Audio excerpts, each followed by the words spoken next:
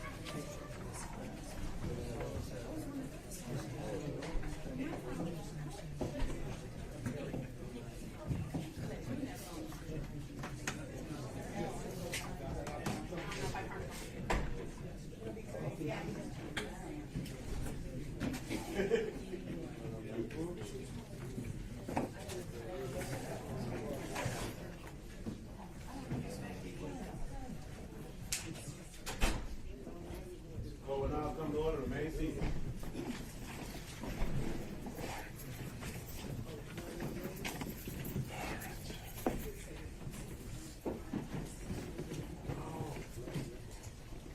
We're ready to procedure on this. We don't need to stay.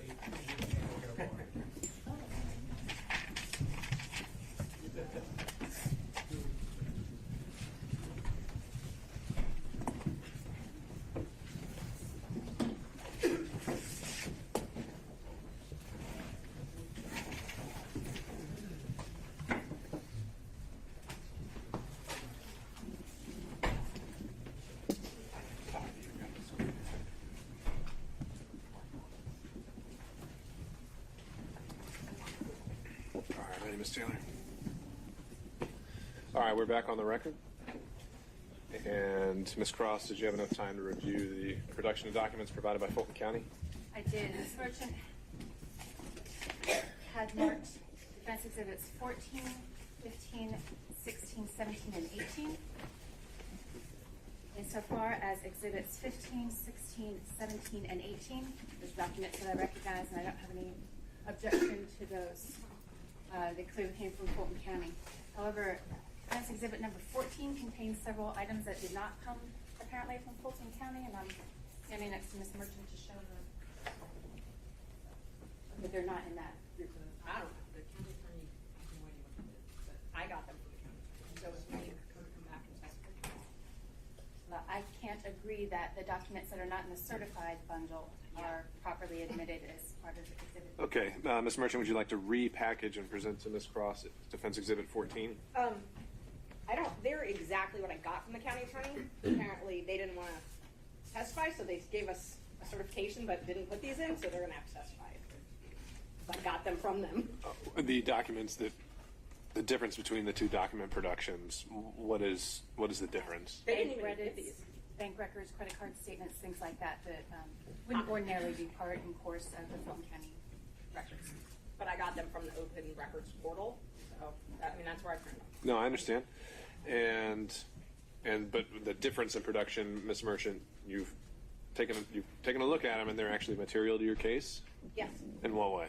They're all of his invoices, Judge, and then he has it's just, this is what I got from them. It's all of his invoices, and one of the invoices is a reimbursement that he printed some things, he printed some things, for the reimbursement. I mean, I don't really care if they take the reimbursement out because they actually are already admitted in the other exhibit I did. I don't have any problem with the invoices. The invoices are clearly the records and contained in the certification. So if we remove the items that are in dispute, then I don't have an objection to that. They're already in exhibit. So you're removing them? Yeah, that's fine. You want to take them out? All right. So again, let's have opposing counsel look at a revised exhibit 14, and then I'll hear whether there's any objection.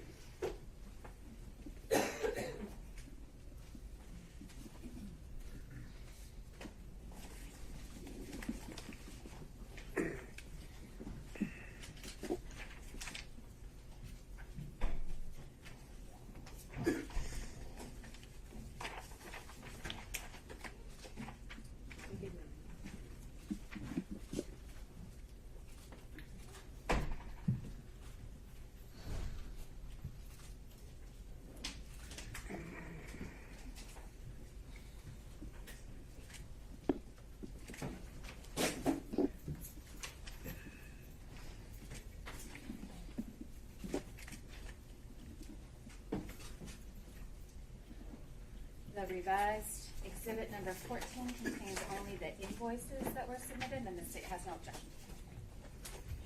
All right, then, not seeing any other issues from other counsel, we'll note exhibits 14 through 18 have been admitted for the record without objection. I think at this point, it'd be good to make sure we've got, I think, 1 through 18 with the court reporter. Others, but do you want me to give them to the witness? Let's, if he's done looking at them, let's just get them all compiled and organized and with the court reporter in case other defense counsel are going to reference them. No, it wasn't for him to have them all. We just need to have 1 through 18 organized with the court reporter. Yeah. So you want me to take all the exhibits back? I think we ought to do that. Thank you. Yeah. This is Okay. I'll organize it. All right, as Ms. Merchant is doing that, let me go down the list. Mr. Sadow. Your Honor, if the court will permit, Mr. Gillen is going to ask some questions that I was going to ask. I'd like to be able to just follow up if there's anything that he doesn't touch on. That'll work. Let me just to keep it consistent, I'll go in order. So, if Mr. Sadow is deferring, then I'll go to Mr. Stocks, I'll defer to Mr. Durham on Zoom. No, Your Honor. All right, Mr. McDougald. I will defer to Mr. Gillen. All right, Mr. Rice. All right, thank you, Mr. Gillen. Thank you, Your Honor. Good afternoon, Mr. Wade. Good afternoon, sir. A few follow-up questions. I'd like to start off with the exhibit number 4 that you should have up there. Those are the interrogatories. No, sir. They're not up there? Remember, I asked her to compile them all, so I'm now you sorry. can grab Right them. here, I'm going to give it to you if you wanted me to come over.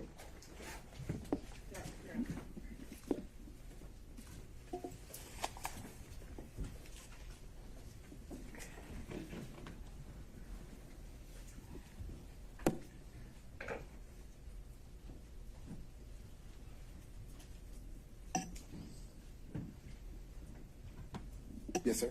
Okay. Now, these are the interrogatories that you had filed on May the 30th, 2023 in your divorce case, correct? Yes, sir. Now, you went over in part some of those interrogatories, but what I want you to do, because I want to get down to the specific language to clear up exactly what the interrogatories asked for and exactly what you answered, okay? Yes, sir. Now, if we look on the interrogatory that I believe, as we indicated, they're really, I think, on page 2, the one that starts off, describe each instance in which you've had sexual relations. You see that one? Yes, sir. All right. Now, that interrogatory begins, describe each instance in which you have had sexual relations with a person other than your spouse during the course of the marriage, including the period of separation. You see that? Yes, sir. Now, these were filed on May the 30th, 2023, correct? Yes, sir. Now, at that time, you had had sexual relations with Miss Willis, correct? Well, Your Honor, I'm going to object to the question as phrased. I think the question is properly, at that time, certainly asked about his answer, but I object to. All right, Mr. Gillen, I just asked you to rephrase, but I think you can make the same point.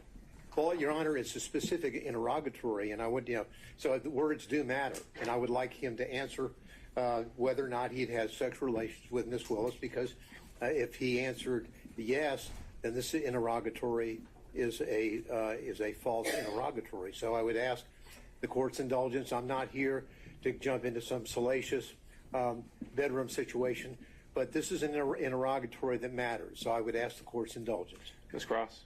These questions have been asked and answered several times. I understand Mr. Gillen is coming at it from a different way, but this question is not substantively different than those that have already been asked and answered in the information that he is seeking. All right, Mr. Gillen, I'll allow maybe this question and one more, but I think you are asking it in a different way, and I'll ask you to stick to the point. All right. Now, as of May the 30th, and may I answer the question that okay, thank you, Your Honor. As of May the 30th, 2023, you had had sexual relations with Miss Willis. Isn't that correct? The interrogatory, sir, asks during the course of the marriage and the period of separation. Excuse me. My response, Your Honor, I would ask that the court direct the witness to answer my question, yes or no. As of May the 30th, 2023, had you had sexual relations with Miss Willis? Yes or no? Mr. Gillen, let's start with at the higher level whether he believes he answered it truthfully, and then we can drill down into why or why not he doesn't, and maybe we'll end up exactly where you left us. Well, but again, Your Honor, the point of it is that the words matter, and that we have to establish what did and did not happen, and then he can give whatever explanation he chooses to what apparently is a false answer. But I would like an answer to my question. And you may get one. I would like us to start at the high level before we drill down into specifics to see whether he actually contradicted that in interrogatory, if I'm making sense. Well, the interrogatory is relatively direct and explicit. Sexual relationships with a person other than your spouse during the course of the marriage, including the period of separation. That's pretty simple. Sure. Let's see if that's something you can get him to admit. You did have sexual relationships with someone other than your spouse during the course of the marriage and during the period of separation, which included up to May the 30th of 2023. Isn't that correct, sir? My answer to this interrogatory is none. Is no.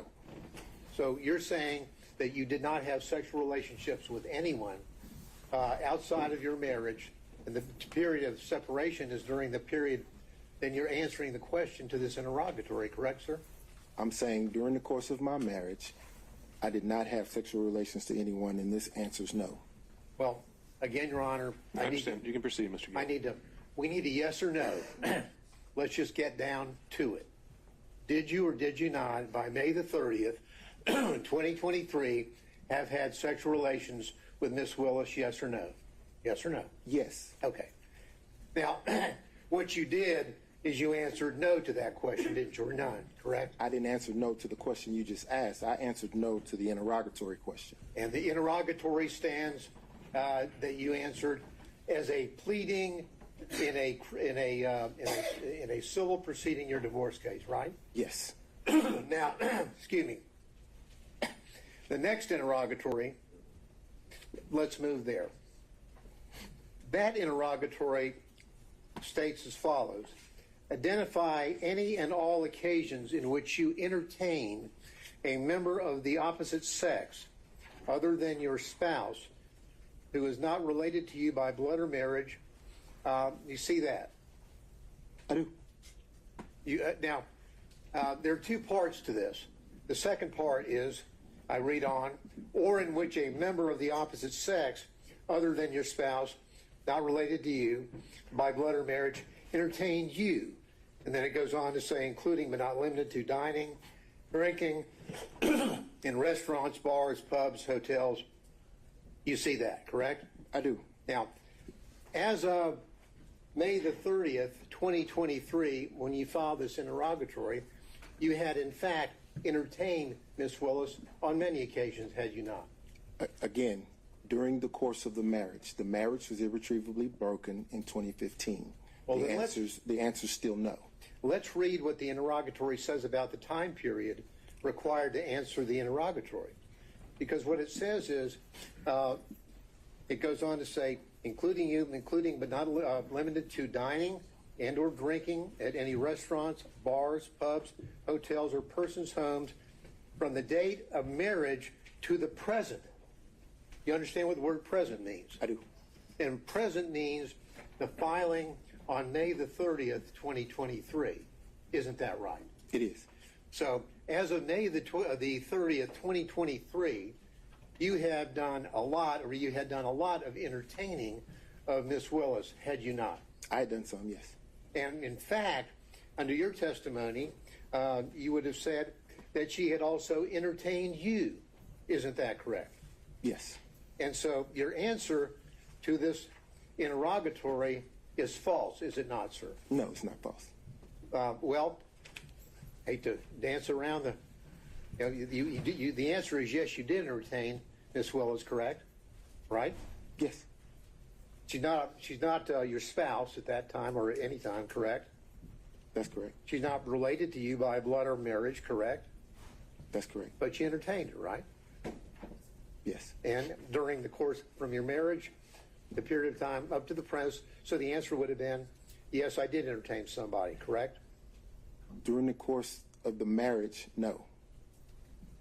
Mr. Wade. Mr. Gillen, I think we've made our point. I think it speaks for itself, and we can save that for argument. I'll just follow up with one quick question. You understand what the word present means? Your Honor, that's been asked of us. I think we did cover that already as well. Okay.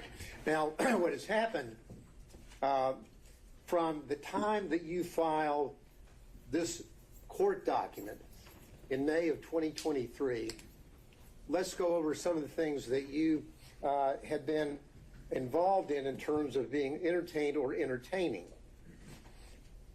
Prior to your filing on the answer on the interrogatories on May the 30th, 2023, we've already established, have we not, that you had paid for a Royal Caribbean cruise to the Bahamas with Miss Willis, correct? Yes, sir, with Miss Willis and my mother. Well, your mother's not part of this interrogatory. I'm talking about Miss Willis, okay? So you paid and caused to be paid approximately $3,335 on that trip, Bahamas trip, from October the 28th through October the 31st, correct? Your Honor, objection. I think we've touched this ground several times already. Mr. Gillen, let's cover new ground. Well, I'm just trying to establish with specificity the things that he had done to entertain or be entertained prior to May the 30th, 2023. I'll try to move through it quickly. Sure. Well, that's already part of the record in terms of his prior testimony, and so if you want to link those two things together, you can do that during argument. Well, so let me discuss this. You indicated that during the course of your explanation concerning the Belize trip, that Miss Willis paid you all that money back in cash. Remember?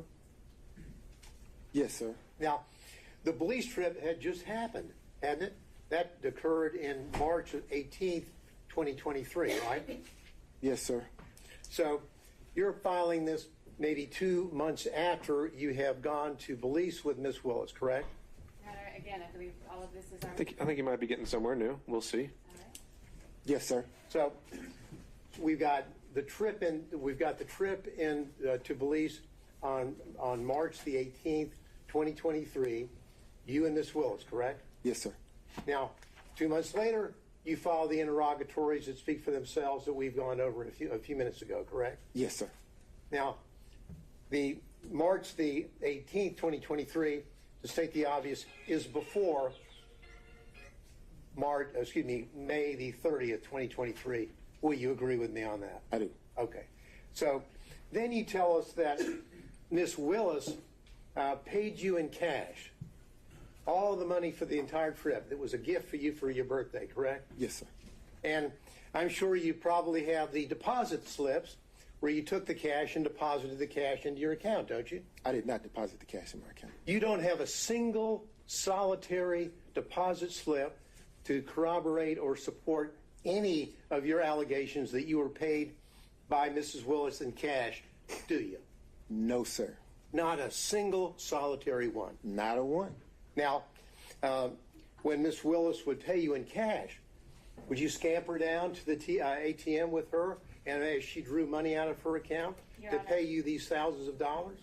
Mr. Gillen might scamper, but there's been no evidence that Mr. Wade does. I object to the phrasing, the argumentative nature of the question. All right. On that issue, overruled.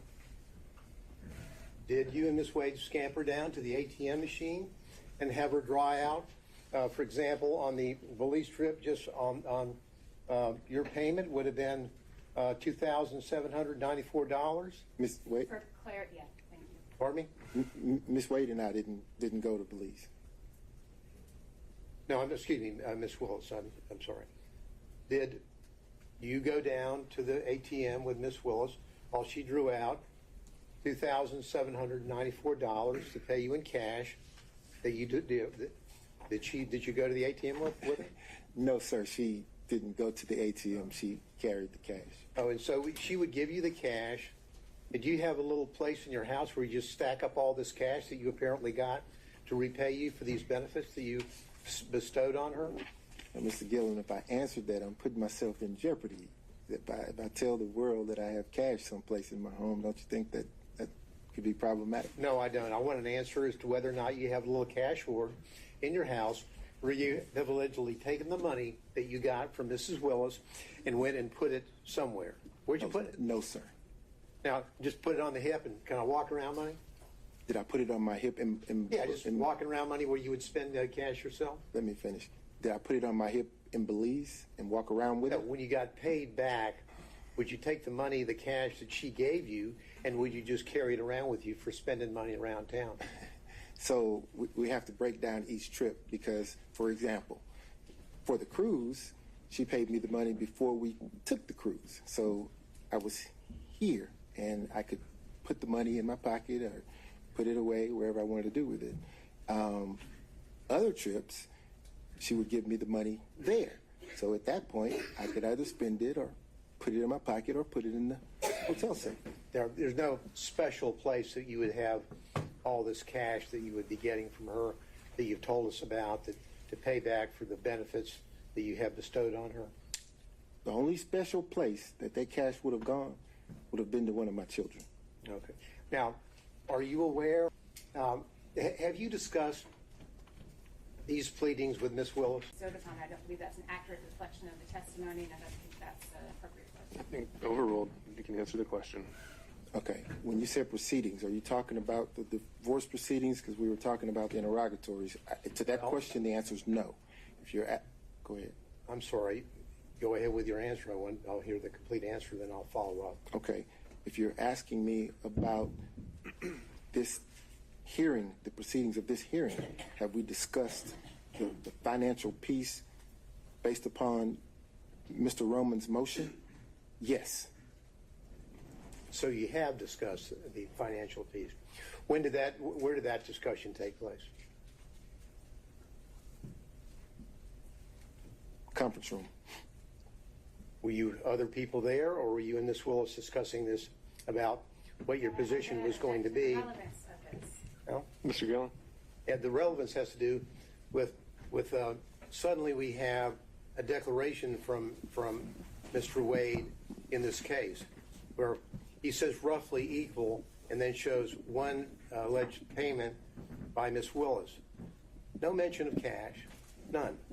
So I need to find out a little bit more about how suddenly we have this revelation about cash from the witness stand today. All right. Overruled. So we part company there when you say no mention of cash.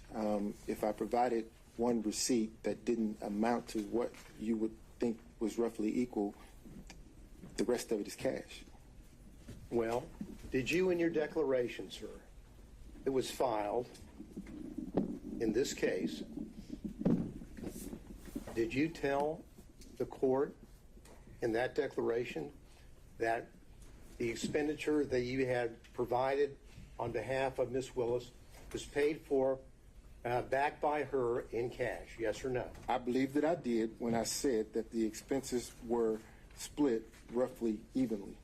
If you could point to me any place in your affidavit where you used the word cash, I would appreciate it. Take your time. I didn't use the word cash, no, sir. No, you didn't use the word cash, did you?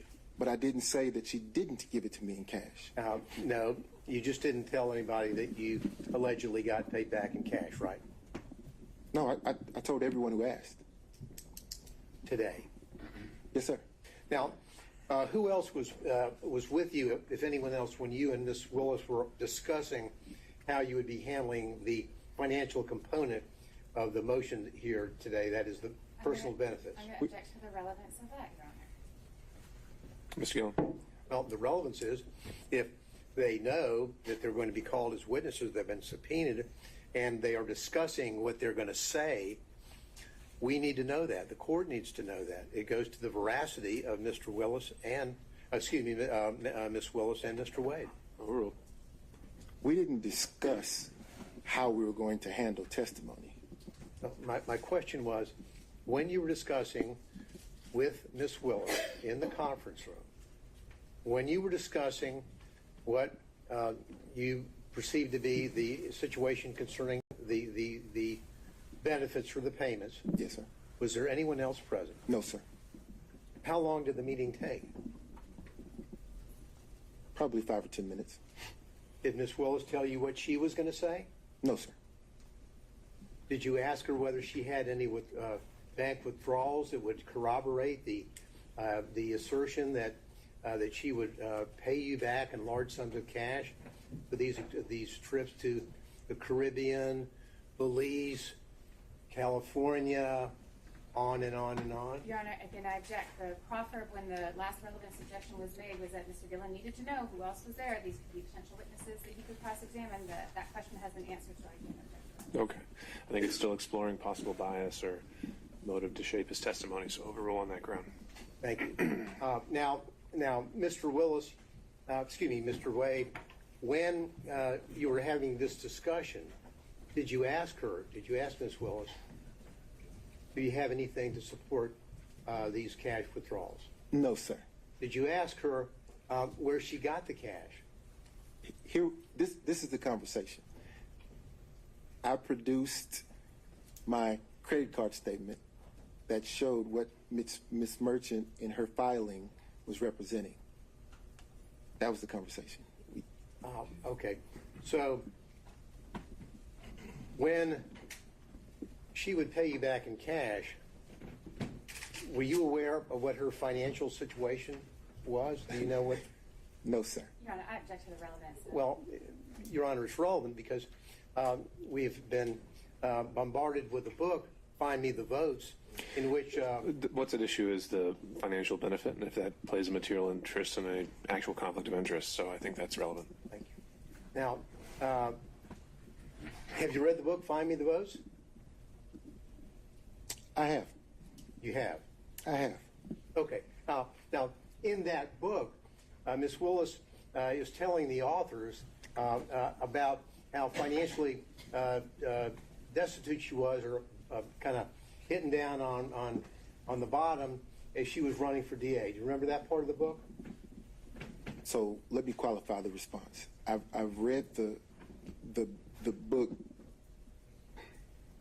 in parts. I hadn't had the time to sit and read the book in its entirety. Did you read that part about how she's telling the authors about how little money she had and how financially she was in bad shape prior to when she was running? Did you read that part? No, sir. Did you ever have discussions with Ms. Willis about her financial situation, which was in apparently in rough shape prior to her being elected DA? No, sir. Ms. Willis made it clear that her financial business was just that. It was her business. I know nothing about her financial status. I know nothing about how she was faring before or after the election, or even now. I know nothing about her finances. You're telling us that she didn't share that with you, but chose to share it with the authors of a book that's been published and printed and sold nationally. I think that's a fair question for Cross. I don't know that she shared it with the author. I don't know that the author is telling the truth. I don't know the author, so I don't know, sir. Okay. Now, did you give an interview to the authors of that book? I've given no interview, sir. So you haven't talked to them at all, correct? I haven't talked to any media. All right. None. Now, as it relates to the... I'd like to, though. As it relates to, again, from your bank records that you're aware of, there'll be no cash deposits, right? I didn't say that. Are there cash deposits which line up with the money that you have allegedly received from Ms. Willis to, quote, pay you back for her part of the trips? So here's the thing. In my bank records, you will see cash deposits. You will see check deposits. I can't say that you look through the bank records and you won't see cash deposits, because I have two sources of income, sir. Income comes from my private practice, my firm, and income comes from the contract here with Fulton County. During the course of private practice, occasionally I will have occasion to deposit cash into my account. And in preparation for this hearing and your testimony, did you go through your bank records to find out if you could locate any cash deposits that would corroborate your testimony? No, sir, I didn't go through my bank records at all. Now, so what you would do, the money that you received, of course, the money that you received from your work for Fulton County, that's public funds, correct? No, sir, that's private funds. It's my Public funds pay you to do work for Fulton County, correct? Tell me what the definition of a public fund is. A public fund would be your funds, as in not fund, but funds, money. Public money, as in money from taxpayers, either in Fulton County or the state of Georgia, pay you to do the work that you're doing here in this case, yes or no? One or the other, I'm certain. You know which is one? the case. I don't know which one, no, sir. Now, you would take those public funds, and those public funds were then used, deposited in your account, and they were then used to pay on the credit cards for the trips that you would take with Ms. Willis, correct? I object to the question insofar as the characterization of public funds. The witness didn't testify to that, and I don't believe there's been any evidence to that. Once it's paid to Mr. Wade, it's private funds. Well, the point of it is that you got All money. right, Mr. Gillen's rephrasing. Yeah, I'll read it. Let's break it down. You got money from Fulton County for the work that you do here, right? Yes, sir. You would send in invoices, and they would pay you money, correct? Yes, sir. Those money, that private money, that money was money from either the citizens of Fulton County or from the state of Georgia, correct? That's what I mean by public funds. Agreed? Well, I guess I'm having trouble with the notion that the citizens of Fulton County have paid me any funds. I'm not certain the funding source. I can tell you that either the state of Georgia or Fulton County has written me a check. So that would be, those two entities are public entities, correct? Yes. So that would be public funds, right? Right? Yeah. Yes. And those public funds are from the same source that you would then use to pay out on your expenses for the trips that you took Ms. Willis on, correct? No, sir. As I testified to moments ago, I have income coming in from my law firm. I also have income coming in from the funds that we're here discussing now from either the state of Georgia or Fulton County and or both. I'm not certain what it is. So What to say Sorry, that I didn't mean to cut I'm- you off. Go ahead. So to say that I'm paying a credit card statement with funds coming from Fulton County or the state of Georgia would not be an accurate statement, because the funds could have very well come from my private practice. What percentage of your income in 2022 came from money where you're working on this case or from your partners working for the Fulton County office? In 2022, I would say 50-50. You think 50-50 in 2022? Yes, sir. What about 2023? Probably 60-40. 60-40. Yes, sir. So the money that would be in those accounts, at least 60% of those, in your view, would be public funds, that those monies were then used to pay for the expenses that you had incurred for the trips that you took Miss Willis on, the cruises, the Napa Valleys, the Bahamas, correct? Right? Yes, sir. Okay. And now, what you did is that when you signed on in November 1st of 2021, that's when you signed on to be counsel for the anti-corruption matters, right? Yes, sir. Now, as you know, in your engagement letter, it doesn't say that you're signing on and your scope of work is to work on the Trump special grand jury investigation, does it? No, sir. It says that you're signing on to work on anti-corruption, the anti-corruption unit matters, correct? Yes, sir. Matters with a plural, correct? Yes, sir. So in your contract, there is no specific reference to any specific case. Isn't that right? That's correct. Okay. Now, but you didn't sign on for the duration. There was a period, you have a contract, and then it would then expire, and then you would have a new contract, correct? Yes, sir.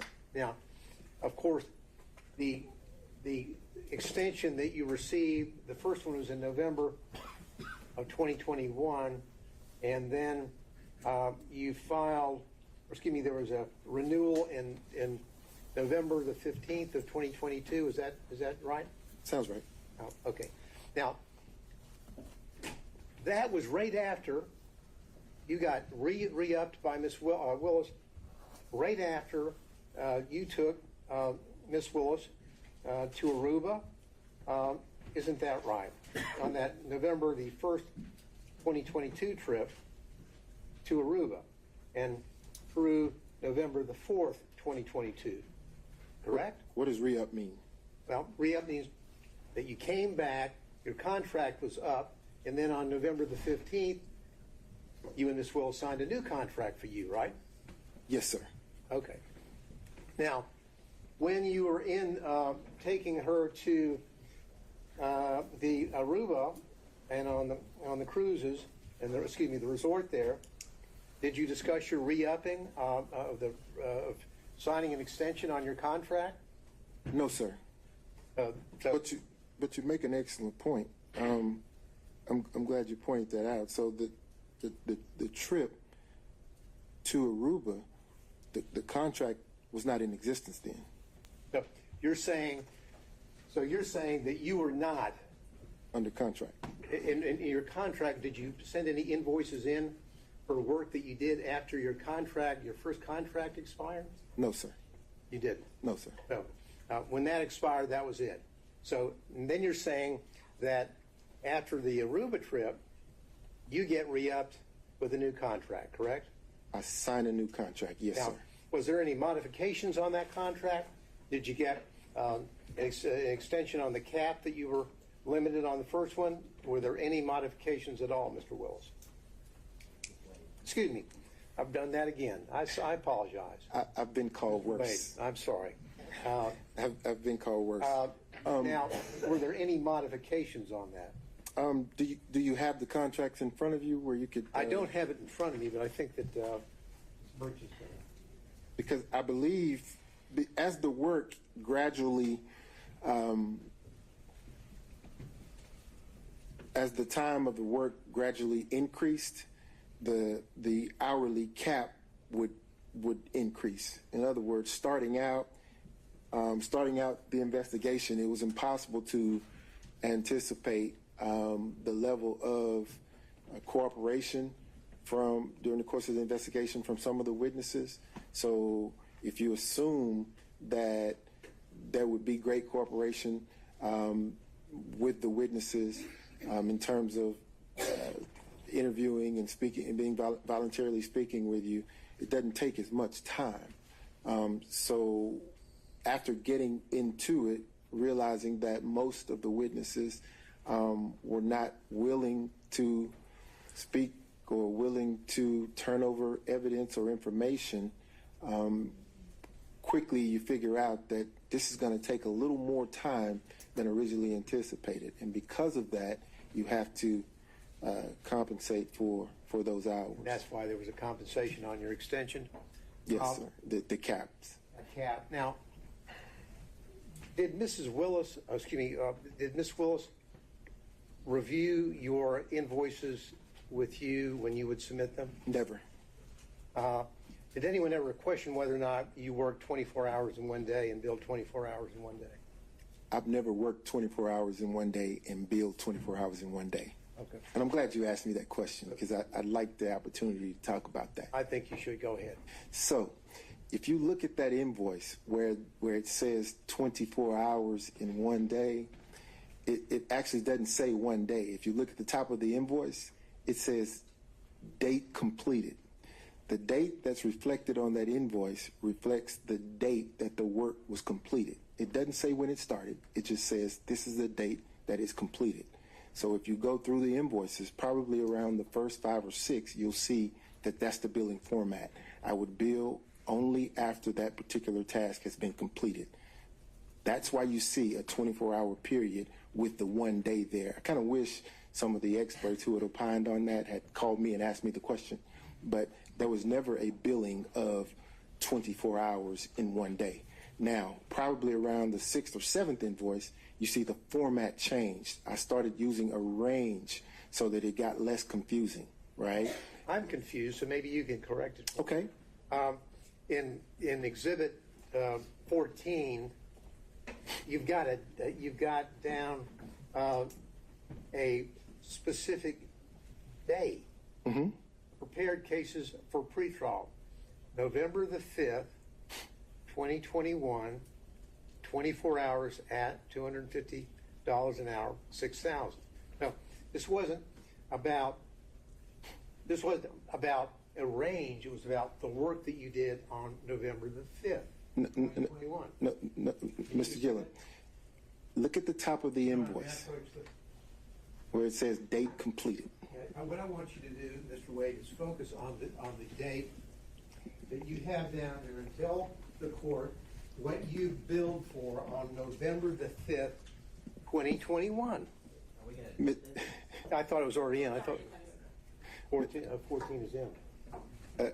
Again, Mr. Gillen, it says completed date completed. The dates that you see here are the dates that work was completed. So on November the 5th, I completed the task of preparing the cases for pretrial. That's the date I completed it. Just read, if you would. Then my question was, read out loud the entry for November the 5th, 2021, and how many hours you billed that day. Just do that for me, if you would. I can't do that. Excuse me, I believe the witness is entitled to answer his question. That certainly wasn't the question that Mr. Gillen asked. All right, well, the question now is to read a certain entry. So I just read into the record, Mr. Wade, on November the 5th, 2021, how many hours did you bill the citizens of Fulton County for on that day? Just read it out, please. I completed the task on November 5th, 2021. 24 hours was billed at $250.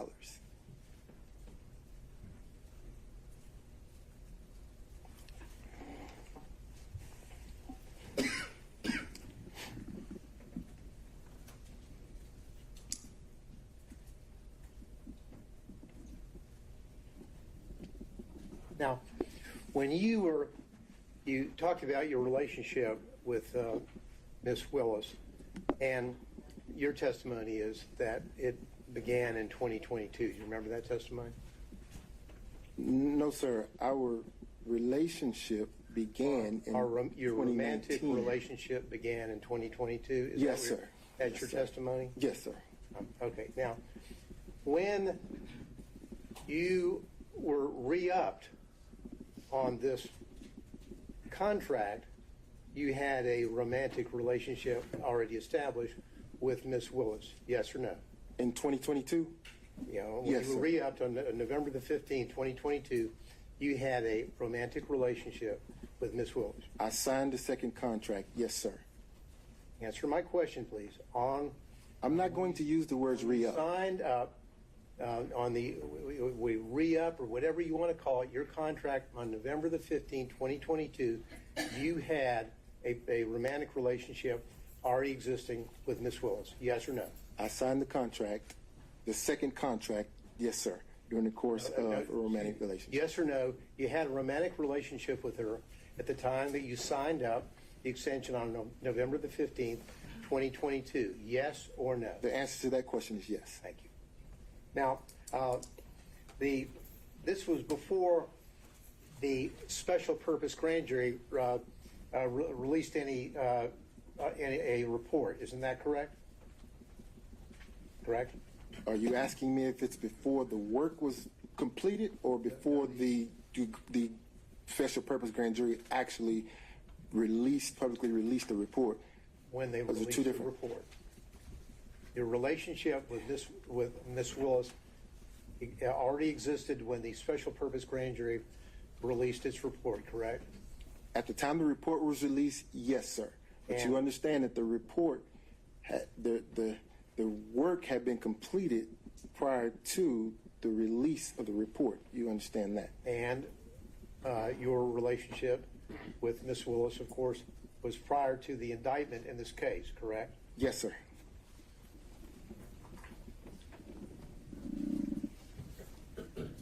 Your Honor, if I may just ask my folks over here whether there's anything I need to clean up on. That's all the questions, Your Honor, I have. Thank you. Your Honor, I do have questions. Well, Mr. State, I think we went through. No, I had asked you for permission that he was going to go first on this, and then I was going to follow up. That's the deferment was to allow him to go first. That's what I thought I had asked for. All right, with the understanding next time, we're going to keep going in order and not skip around the order. All right. That's why I brought it up, because I thought that's what. Okay. All right. Mr. Sado.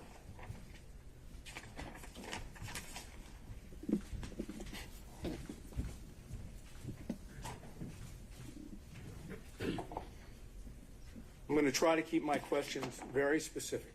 Yes, sir. Okay? Yes, sir. And I'm going to also, of course, try not to go back into specific questions that have already been asked. Okay? Yes, sir. When did your relationship with Miss Willis end? 2023. Can you give us an approximation of, not by date, but by month? Summer 2023. Forgive me. I'm a man. We don't do the date thing. Summer 23, I would say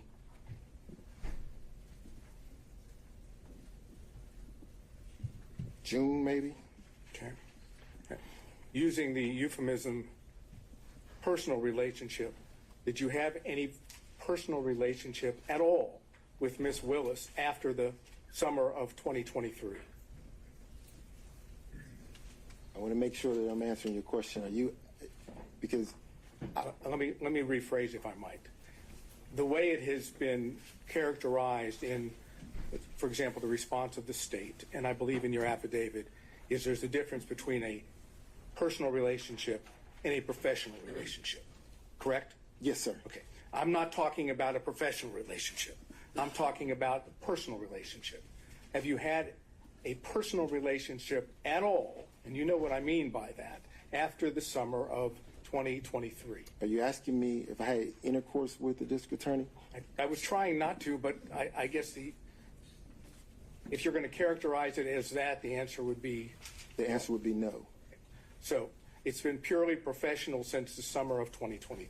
So that's where we're having issues. Okay, you'll have to explain because I don't know what the issue would be. No, I will explain to you. Thank you. You say personal.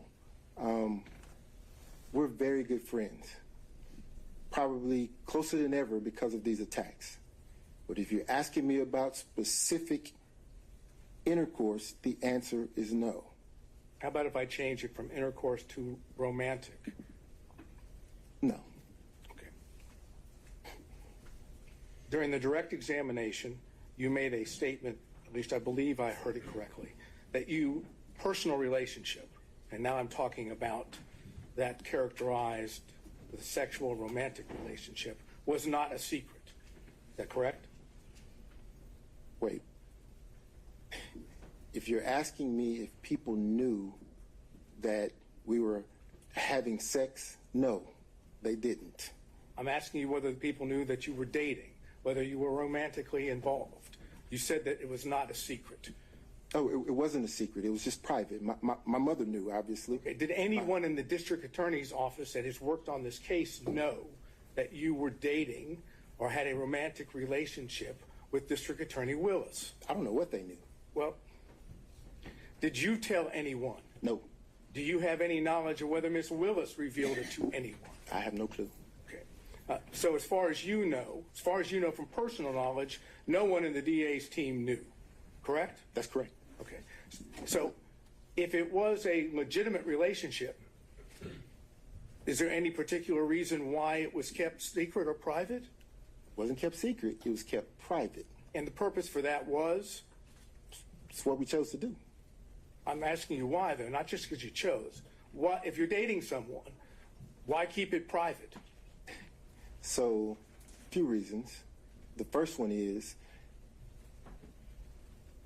and I want to say this respectfully in the right way, there are some people who are in the public eye who just don't like it, don't wish to be there. I have tried to have lunch or dinner with her publicly, and I can't count the number of people that would approach the table or would accost us as we're trying to walk into a restaurant and just have lunch or have a meal. It is not secret, it is private. We don't want the world asking questions or interrupting that time. So we weren't trying to keep anything a secret, Mr. Sadal. There's nothing secret or salacious about having a private life. Nothing. I'm not suggesting that there was. I'm asking the questions. When you went on the various trips that have been outlined by both Mr. Gillen and by Ms. Merchant, did anyone in the district attorney's office know that the two of you were traveling on personal trips together? To my knowledge, Mr. Sadal, no. Okay. And again, that was for privacy, according to your testimony.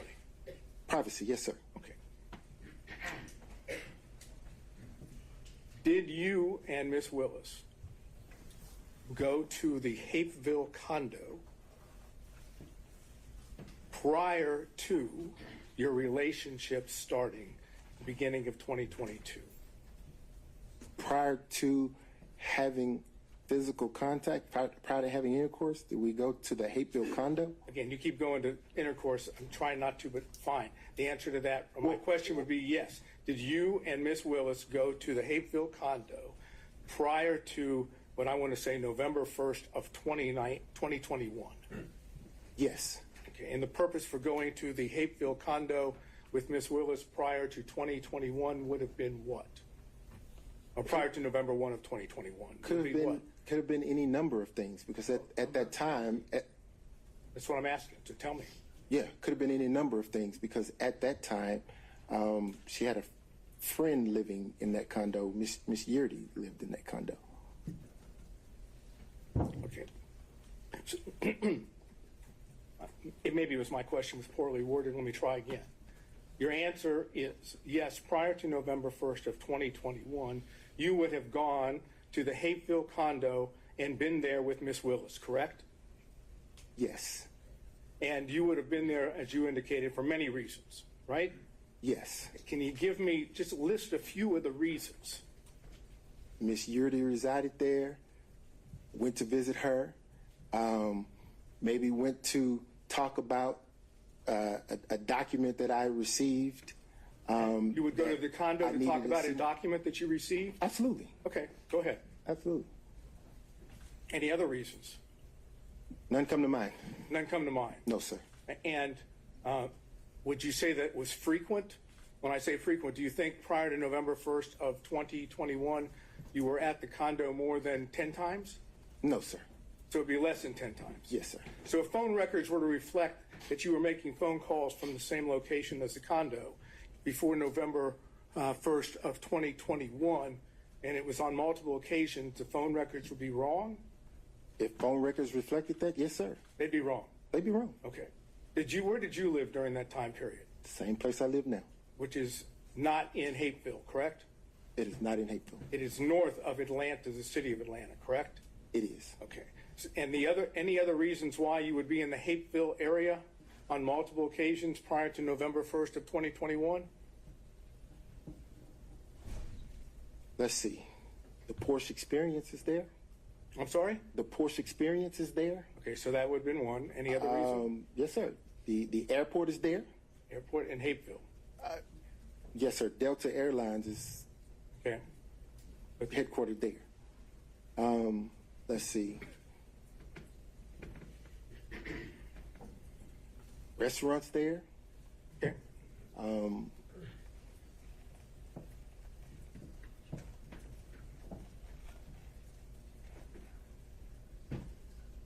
If that's your recollection, that's fine. I'm not asking you to try to remember everything, but if that's okay. Okay. Did you discuss your affidavit filed in connection with the response with Ms. Willis? No, sir. Did you know, of personal knowledge, whether Ms. Willis reviewed your affidavit before it was included with the response? I have no clue. So, as far as you know, personal knowledge, Ms. Willis did not know what you said in the affidavit. I didn't give it to her. That's what I said. You have no personal knowledge. No personal knowledge. And as far as you know, no one else has told you that she did or didn't. I hadn't asked anyone.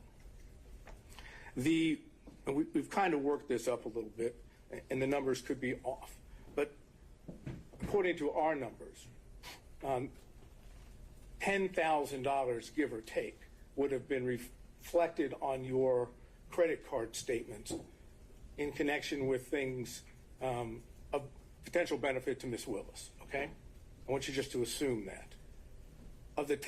Assuming that there was $10,000 that you had on your credit cards, is it your testimony that Ms. Willis paid you back $10,000 in cash? Now, I'm not asking about... Can I object? The characterization of $10,000 for Ms. Willis's travel, I don't believe is an accurate reflection of what the numbers, at least the summary that I've been provided by the defense would reflect. I think that's joint travel. Is that right, Mr. Sato? I'm sorry. No, it's not joint travel. But all I'm trying to understand, I'll rephrase because I don't want to get bogged down on specific numbers. You would have received thousands of dollars in cash from Ms. Willis, correct? Yes, sir. Okay. And the thousands of dollars in cash from Ms. Willis, do you know, I'm not asking you whether she took it out of her pocketbook or she took it out of a suitcase. I'm saying, do you know the source of the cash? Just that, out of her pocketbook. Yes, sir. You don't know where she obtained the cash? I didn't ask her.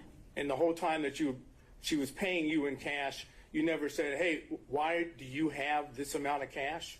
Why would, Mr. Sadow, in my practice, people come into my law firm all the time with cash. I never question where they got it. Yeah, but we're talking not about people that come into your law firm. We're talking about the district attorney of Fulton County who, I'm assuming, receives a paycheck.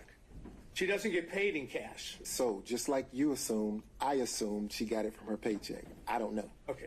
But of course, it's already been, and I'm not going to go back into it. You've not seen any records indicating withdrawals of cash from Ms. Willis at all. Why would I ask her? I didn't No, ask. sir. All I said is you haven't, right? No, sir. Okay. Now, can you explain why you filed for divorce one day after you were hired by Ms. Willis? You filed on November 2nd of 2021. You're hired on November 1st of 2021. Why the day after? You mean one day before? So You filed for divorce one day after you were hired, right? okay, I'll answer your question. Okay, please. So in 2015, when my wife had the affair, we had a conversation that we would divorce right then. Again, the better practice, at least for my children at the time, was to stay in place until the youngest could graduate and matriculate into college. We did that. When she graduated, matriculated into college, at the time my wife had moved back and forth to Houston, to Texas. So she's in Texas. We take our child off to college. We come back to Georgia for a brief period of time. Divorce gets filed. She gets served. There we go. Now, the reason that date was selected. Yes, sir. That's what I asked. The specific reason that specific date was selected was because she was only in town for a brief. Your Honor, this is attorney-client privilege. Why he decided to file his... And why do you have the right to object on his behalf for attorney-client privilege? Because... Well, I don't make formal judgment. All right, there we go. And I believe that he's already attempted to answer this question, and there was no privilege raised. So he's given a partial answer, and now he's about to finish that. So, first of all, I don't think it's covered by attorney-client privilege, and I'll deal with that if you want me to. But otherwise, he's already answered part of it. So he doesn't get to say, now I'm going to stop. So, Well, it was a long preface, but I don't think it ever actually got to what might have been at issue there. So if you can lay the foundation, we'll deal with the objection. okay. Take a step back. Okay. You realize that an attorney-client privilege is the privilege of the client, correct? Yes, sir.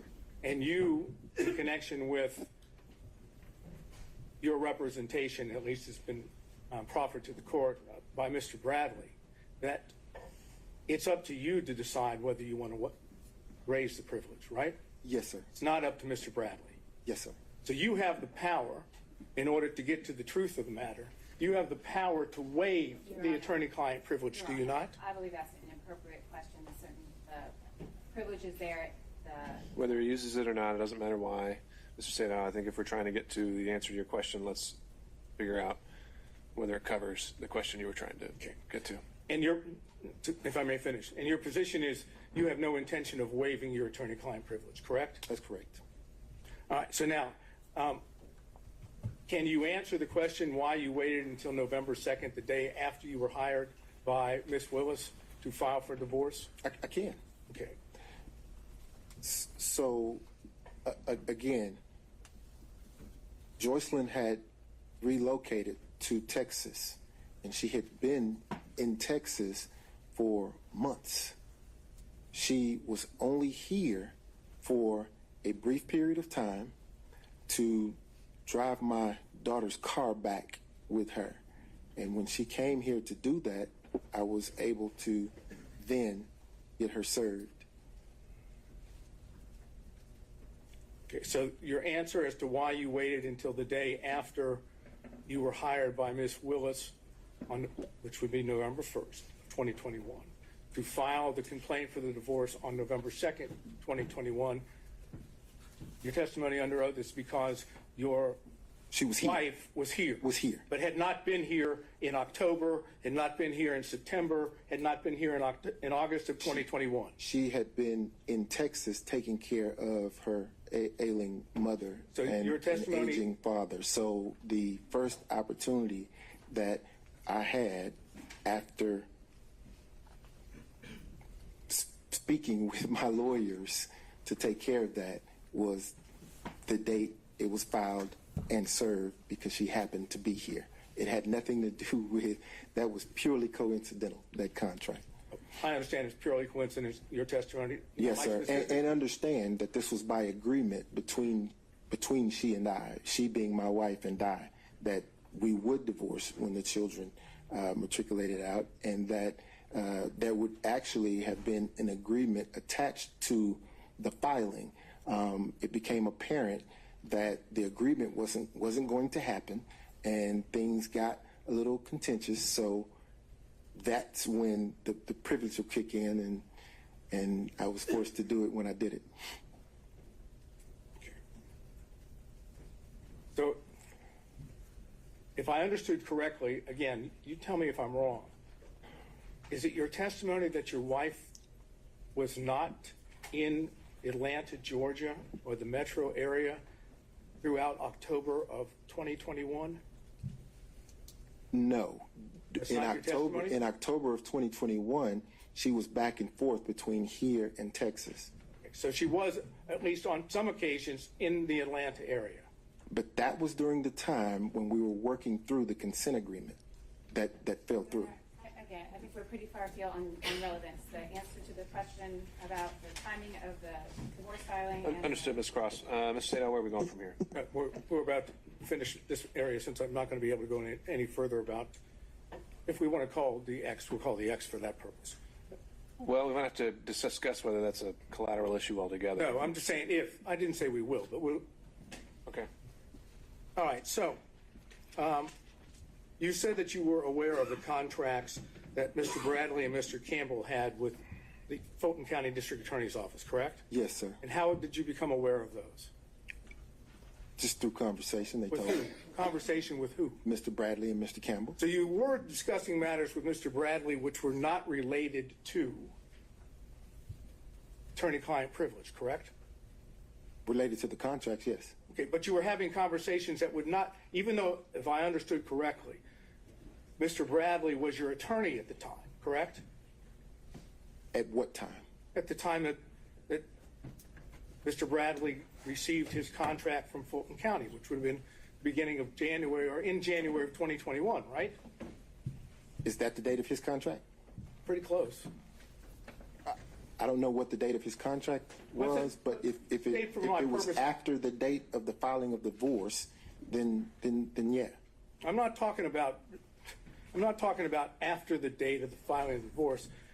It's been represented to the court that you had an attorney-client relationship with Mr. Bradley from 2015 forward, Yes, sir. correct? Yes, sir. That is correct.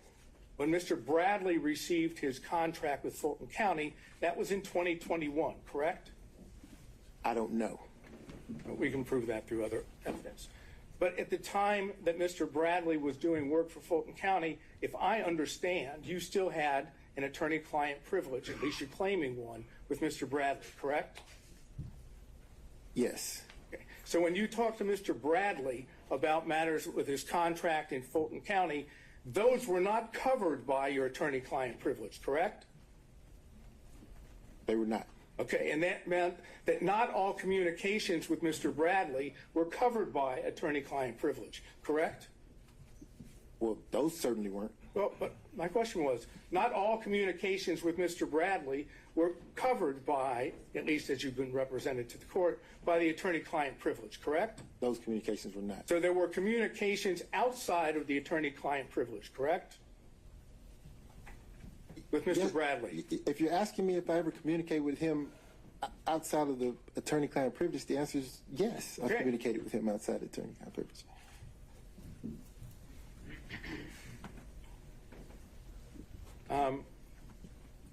Let's finish this up. And did you call it Roman number 4? It's just defense. Okay. In defense exhibit number 4, and Mr. Gillen went over with you your responses to certain interrogatories on May the 30th, 2023. Remember that? Yes, sir. Not going back into those. The words in the interrogatories are already in evidence, so we're not going to do that. But the ones that were gone into, there were 2 of them.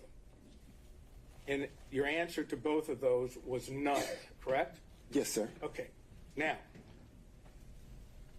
on January 25th of 2024, Yes, sir. you again were in a position that you answered those same interrogatories, the 2 that we're talking about. I can get specific if we need to, but as long as we understand we're talking about the same 2, Yes, right? Sir. Yes, sir. Okay. And they are in defense exhibit number 6, and they are interrogatories number 4 and number 5. Okay. Go ahead. No, I want you to be able to see it. So it's a defense exhibit number 6. I don't. Does he have 6 up there? I'm told that you have 6. Okay.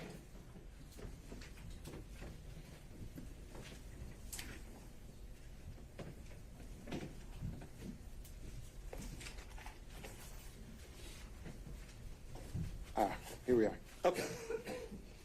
You would agree with me that in defense exhibit number 6, and we're talking about interrogatories of January 25, 2024, Yes, sir. that as to interrogatory number 4, that's the same interrogatory, same words that were in the interrogatory that Mr. Gillen went over, which was dated May 30th of 2023, correct? Yes, sir. And your original response in defense exhibit number 6 was none, correct? Yes, sir. Your updated response was the plaintiff declines to respond to this interrogatory and asserts his privilege pursuant to OCGA section 24-5-505, correct? Yes, sir. you know that 24-5-505 breaks down into two privileges, right? Which is why I was specific. I said I asserted the privacy privilege. Well, that's what I'm asking you. In your updated response, there's no reference to privacy, correct? Yes, there is in the code section 24-5-505. Okay, but it also reference to privacy. Just go with me, okay? That code section says, does it not, no party or witness shall be required to testify as to any matter which may incriminate or tend to incriminate such party or witness, or which shall tend to bring infamy, disgrace, or public contempt upon such party or witness. You'd agree with that, right? I'm not reading it. I'm sorry? I'm not reading it. I don't have it in front of me. If I may. We can, I can take judicial notice that is what the rule says if you want to ask him any follow-up questions. Okay, thank you. You are not claiming that your answer to number 4, interrogatory number 4, on January 25th, 2024, incriminates you, that is, as in Fifth Amendment privilege, right? That's correct. You're claiming the second part, that it would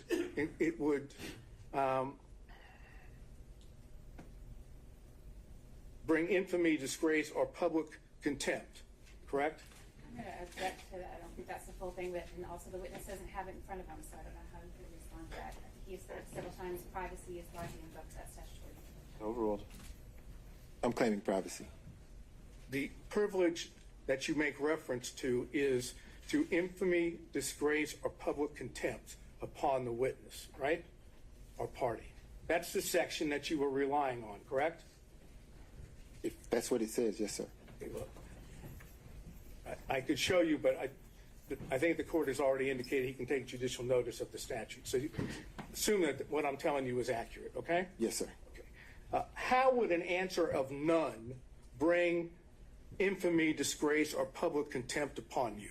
So, as I explained in direct of Mr. Roman's counsel, the minute she elected to intervene into my divorce proceeding, I then started to understand the bigger picture, which was that all the attorneys in the election interference case were colluding with Joycelyn's divorce lawyer, and because of that, I said, privacy. I don't want my divorce proceeding to bleed into this criminal proceeding. I just didn't want that. So you raised a privilege, if I understand, that indicated that your answer would bring infamy, disgrace, or public contempt upon you, right? Your Honor, I'm going to object to the relevance of this. It's been asked and answered several times. Mr. Seda, where are we heading with this? I think I can finish that up by saying you didn't say none again. You asserted a privilege, correct? That's correct. Okay. And you did the same thing, did you not, with number 5? That's correct. That is, you didn't say none again, right? Correct. Okay. Is the answer to the interrogatory number 4, as you have it in front of you, is the answer none? Is that the truth? The answer is, to that interrogatory, is as I placed it at the time I responded, sir. I'm That's asking the you answer. now, is the answer to that interrogatory The answer none? the answer is still privilege. All right. So he's apparently electing to apply the same privilege, Mr. Seda, to that exact same question. And I have a case which indicates that we can get beyond that if the court deems that appropriate. And to what end? To what end? Where That the privilege actually does not apply and he must answer the question. and where does that get us? Even if he answers the question, hasn't he already kind of said everything he has to say about the nature of the relationship, how long it lasted, when it ended? No, I think it would prove, I think if he is forced or compelled to answer the question, he will either answer it falsely by saying none, or he answer it truthfully by saying yes, and then telling us what it is. That's what I believe. That's why I'm asking. But the interrogatory you're referring to, though, the question contained there, Two interrogatories, yes, sir. it's the entertaining one, it's whether there were other relationships, right? With a specific language that's in the interrogatories. Sure. Haven't you already covered that in all the other questions that we've had so far? But we have, but again, the court could, if I could require or compel an answer from him as to whether his answer would still be none, then we would know whether or not he was telling the truth now. If the answer is no, then obviously there was a time in the past where he was not. It simply requires him to now answer under oath what he refused to answer and claimed, what I might suggest, is a bogus privilege, and that you can pierce that privilege because it's a material fact in connection with this case. Again, it's a call that Your Honor makes. I have case law that says you can do that, but it's your discretion. Ms. Cross? Your Honor, Mr. Wade has been on the stand now for several hours. He's been asked and answered very personal questions that I believe cover the issues. Mr. Sadal is making an argument, and this is probably an argument to make for the later to the court and not a question to propound. So as I see it, the only relevance these interrogatories have to this case really whatsoever would be as either prior inconsistent or consistent statements. And to that end, I think the question has been put to him again and again and again. He's answered how he believes he felt his answer should be and why he answered a certain way. And as it goes to credibility, I think at this point we're arguing weight, and I don't really see the value in pushing this issue further. So, all right. Well, just for the record, the case that I was going to refer to is State versus Wakefield at 324 Georgia Appeal 587, and specifically, let's see, it would be 590, in which they talk about this specific privilege. This is a 2013 case, and then they footnote to footnote 3, and footnote 3 says there are times when the materiality of the evidence outweighs the testimonial privilege, and it goes and explains what that is. That's what I'm bringing up. And I see what you're saying, that we could say that you need to answer the question regardless of the privilege you asserted. At this point, though, I think we've covered that ground and we're ready to move on. Okay. Based on that, I have nothing else. Thank you. Okay. Mr. McCulloch, anything on behalf of Mr. Floyd? Moving through defense counsel. Oh, I'm sorry. No, I'm looking behind you. Mr. McCulloch, okay. On behalf of Mr. Floyd, he's elbowing you, sir. Okay. Mr. Cromwell. Nothing, Your Honor. All right. Ms. Cross. Thank you, Your Honor.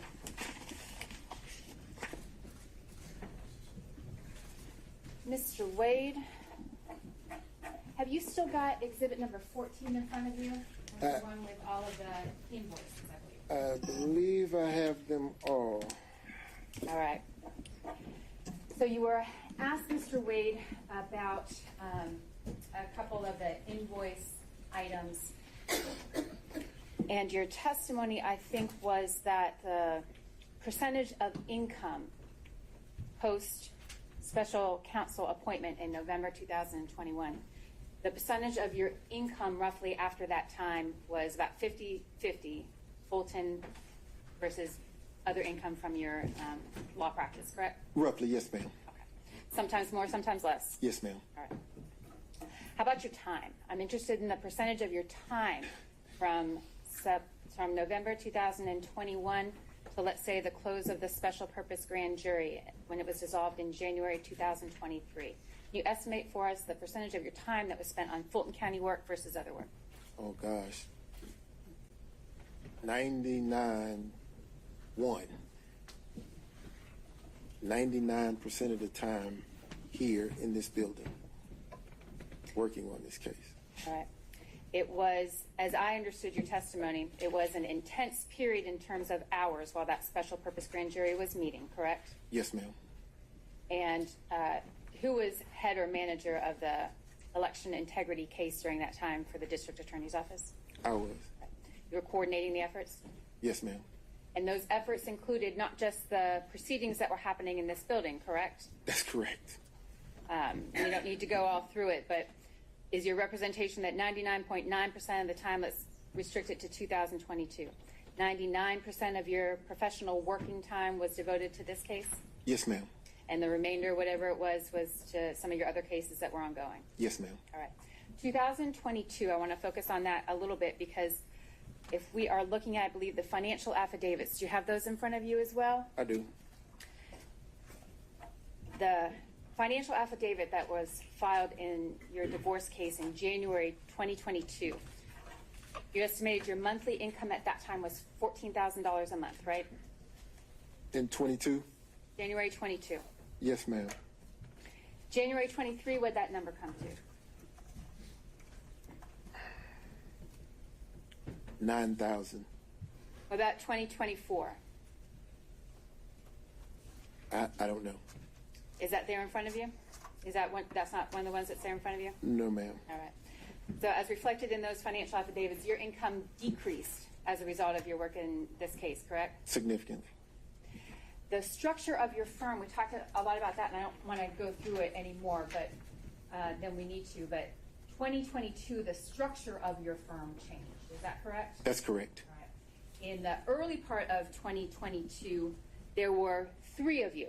You and Mr. Campbell and Mr. Bradley, you split expenses. Is that right? That's correct. And you profit shared among yourselves, correct? Correct. Right.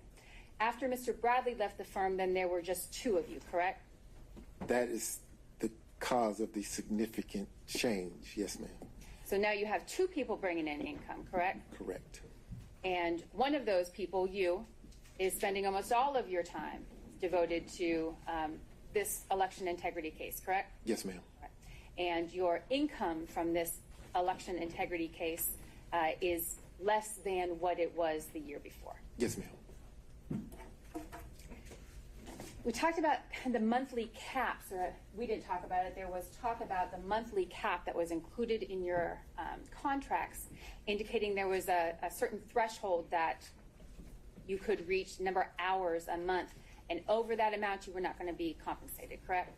That's correct. All right. And you kind of smiled when you said that. That's a little bittersweet there, isn't it? That's bitter. All right. Exhibit 14, is that still there in front of you? It is. I want you to take a look, please. That's a collection of exhibits that includes all of your invoices, as was represented. I want you to take a look at invoice number 9. Yes, ma'am. Is that there in front of you? I have it. Invoice number 9, Mr. Wade, indicates that you performed hours of work that you were not compensated for because your cap had been reached. Yes, ma'am. I want you to take and what did you do in those circumstances? When the hours that you worked per month were more than the cap that was in your contract that you were permitted to be paid for? I was forced to lose that time. I didn't get paid for it. Okay. And that's what exhibit number 9 shows? Yes, ma'am. All right. And in exhibit number 9, you've got a task, hours that were completed, and you just didn't bill for it. You noted the time and then a 0 beside it because you didn't bill the county for that time. Yes, ma'am. All right. What about exhibit number, invoice number 13? Can you flip to that for me? I have it. Is that a similar situation? Yes, ma'am, it is. And what is it on invoice number 13?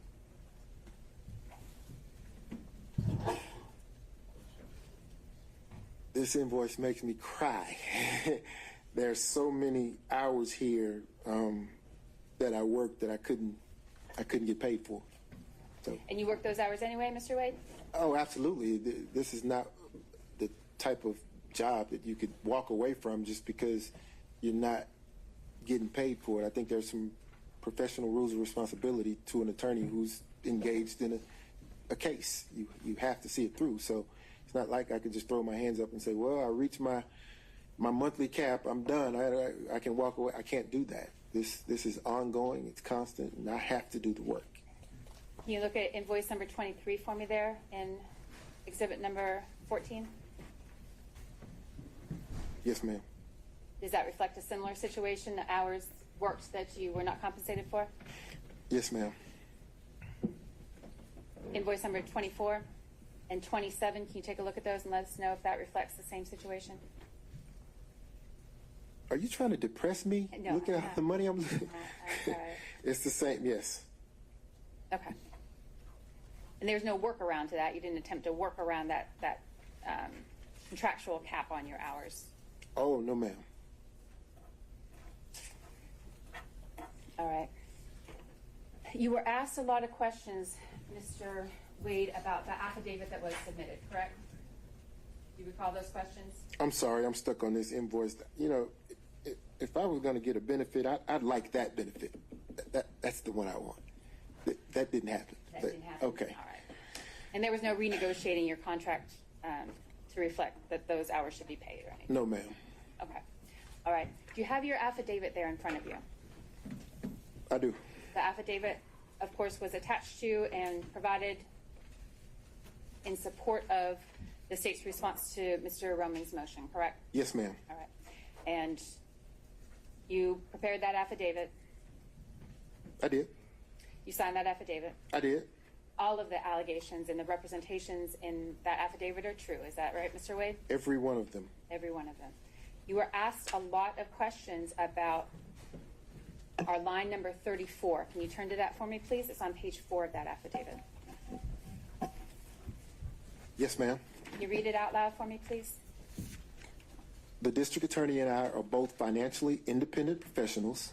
Expenses for personal travel were roughly divided equally between us. At times, I have made and purchased travel for District Attorney Willis and myself from my personal funds. At other times, District Attorney Willis has made and purchased travel for she and I from her personal funds. Examples of District Attorney Willis is purchasing plane tickets for she and I with her personal funds for our personal travel are attached. Funds, Mr. Wade. As you understand the term funds, does that include cash? Yes. Does that include credit? Yes. Does that include reimbursements? Yes. You didn't represent in your affidavit, Mr. Wade, that you were including all of the receipts from funds or travel expenses that were paid on your behalf by District Attorney Willis, correct? That's correct. You had, I think your conversation with Ms. Merchant was, you produced the receipt that you had. Yes, ma'am. Are you aware of any other receipts? Well, let me ask it this way. May I put you on it for just a sticker? That's all right. I'm going to write it on there. I'm going to mark this as State Exhibit number 1. You testify, Mr. Wade, that District Attorney Willis purchased and funded the entire trip to Belize. That was her treat to you for a birthday? Yes, ma'am. And you testify that she purchased the plane tickets for you, correct? Yes, ma'am. And while you may not have had the receipts on hand when you filled out the affidavit because they weren't in your possession, are you aware now that there are receipts and that it reflects that the district attorney... If this is going to go into evidence, we'd like to look at it first. I've got a copy.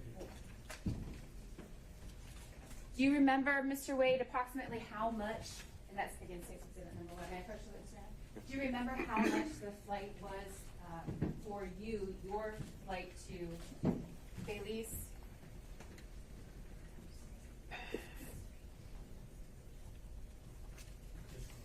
And if you don't, I'm not tendering it for you, I'm just asking you to take a look at that and see if that refreshes your recollection as to the amount that plane ticket cost that was extended by District Attorney. You may keep it. You keep it. Does that refresh your recollection, Mr. Wade? It does. Thank you. Approximately how much was the amount of the ticket that District Attorney Willis purchased for your travel to Belize? $887.35.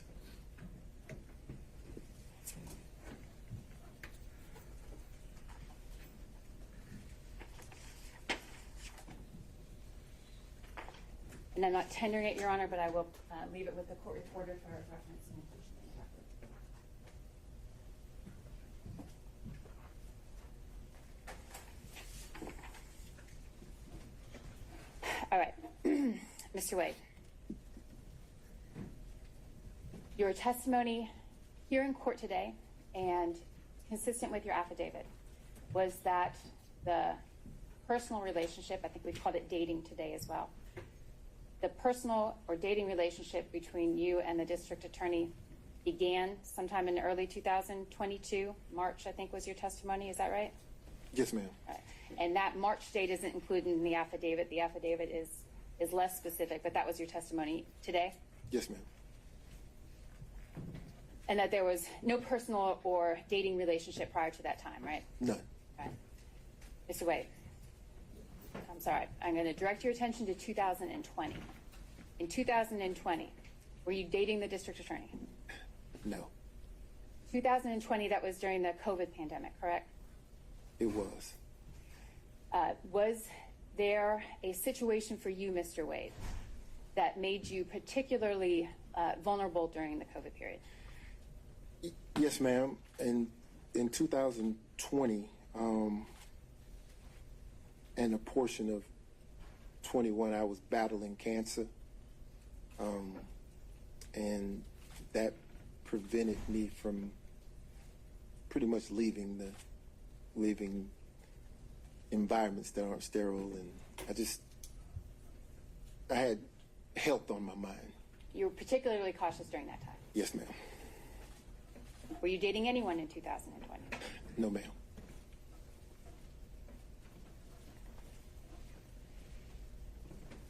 All right. Thank you, Mr. Wade. That's all I have. Ms. Merchant, recross on those points only. Yes, thank you. All right, Mr. Wade. The state asked you about how much money you're making now versus before, and you said you're making significantly less since you've started working for Fulton County, correct? Well, I did say that, but what we're talking about is because now at this point the splitting of the financial obligations in the firm are now there are 2 people carrying the weight of 3, so that would scale back on the amount of income, right? Amount of profit. Well, you're splitting the profits 50-50 though, instead of 1/3, correct? The profits, yes. Okay. So, but you did testify that you're making significantly less now. We heard about it for a few minutes. Significantly less now that you work for Fulton County, right? Yes. Okay. Would you agree with me that $236,000 is more than $184,000? Absolutely. Would you agree with me that $262,000 is more than $236,000? Absolutely. All of these years, despite you saying that you were a 3-way partner with Wade and Campbell and Bradley, and now a 2-way partner with Campbell, all of your corporate tax returns are filed in the law firm of Nathan Wade, though, correct? My returns, yes, ma'am. Yes, for your law firm. Well, for my law firm, because I also have personal returns. Right, and I'm not talking about your personal returns. I'm talking about your business returns. Yeah, but the question contemplates that my bring home money is more or less. So I want to be clear that is reflected in my personal returns. I didn't ask you anything about bring home money, though. I'm not sure what you're talking about. What I'm talking about is your question was the portion of my testimony dealing with earning significantly less money. No. My question is I'll just break it down. During 2019, you filed your business returns. I'm not talking about your personal. Your business returns for the law firm of Nathan Wade only, correct? I filed personal and business. Yes, ma'am. And even though you said you were partners with Bradley and Campbell later on, you filed your business returns not with them, but as a solo practitioner, correct? I see where you're going. There's a different return for that Wade, Bradley, Campbell entity. And I'm not asking about that. What I'm asking about is during the years 2019, 2020, 2021, and 2022, you filed a business return for the law firm of Nathan Wade. Yes, ma'am.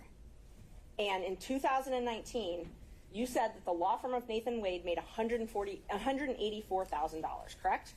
No, I don't know. Does that sound familiar? Does that sound about like what you made in 2019 and reported on your taxes as a business law firm? If that's what's on the return, yes, ma'am, you're right. Okay, and I'm happy I can bring those up. I've got one copy. I'm not planning on admitting them because they're tax returns, but okay. All right, may I approach, Judge? Yeah. Thank you. So in 2019, gross profit for the law firm of Nathan Wade is $184,000, correct? Let's see.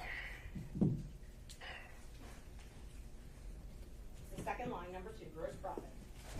Yes, ma'am. 184,824. Yes, ma'am. Okay. And then in 2020, you also filed Nathan Wade, attorney at law, and your gross profit was $230,000, correct?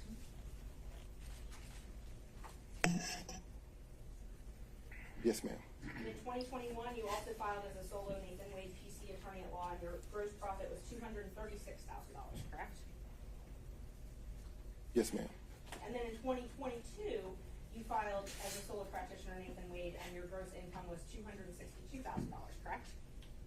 Yes, ma'am. Okay. I'm not getting into business. We've got your social. But nowhere in these documents do you document that you received cash payments from Ms. Willis, correct? I don't. I hadn't looked through them. I would be surprised if there were something in there that said that. Do you want to look through them? Listen to the answer. I'd be shocked if there was something in there that said that I received some cash from Miss Willis. Okay. But there is itemized expenditures for travel in here. You did itemize that. I didn't itemize anything. My Your accountant itemized it. I hope so. But you're responsible for your taxes, even if your accountant files them, right? I agree. And so you itemized your expenses for travel on all these documents, but you did not itemize. You didn't put anything in there about you being reimbursed for half of that travel. Well, those are business returns. Yes, you used your business card to pay for the travel, right? Yeah, but I wouldn't put a personal expense on a business return. But you used a business card to pay for these personal travel. I use a business card to pay for everything. And what I do is turn over the statement to the accountant, and the accountant then says, okay, this expense, that's personal. We'll put that over here. This expense, that's business. We'll put that over here. And they reconcile it. So you wouldn't find a reimbursement from Ms. Willis on a business return. Okay, so they're not anywhere there. Nor would you find, well, go ahead. No, I'm just asking. So there's nowhere for any of that cash to be reconciled there, right? On the business returns, no, ma'am. Okay. We talked a lot about the financial affidavits. I know the state asked you a couple questions about them. You filed one in 2022. In that one, you stated that you only had $5,000 in cash, correct? I believe you. Yes, ma'am. That was sworn under oath? At the time of the filing, yes, ma'am. Okay. And then in January of 2024, you filed another one that also swore that you only had $5,000 in cash, correct? At the time of the filing, yes, ma'am. Okay. So in 2022 and 2024, you only had $5,000 in cash. At that time, yes, ma'am. At that time, And then you also, all of those interrogatories, I'm not going to go through them in painstaking detail, but every single interrogatory you filed, there are 4 of them, all verified ones. Every single one, you said you didn't have any cash stored in a safe, a safety deposit box, or any other location. Plaintiff rarely carries cash. If plaintiff does carry cash, it's a nominal amount, correct? That's correct. Okay. So we've got what? 2021, you said you don't have cash. 2023, you said you don't have cash. Again in 2023, you said you don't have cash. And then in 2024, you don't have cash, right? So you're assuming that I received the cash and I stored it. I received the cash and I saved it. Well, you didn't put it in the bank, right? What's wrong with receiving the cash, Ms. Merchant, and spending it? Nothing's wrong with it, but So you didn't then put it in the bank. that would contemplate why the response is what it is on the interrogatories. So you spent the cash. That's because before, when it was asked, you said you didn't want to disclose where the cash was. No. Privacy reasons. No. Well, I said that if I were to store cash in my home, then why would I share that with the world, is what I said. I didn't say that I had some cash stored up in some place, because that's not the truth. And you've talked a lot about this, I split with a third, I split with half. From the check you received from Fulton County, July 15th, 2022. So all the way back for July 2022, not a single check that you've received from Fulton County has gone into a joint banking account. Every single check has gone into your own personal banking account, correct? All of them, with the exception of the checks that were going into the WBC firm, went into my business bank account, which is solely in my name. Right. Your WBC account that you're talking about, that account was closed, though, in June of 2022. Correct. Okay. So everything after June of 2022 was put in a Nathan Wade bank account, not a corporate bank account with partners. I think the question right before that only needed a yes or no. So no, ma'am. The checks were deposited into firm accounts, law firm accounts. Law firm of Nathan Wade PC. Yes, ma'am. As a solo practitioner. Yes, ma'am. Okay, so they were not deposited into accounts with Campbell or Bradley. No, ma'am, they were not. Thank you. However, there were checks written to Campbell and Bradley that will reflect the third. And we've tried to get those bank records, but you've objected to those, correct? You've tried to get what bank records? We subpoenaed bank records, and you've objected to all of those, right? Your Honor, I'm going to object to their relevance. It's relevant if he's saying he has all these records, but yet we've tried to get them, and he's trying to keep them from us, but he doesn't bring all of the records. And you can make an inference if there's law that says you can make an inference if some documents are within the party's control and they won't provide them, that there's an inference that they're not positive. Ms. Cross. Your Honor, there was no obligation for Mr. Wade to produce evidence that Ms. Merchant couldn't find an admissible way to produce. I believe it's irrelevant. We've covered the ground, and I object to any further questioning. All right, I'll sustain that. Ms. Merchant, let's find some new ground here. Okay, thank you. Are you willing to waive your privilege with Mr. Bradley so that he can testify? I am not willing to waive attorney-client privilege. Okay, thank you. Only on the questions, the health questions that were asked on campus. And I can ask it from here because it's reversion. I don't want to get into the type of cancer. I don't want to get into the medical condition itself. Did I understand you to say that you had cancer in the year of 2020? Yes, sir. And you explained that because of that, in 2020, you were or kept yourself in a sterile environment? I tried, yes, sir. Now, what about 2021? 2021, just focusing on my health, trying to get back to myself. You remember I asked you some questions about Hateville Yes, sir. and the condo? Yes, sir. And you indicated that prior to November 1st of 2021, you had spent time at the condo, the Hateville condo, Yes, sir. with Miss Willis, right? Yes, sir. And with someone else? You said Miss Yurty? Ms. Shirty, yes, sir. Okay, so you were not concerned, that was not a sterile environment, was it? Are you inferring that Ms. Yurty and D.A. Willis is not sterile? Of course it's a sterile environment. It's a condo.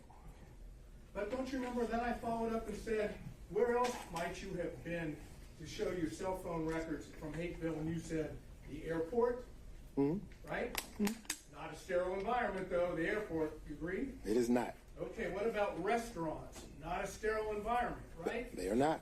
And the Porsche, you said something about a Porsche what? Porsche experience. That doesn't sound very sterile to me. Is that a sterile environment? Well, you're inside of your vehicle. Yeah, but don't you mingle with others? You can. Yeah, and you were doing all that in 2021 before November 1st. That's what you testified to, correct? Yes, sir. So there's no reason why you couldn't be dating in 2021, is there? You mean 2020, Mr. Sadow? No, I said 2021. All right. Correct? Dating? No. No reason. No reason. Got it. Thanks. All right, Mr. Gillen? Okay. Mr. Stocks? Stockton, excuse me. Just real briefly, you said you started dating in early 2022, and you also used the term personal relationship, and there was no dating, no personal relationship prior to early 22. Is that correct? Help me understand. I want to make sure I answer you. So let's be clear. 2022 was the start of any intimate sexual relationship with the district attorney. Okay, and that's what I was wanting to Okay. make clear. In your affidavit, you used the term personal relationship. Got it. Today, you've used the term dating. And your testimony today is that that includes the term basically physical or sexual or intimate relationship. Is that correct? Yes, sir. And there was nothing, according to your testimony, there was none of that prior to early 20. That is correct. That's all I've got, Judge. All right, not seeing anyone else. Ms. Cross, any redirect? All right, Ms. Merchant, can this witness be excused?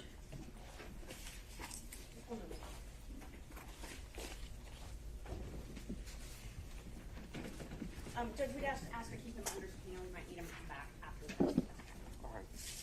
All right, you may step down, Mr. Wade, and please don't discuss your testimony with any other witnesses. She mentioned subpoena, Judge. Let me just say this.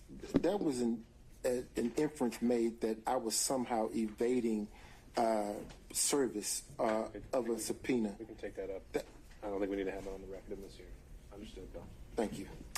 All right, Ms. Merchant, any other witnesses? Yes, we would call Fani Willis. All right, Ms. Cross. Your Honor, I am going to object and remove to the motion to quash the district attorneys. There's been now lots of testimony from Mr. Wade. I don't believe that there can be for the district attorney to testify as well. For all of the... All right, Ms. Merchant, what do you think you can establish and have through the testimony of Ms. Willis? And let me stop there. Conflict in the evidence, Judge. Now that how Mr. Wade has testified, there's a conflict in multiple different issues. I'll just go through all the different issues. The first one is the reimbursement issue. The cash, that opened the door in and of itself, Ms. Willis testifying. Well, what's the conflict there? That he testified that he didn't have receipts, but we don't know if Ms. Willis has receipts. So that's one issue. So we don't know. So there's no conflict. We just don't know. We don't right? know. Right? Okay. We don't So it's a know. question, not a conflict. But what else do we That is a have? question. So, and there's a lot of different issues with different reasons. The first one would be the receipts. Whether or not these cash payments, if there's any cash payment receipts. The Belize trip, whether or not she paid for the entire thing in cash.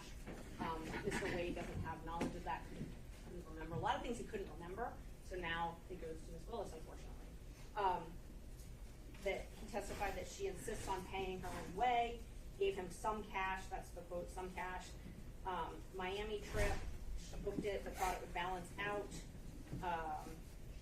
A couple other trips that we didn't get any information about, Tennessee, Alabama, Georgia, all of those could be financial benefits. We don't know. He didn't know. He was very vague about that. Yuri, her best friend, testified that it happened in 2019. And now Mr. Wade has testified that a relationship began to become romantic in 2022, I think is what his testimony says. So that is a conflict in and of itself. Right there, that's a big conflict. We've also got more receipts, but the biggest thing about the conflict is when the relationship started. He said he talked with Willis in the conference room after we filed our motion. He specifically didn't use the term cash in the affidavit, but he told anybody who would ask about the cash. And he specifically discussed this and the response. We have a right to go over these. All right. So you've highlighted the areas you'd like to go into. I think the central question may be, what is it other than, I'm just really curious what she has to say, you have to put on the record. And so that's what I'd like to go through. Ms. Cross? Your Honor, I think you've identified, Ms. Merchant hasn't itemized inconsistencies for you. She's identified areas of inquiry. The testimony in the record from Mr. Wade is not inconsistent, it's unrebutted. Excuse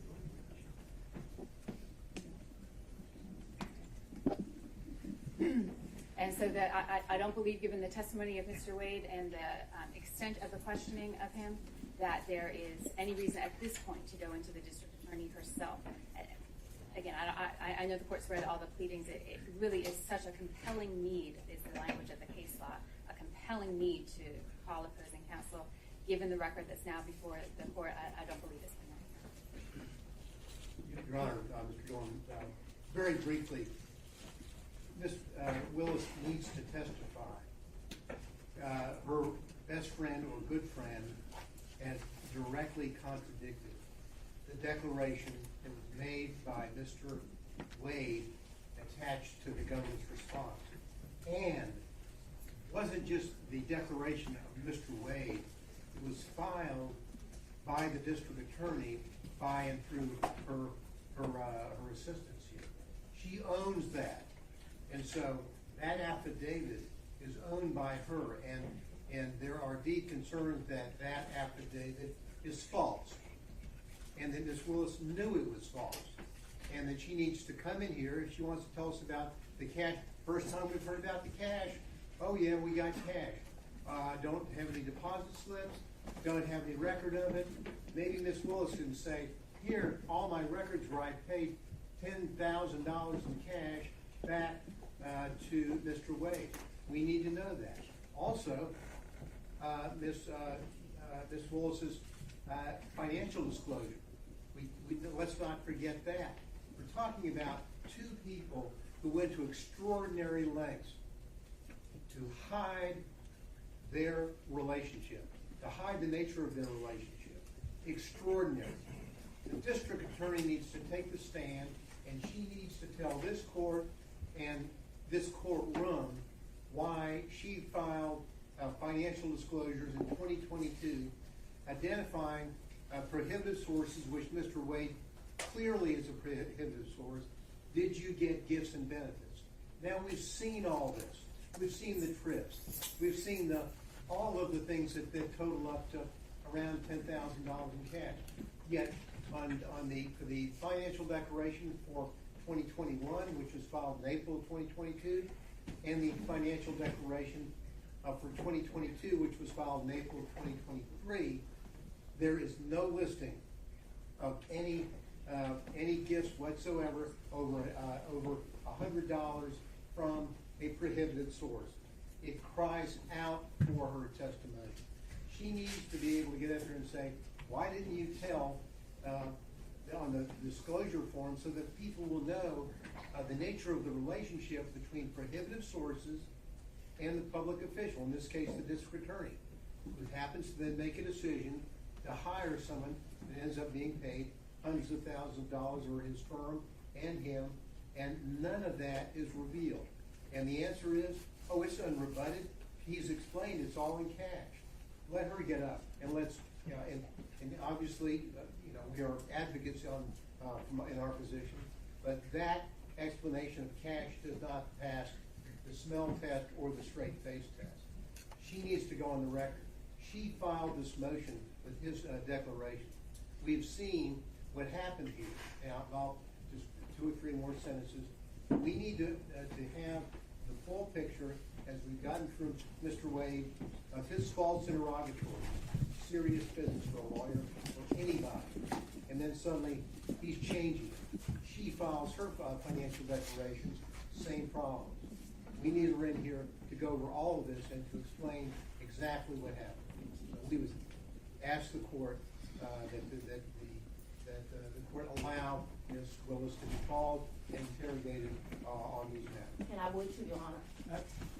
Just a moment, Ms. Willis. So, Ms. Cross, I don't know if you want to speak with Ms. Willis now. It's sounding like maybe they're withdrawing the objection to the motion. I believe the motion to, Or does Ms. Willis want to take the lead here? we'll draw the motion to quash Ms. Willis. Based on the, I'm ready to go. Okay, so the position of the district attorney at this point is that she's no longer contesting the subpoena. Ms. Merchant has called her as the next witness.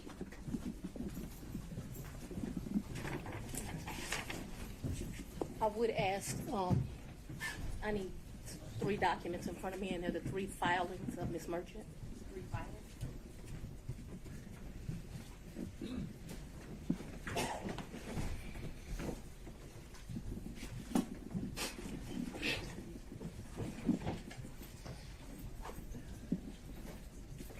Does anyone have the 3 filings of Ms. Merchant? Does the court have the 3 filings of Ms. Merchant? When you say the filings, you mean like the pleadings? The pleadings, yes, Your Honor. Okay. I think we could locate those for you in the supplemental. I want the one filed on January the 8th, the one filed immediately after we filed ours, and the final one. If you want to take a break to get them, I can make a copy. I think we have one. You know, the only copy I have is going to have my notes on it. So if we don't have a clean copy, Have a 5-minute break during, Let's I'll get take the documents.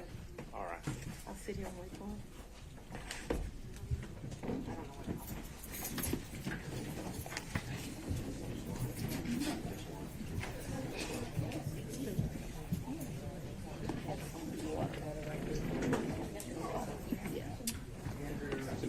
Did we elect someone who's actually making the copy? You got it? Okay. This crosses yours. There. I can.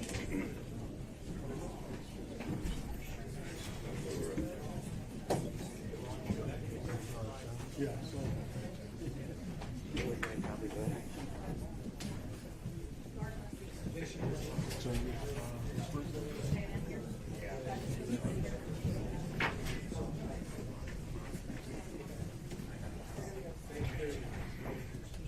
a tissue.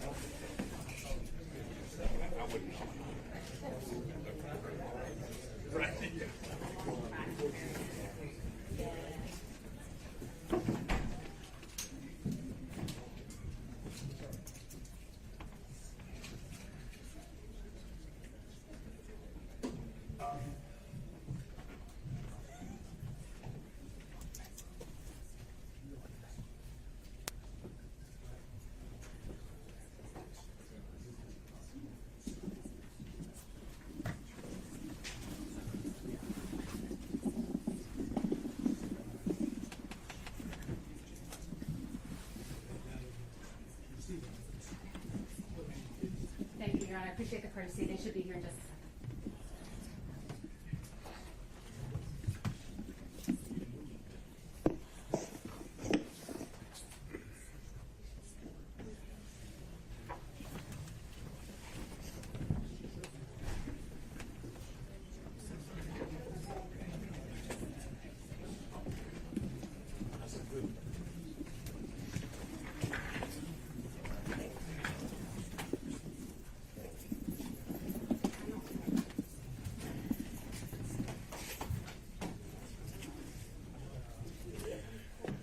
All right, Mr. Cross, if you can bring everyone in.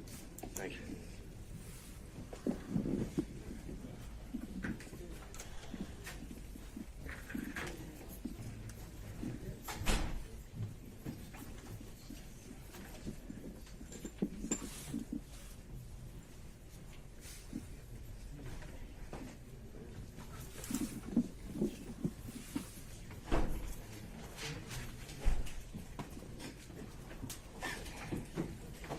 Do you swear me, Your Honor?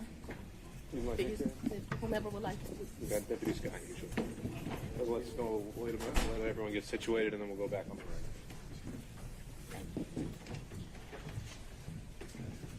Sir, do you have like tissue in here?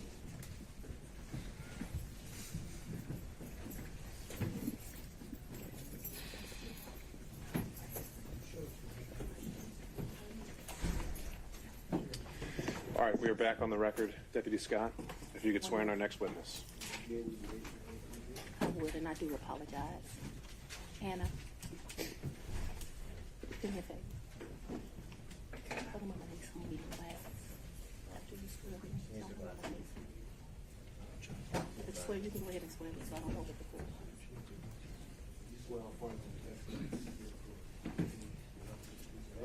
Yes, sir. District Attorney Fani, F-A-N-I. Last name is Willis. Ms. Willis, how did you know to come into the courtroom right then? There were people, I was pacing in my office. Okay. And I heard someone yell, his testimony is done. It only made sense to me that I would be your next witness. And I've been very anxious to have this conversation with you today. So I ran to the courtroom. So as soon as you heard that Mr. Wade was done testifying, that's when you just assumed you would be the next witness? It only makes sense. Did you listen to any of the testimony? I've been in my office pacing, ma'am. Okay. Did you listen to any of the arguments? I did hear the arguments this morning. It's ridiculous to me that you lied on Monday, and yet here we still are. And I did listen to that argument. All right, so that was it, just the argument, no testimony. Right, I listened to the argument this morning where Adam Abadi, I thought, did an excellent job pointing out how dishonest you were with the court on Monday. And I'm actually surprised that the hearing continued. But since it did, here I am. Great. So let's just talk about what you did in preparation for today. Did you meet with Mr. Wade at all? Once the motion was filed, did you meet with Mr. Wade and talk to him about the motion that I filed to disqualify you? On this first January motion? Yes. I don't know if you could say talked about. I probably had some choice words about some of the things that you said that were dishonest within this motion. So I don't know that it was a conversation. As you know, Mr. Wade is a Southern gentleman. Me, not so much. Okay, but my question was, did you have a conversation with I him? didn't have a substantive conversation. You did not? I read this motion, skimmed it more so, and I've probably said some choice things to him about some of the lies that were told. Okay. And then printed in the media because, we used to be in a day and time where you had 60 Minutes and people did stories and they verified information and you had this great reporting. But it seems today that a lawyer writes a lie and then it's printed for all of the world to see. Well, I just want to make sure that you answer the question I asked, though. So my question was... I'm going to object. I've been asked and answered. Overruled, Mr. Abadi. I told you what happened. I read the motion. I am sure I told him what my opinion of it is. Okay. And past that, we had no substantive conversation. You did not? Correct. Is there something you didn't understand? No, I just wanted to make sure that Okay. you did not have a meeting with him in the conference room to discuss the motion. Next question, No. Ms. Merchant. So in the conference room of my office within this week, you produced some financial document. That financial document was given to me, something, and I'm not even sure if it was given it to him by me or Mr. Abadi gave it to me. And I think he showed me a document in our conference room. But as far as a substantive conversation, I don't believe I've had any conversation with him that is substantive related to this. Okay. I have had conversations with him since you filed the motion, but but they wouldn't be substantive to this. He sent me very nice sermons that have been done. And so we've had conversations about, did you listen to that sermon? You know, things of that nature. And I would say they were in relationship to this because I think he did it to be kind. Okay. Let's start back in 2019. Yeah. So you and Mr. Wade met in October 2019 at a conference? That is correct. And I think in one of your motions you tried to implicate I slept with him at that conference, which I find to be extremely offensive. I stayed at that conference. Mr. Wade was my teacher. I did not meet him when he taught the class. I was standing outside talking to Lisa Reeves, who is a judge. Me and her were just having a conversation. Mr. Wade walks up. I think they hug each other. They have some brief conversation. She introduces us. Your Honor, I'm going to object.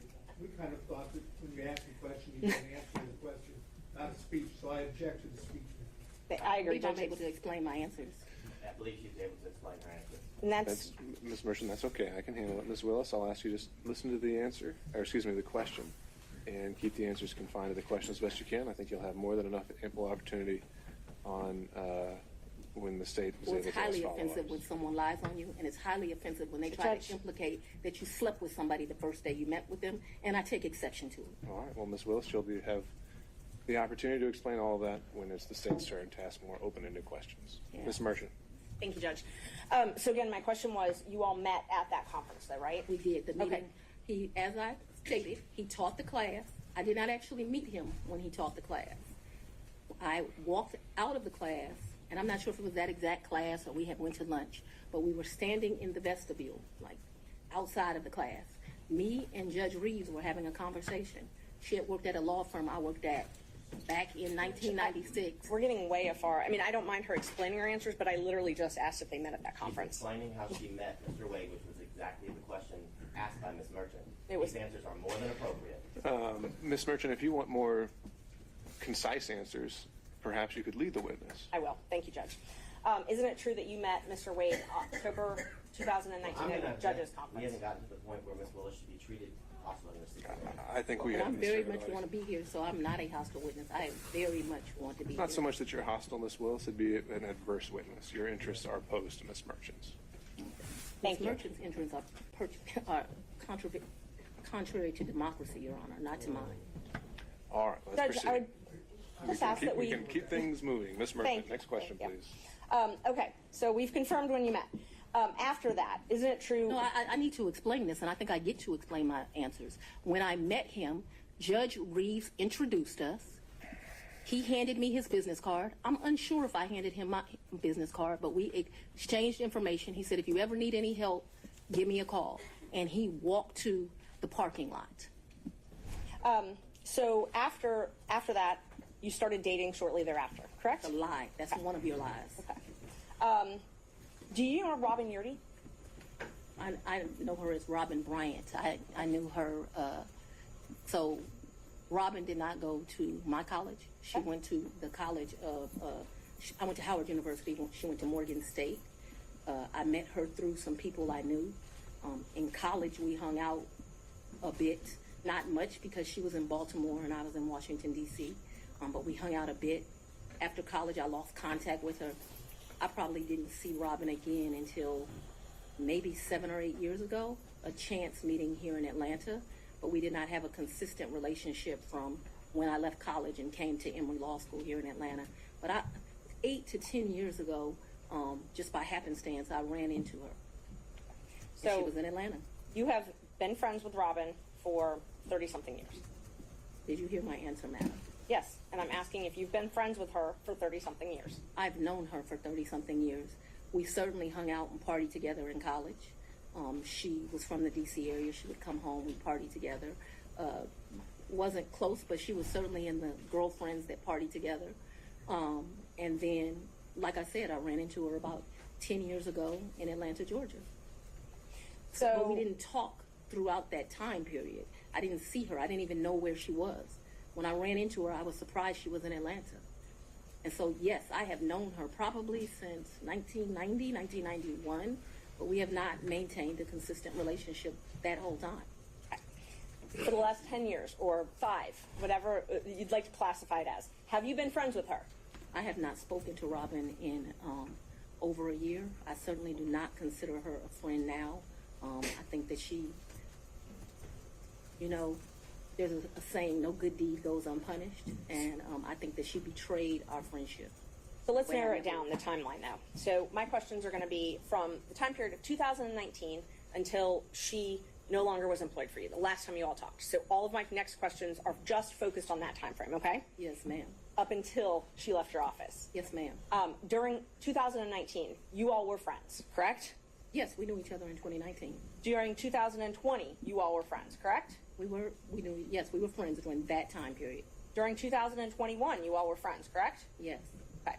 And such good friends that when you needed a place to stay, you asked her if you could take over her lease. That's a lie. You did not move into her apartment? I or her did, but condo? that's not the way you characterize it is wrong. I asked if you could take over her lease. I did not ask if I could take over her lease. Did you move into her apartment? I moved into her condo in April of 21. The circumstances around that were that Robin met her husband. They wanted to move into another and separate place. She wanted to get rid of her condo. My father was living with me at the house. Because of this case and because of my stance on gangs, my life was being threatened regularly. My father urged me to leave our home. At the same time, as luck would have it, Robin wanted to give up her lease because she wanted to move in with this new man she met, who eventually became her husband. And so, as life circumstances worked, my dad was begging me to leave the house. He was afraid for me, afraid for his grandchildren. She wanted someone to take over her lease so that she didn't, have to pay a fee or get abandoned. And so, I don't remember when, but probably March or April of 21, I moved in and take over her lease. And did you pay her or did you pay the leasing agent? No, I don't even know who the leasing agent was. I paid her. You paid her. Did you pay her cash or did you use a card? There were some times that I would give her cash, but mostly I paid her via Cash App. That would be the most convenient thing.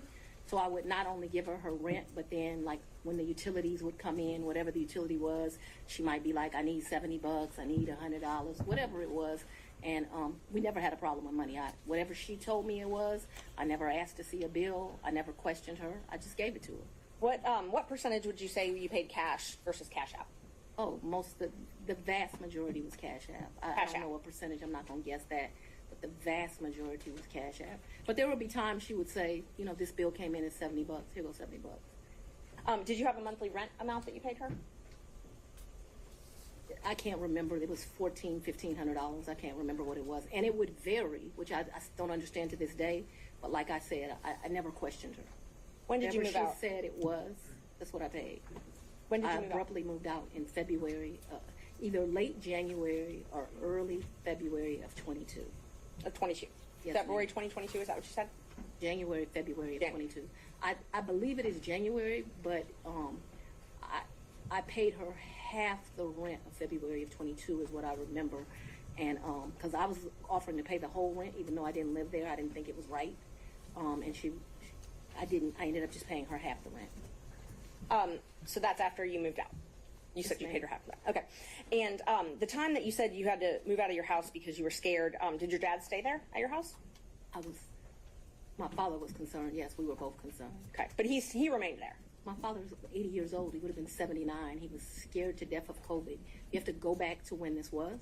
My father's an older man. I wanted him to move out. We had some discussions about him moving out, and what he decided was the risk of COVID was more dangerous than the risk of the people that were threatening. Typical man, more worried about his daughter and his grandchildren than his own safety. You'll get to meet him, and you'll understand he doesn't scare too easily. So your his grandkids were living at the house as well at that time? Well, I don't know how old your children are, but when you have adult children, they leave and they come back. They leave and they come back. So there have been periods of time that they're there, they come, they do whatever they want to do. Children do what children do. As long as their mother has a house, they'll come to it. Unfortunately, now the threats because of this case have gotten so extreme. I just pay a mortgage and no one lives there. And that's what I was going to ask you. So when you moved out in, I think you said April 2021, you left your dad and your 2 kids at the house? My dad and my 2 kids were not at the house. They ma'am. were not. Okay, so they didn't still live at your house? My youngest daughter certainly did not live there. Okay. My oldest daughter would come back and forth. I can't say month for month when she was there or when she was not there. I know that she has been there post me moving out. At this time, no one is at my house. So at some point after you moved out for the safety reasons, at least one of your children did come Ms. back Merchant, to can the we house. get to either the Yeah. relationship or the Sure. financial benefit? Yes. So let's see, we were back at 2021. So you were still friends with Miss Yeardy then. Were you also friends with Mr. Bradley? I've never been friends with Mr. Bradley. You've never been friends with Mr. Bradley?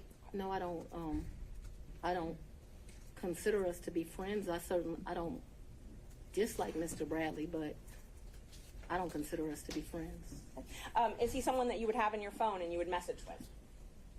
I might have text messaged him. Okay. Would you text message him and Mr. Wade on the same conversations?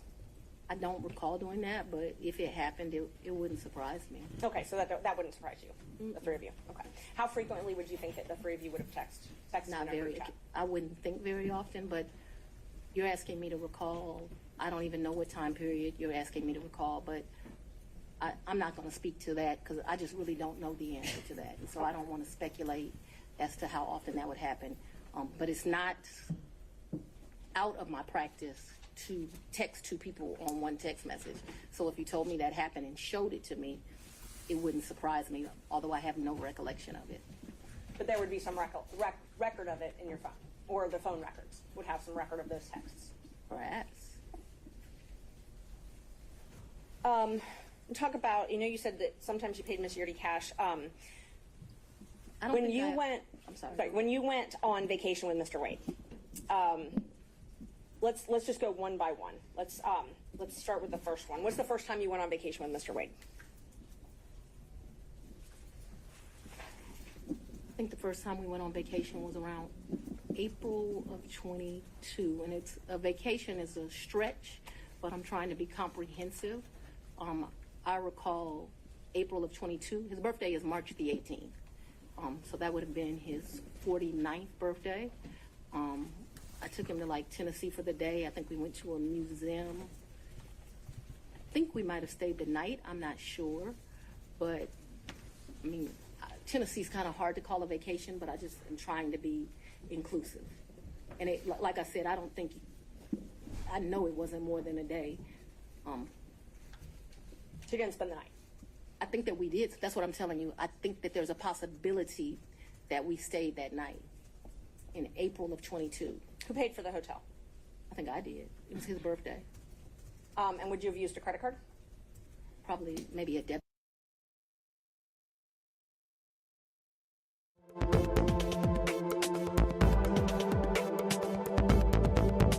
When I started dating Mr. Wade, it was right around then. April 2022? 22, yes. 2022. It was around then. I don't know, it's not like when you're in grade school and you send a little letter and it says, will you be my girlfriend, and you check it.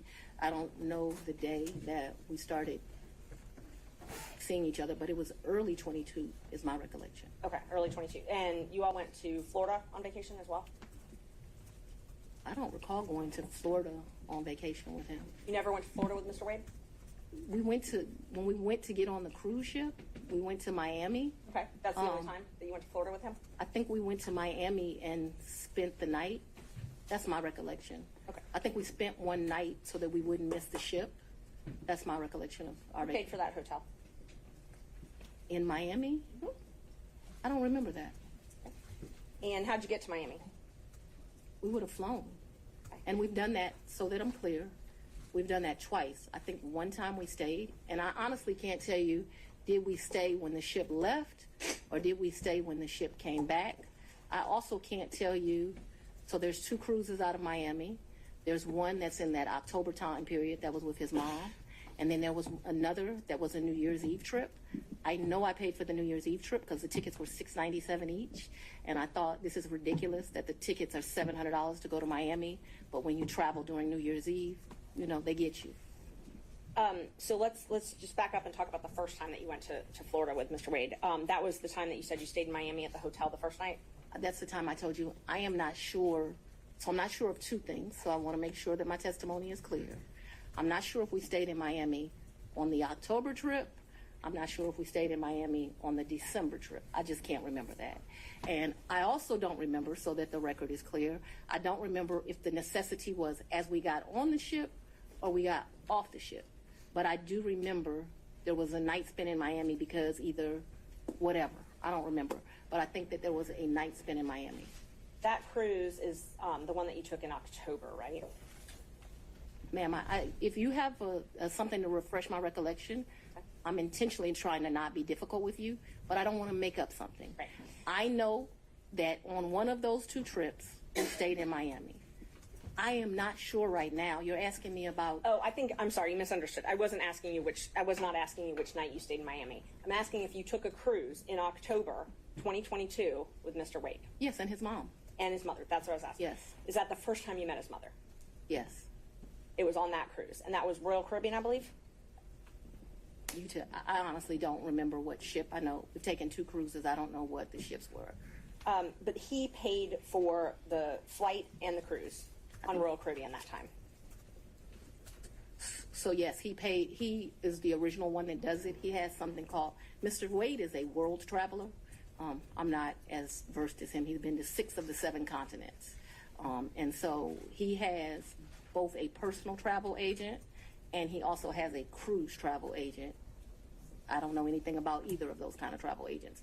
So he is the one that would book the travel, but we need to be clear when we're talking about just because he booked it doesn't mean, like, I don't consider him having taken me anyplace. Let me just be honest. The only point that's ever taken somebody someplace is for his 50th birthday. I consider that I took him to Belize. And I took him to Belize because, I don't want to discuss his personal business, but I'm happy Mr. Wade is still here with us. And I did 50 big, very big. So still on that October Royal Caribbean cruise, even though he had a travel agent. I'm sorry? If you do me a favor, I don't know what cruise ship, what time. So if you'll help me and say October cruise with Mama or the New Year's Eve trip with his sisters, I'll be able to, we can communicate. I just don't know what ship. October cruise with Mama. That's what I'm talking about. Yeah. He paid for the cruise and the flights for that trip. Called his cruise agent and he booked that through them because he has a cruise agent. Right. He also has a regular agent. I don't know the cruise agent's name. So I wasn't asking about his travel agent. I was just asking if he paid for those. He did not, though. Okay. Because the reason I consider that he did not is I gave him his money back. And I was about to ask that. But initially, he paid for them. Yeah, he called his cruise agent. Like, I think they have his card on record. They do whatever. Okay. So initially, he paid for the cruise and the flight to Miami and the Royal Caribbean cruise. And my understanding of that October cruise is like it was a package the lady did for him. Okay.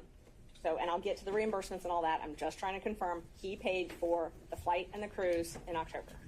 And I think that when you say things that way, I want this record to be Initially. Abundantly clear that he calls his travel agent, he calls his cruise agent. They do whatever he tells them. He's like on a first name basis with these people. They do it, and then he tells me how much it is, and I give him the money back. I don't, just like you're asking me about the money with Robin, I don't do my friends like that. So if you tell me it's a G, then you're going to get $1,000. Whatever it is, I didn't ever make him produce receipts to me. Whatever he told me it was, I gave him his money back. Isn't it true that he paid for the cruise and the flight on his credit card? I'm not asking about reimbursement or after. He used his credit card to buy the cruise and buy the flight, correct? I have no idea how he paid for it, if it's a credit card, if it's a debit card, but certainly he called his cruise agent. You know, like how many people have a cruise agent? He calls his cruise agent, tells them where they want to go. They tell him what's booked. And you have to remember, he paid for that initial was me, Him and his mother. And then after that cruise, you all flew to Aruba and spent a couple days in a hotel there, correct? Right, and his mother was not happy. He and we left her initially behind. paid for that. He initially paid for that. For Aruba, yes, ma'am. So let's talk about both of those. I know he initially paid for it. Did you pay him back? For the cruise and for Aruba, yeah, I gave him his money before we ever went on that trip. You gave him cash before you ever went on the trip? Mm-hmm. Okay. And so when you got cash to pay him back on these trips, would you go to the ATM? No, lady. You would not go to the ATM? No. Okay. So Fulton County pays you direct deposit, I assume? Yes, Fulton Okay. County and the state of Georgia both pay me direct deposits. Okay. So the cash that you would pay him, you wouldn't get it out of the bank? I have money in my house. You have money in your house. So it was just money that was there. When you meet my father, he's going to tell you as a woman, you should always have, which I don't have, so let's don't tell him that. You should have at least 6 months in cash at your house at all times. Now, I don't know why this old black man feels like that, but he does. When we were growing up, my daddy had 3 safes in the house. So my father's bought me a lockbox, and I always keep cash in the house. Now, I don't do it to the degree that my father would do it, so he would probably be ashamed with me, but I always have cash at the house. That has been, I don't know, all my life. If you're a woman and you go on a date with a man, you better have $200 in your pocket. So if that man acts up, you can go where you want to go. So I keep cash in my house, and I don't keep cash as good in my purse like I used to. 'Cause I don't go on many dates, but when you go on a date, you should have cash in your pocket. So my question was, where did that cash originally come from? If it I had didn't come out of the bank? Cash is fungible. I've had cash for years in my house. So for me to tell you the source of when it comes from, when you go to Publix and you buy something, you get $50, you throw it in there. When it's been my whole life. When I took out a large amount of money on my first campaign, I kept some of the cash of that. Like, to tell you I just have cash in my house, I don't have as much today as I would normally have, but I'm building back up now. So you just put money in. It's a very good practice. I would advise it to all women. So you can't identify when you came into this cash or where the cash came from? I didn't say I couldn't identify it. No, nobody gives me anything. I am sure that the source of the money is always the work, sweat, and tears of me.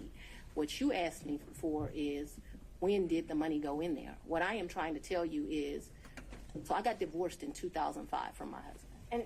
No. It's important. You said, where did the money come from? And I need to tell you where the money came from. And so for many, many years, I have kept money in my house. That money in my worst days has probably only been $500 or $1,000. At my best days, I probably had $15,000 in my house at cash. At all times, there's going to be cash in my house or wherever I'm laying my head. The money that you paid Mr. Wade, the cash, in October of 2022, you do not know where that money came from. I do know where it came from. It came from my sweat and tears. You know which job it came from. Did it come from Fulton County or did it come from a private job? It came from, what are you talking about? So it could have come from a private job because before I was DA, I was in private practice. So I earned money during that time period that's probably in there. You don't know where it came from. What do you mean I don't know where it came from? I understand the situation. We can move on. Okay, thanks. Same with Aruba. You don't know where that cash came from either, right? Ma'am, you are mischaracterizing my testimony greatly. I'm not going to allow you to mischaracterize my testimony. I know that I keep money in my house. The amounts of money I gave Mr. Wade, it was never that serious. I don't think I've ever handed him more than $2,500 in a reimbursement.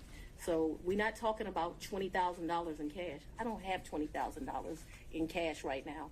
The most I ever gave him, I know I gave him $2,500 when we went to Belize because we went to one hotel and then we went to a second hotel. That $2,500 I actually gave him while we were still in Belize. I know that the Aruba trip, the one that you described with his mom, I think I gave him about $2,000 for that trip for like total. His mom went to Aruba with you? The Aruba trip. So I consider that to be one trip. So we got off of a cruise ship and then we went to Aruba, which is why I cannot remember is that the time that we had to stay in Miami to wait for the flight for Aruba. So I consider that one trip, but we didn't like come back to Atlanta and leave. We flew down to Miami. We got on a cruise ship. We spent a couple of days with his mama. We came back to Miami. When we came back to Miami, either that day or the next day, we flew to Aruba. We spent a few days in Aruba and we came back. that was really one trip. Even though we went 2 places, it was one trip. So let's talk about the California trip. Napa. Is that when you were moving your daughter out to California? When you all went, or did you have 2 trips to California? My daughter doesn't live in California. Did she ever live in California? I'm not discussing to you the location of my child. So how many times did you go with Mr. Wade to California? Once. And you all stayed in Napa Valley, and he paid for the plane tickets and the hotel? He paid for the plane tickets and the hotel. And what did you pay for on that trip?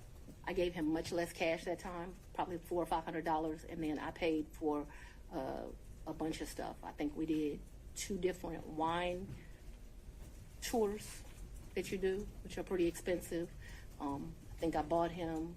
He likes wine. I don't really like wine, to be honest with you. I like Grey Goose. I bought him a bottle of wine while we were there, and the sippings that you do. I can't remember how many, like 4 or 5 different places you go. I remember we went to this place that they do pairings.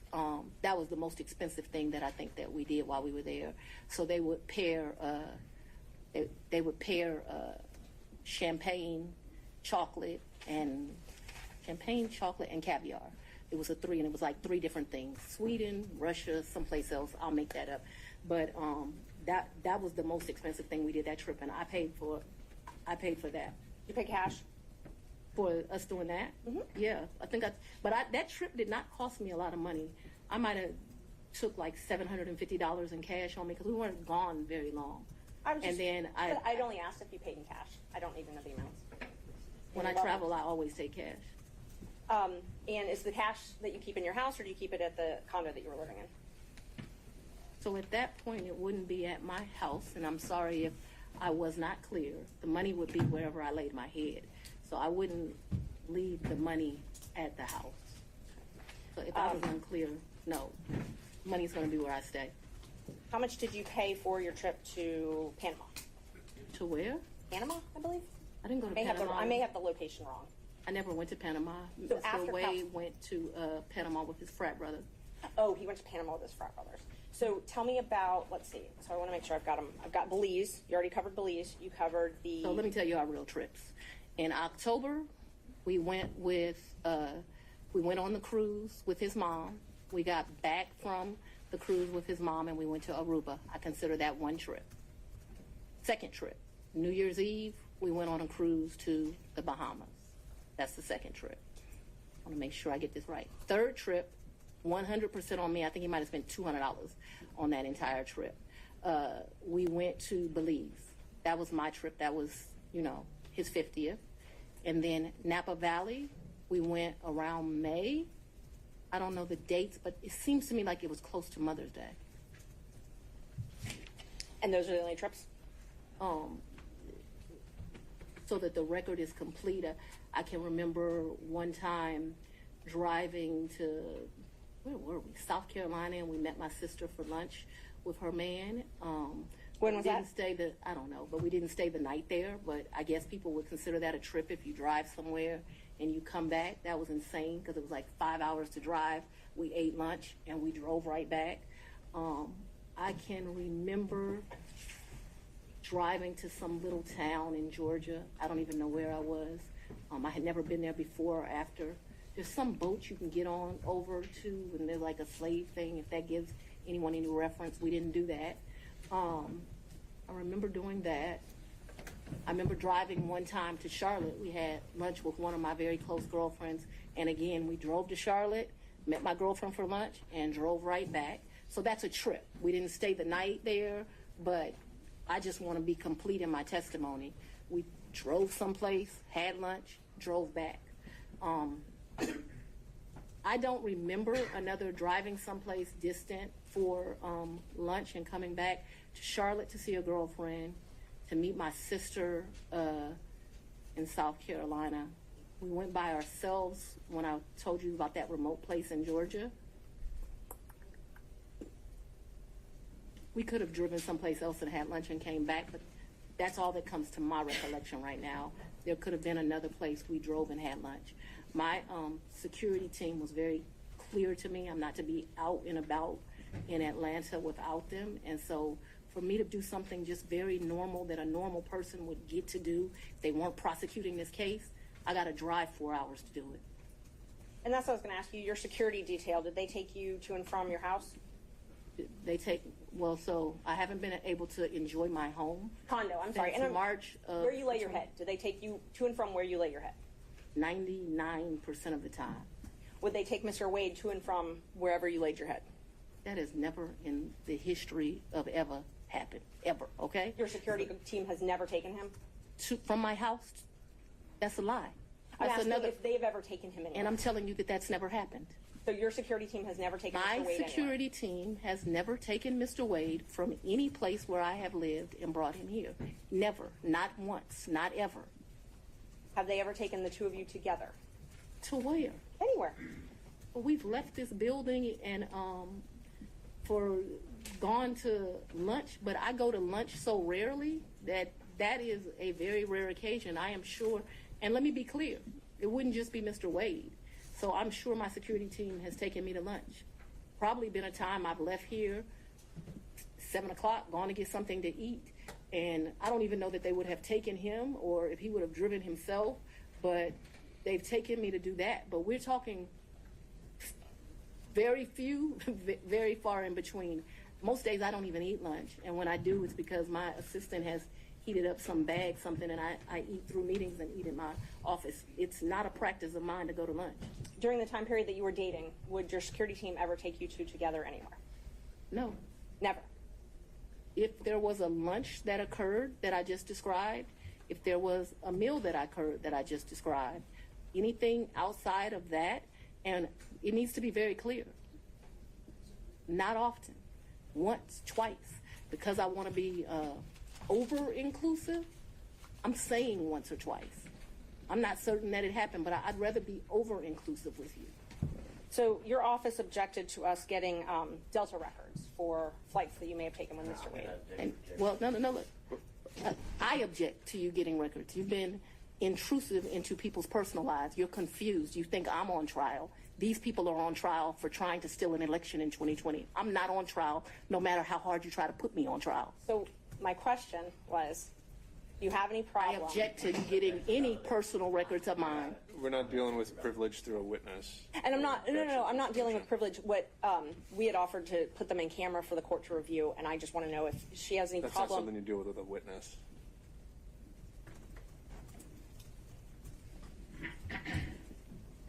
Okay, you have to file as part of your job something called an income and financial disclosure report, correct? That's correct. And you filed your first one, so you filed 2 to date, is that right? Is it 2 or 3? I probably would have filed 21, 22, and maybe I haven't filed 23 yet, because isn't it due like June of the next year? April, I believe. So you filed, let's see, you filed your first one, it looks like April 15th, 2022, and your second one, April 17th, 2023. Does that sound familiar? That I don't remember the dates, but you're an officer of the court. I'm gonna hope you're telling the truth now. May I approach the witness? You may. Thank you. I already gave the state a copy, exhibits 20 and 21, if you take a look at those. They're part of the certified records. Can somebody bring me some? Yeah. Guys are getting a little old.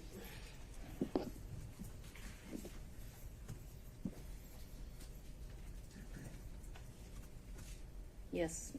Okay, Yes, so ma'am. those are the ones that you filed. This looks like me for sure. Yes, ma'am. Yes, ma'am. Judge, we'd move to admit 20 and 21. I think you need to delineate which one's which 20 one's which. is 2021, so it accounts for the time period, Your Honor, January the 1st, 21 through December the 31st, 2021. That is Defendant's Exhibit 20.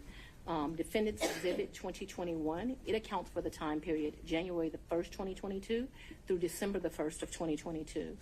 All right. Any objection to exhibits 20 and 21 Nope. Sorry. from other counsel? Admitted without objection. Yeah. When did your personal relationship with Mr. Wade end?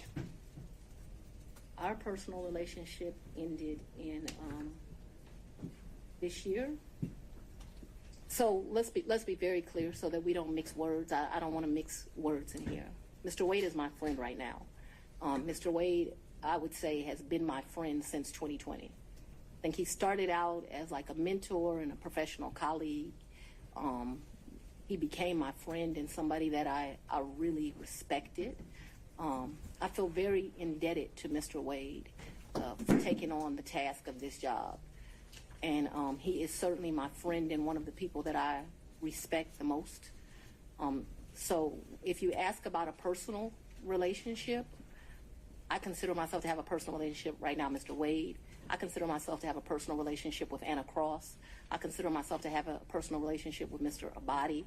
I consider myself to have a personal relationship with Andrew Evans. Okay, let me just clarify that I before we have a go. personal relationship with him as we speak right now. A romantic I don't think rela- that's what you're asking. I think that's what Romantic you're asking. relationship. When did your romantic relationship with Mr. Wade end?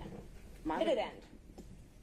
Me and Mr. Wade, we are good friends.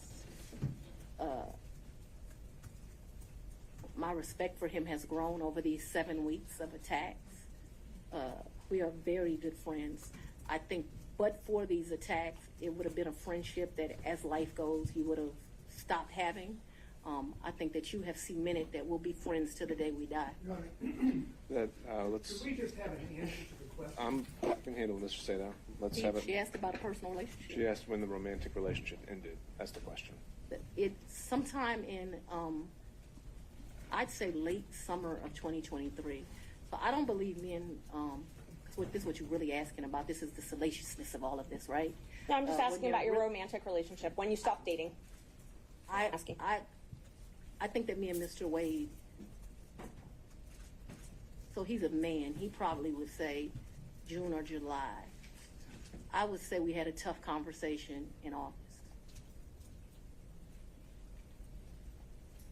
So that men in relationships at the end of physical intimacy, women in relationships when that tough conversation takes place. And where, when did he come to, I guess, the condo? I'm not sure what you called it, condo apartment. Would he come and stay at that condo or visit you there? I'm sorry, visit you there. What condo, what apartment? I want to be clear. So not your house. I know you classified one as house and one as condo, so I'm trying to use those terms. So but there's been more. See, what you don't understand is because of this case, I got to move. And so I Ms. need Merchant, if you could ask a more precise Yes. question. please give me the time period. that we're Mr. talking Wade about. visits you at the place you laid your head. When? Has he ever visited you at the place you laid your head? So let's be clear, because you lied in this. Let me tell you which one you lied in. Right here. I think you lied right here. Your Honor, I'm gonna- No. This is the truth, Judge, And this it is- is a lie. It We're is gonna- a all lie. right, Ms. Willis. You see. Mr. Seda, thank you. We're going to take 5 minutes. Be back in 5.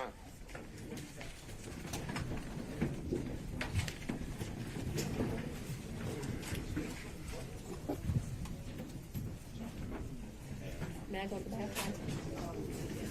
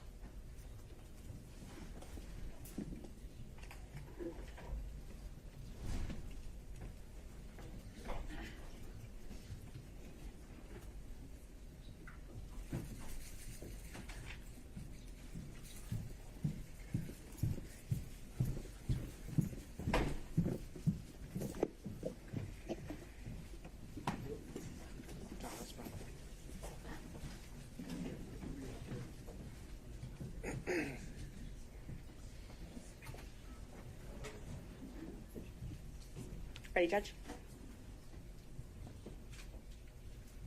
Yeah. Yeah, you go. All right, Thank you. We're back on the record. Before we proceed, though, I'll advise everyone here, this being a room mostly full of lawyers who have spent their lives in out of a courtroom. We all know what professionalism looks like, what decorum looks like, and devoting ourselves to the rule of law and proper advocacy. I would urge everyone to keep those principles in mind, starting with the fact that we won't talk over each other.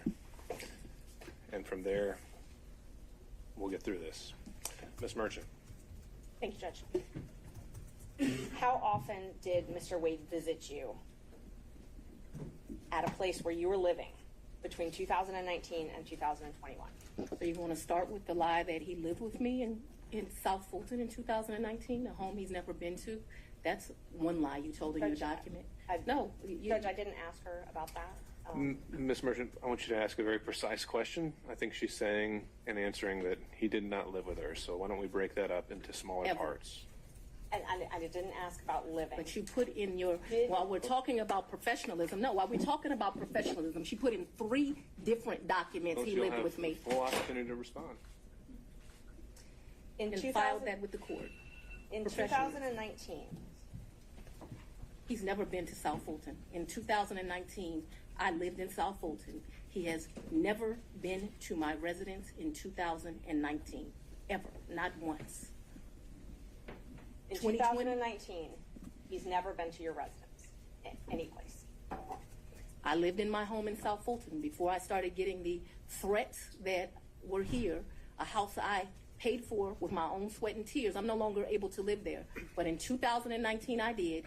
And in the 2 months of 2019 that I knew Mr. Wade, 3 months, the beginning of October, all of November, and all of December, Mr. Wade never came to my house in South Fulton. Let me help you out. I lived there in 2020. He never came to my house in 2020, let alone live with me, as you put falsely in these documents. In the first 3 months of 2021, when I could still enjoy my home, Mr. Wade never came to South Fulton, and it is certainly a lie that he lived with me. So in 2020, so you said 2019, 2020, did Mr. Wade ever visit you at a place that you He resided? has never been to my home in South Fulton. 2020 was before I knew that a phone call was going to be made and I was going to have to abandon my home. As a result thereof, he never visited, lived at, came to, or has seen South Fulton. You qualified that with your home in South Fulton. That's where I lived in 2020. 2020, did he ever visit you at a place that you resided? Okay. I don't understand. You're going to give me guidance. In 2020, So I lived in South Fulton. Okay. That's the only place I lived in South Fulton. That's before I had to abandon my home, Judge. All right. And at my home in We're South gonna clarify Fulton, this. We'll break it down. he never came there, okay? So if you don't come someplace, you can't live there. Ms. Willis, I'm going to have to caution you. This is going to be the first time I have to caution you. We have to listen to the questions as asked. And if this happens again and again, I'm going to have no choice but to strike your testimony. So, we need to break this down. Ms. Merchant's question, I believe, was asking whether you lived anywhere other than South Fulton. I did not live anywhere but South Fulton, Georgia in 2020.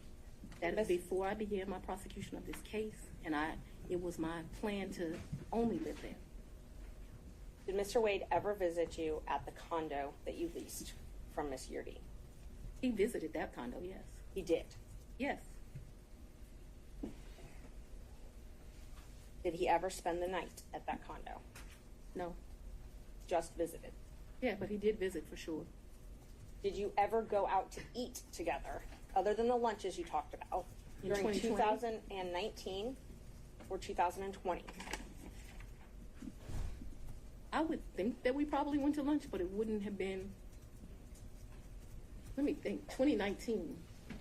I'm going to say, I don't know, I'm going to say we probably broke bread someplace in 2019. I don't remember it, but it seems like we would have broke bread sometime in 2019. So I'm going to say yes, although I have no recollection. But it seems to me like I go out to eat and drink with pretty much everyone, so I'm going to say yes. So outside of the vacations that we've already talked about, did you ever go out to dinner with Mr. Wade? I mentioned to you that I'm going to object as to what time period. Like we're asking very vague questions. I thought we were treating the witness as hostile under 611. We're no longer doing that. So we're going to go back and forth. We need to be more specific with our questions if we're going to treat her as hostile. All right, Ms. Merchant, it's not so much. I think you can elect between leading and open-ended questions, but I think we are still wondering about, and I think we need to get back on track of focusing on the financial benefit or the relationship. And my next question about if you did go out to dinner, who paid when you went out to dinner? he paid. I paid. You both paid. Okay, so let me be real clear. We didn't say, oh, the bill is $102. You give $51, I'll give $51. I don't operate like that with my girlfriends. I don't operate like that with anyone. He caught the bill, I caught the bill. Whomever. Did you ever pay him through Cash App? No. You only ever paid him through cash? Well, yes. We're talking about, I'm very confused You've now. never given Mr. Wade money through Cash App.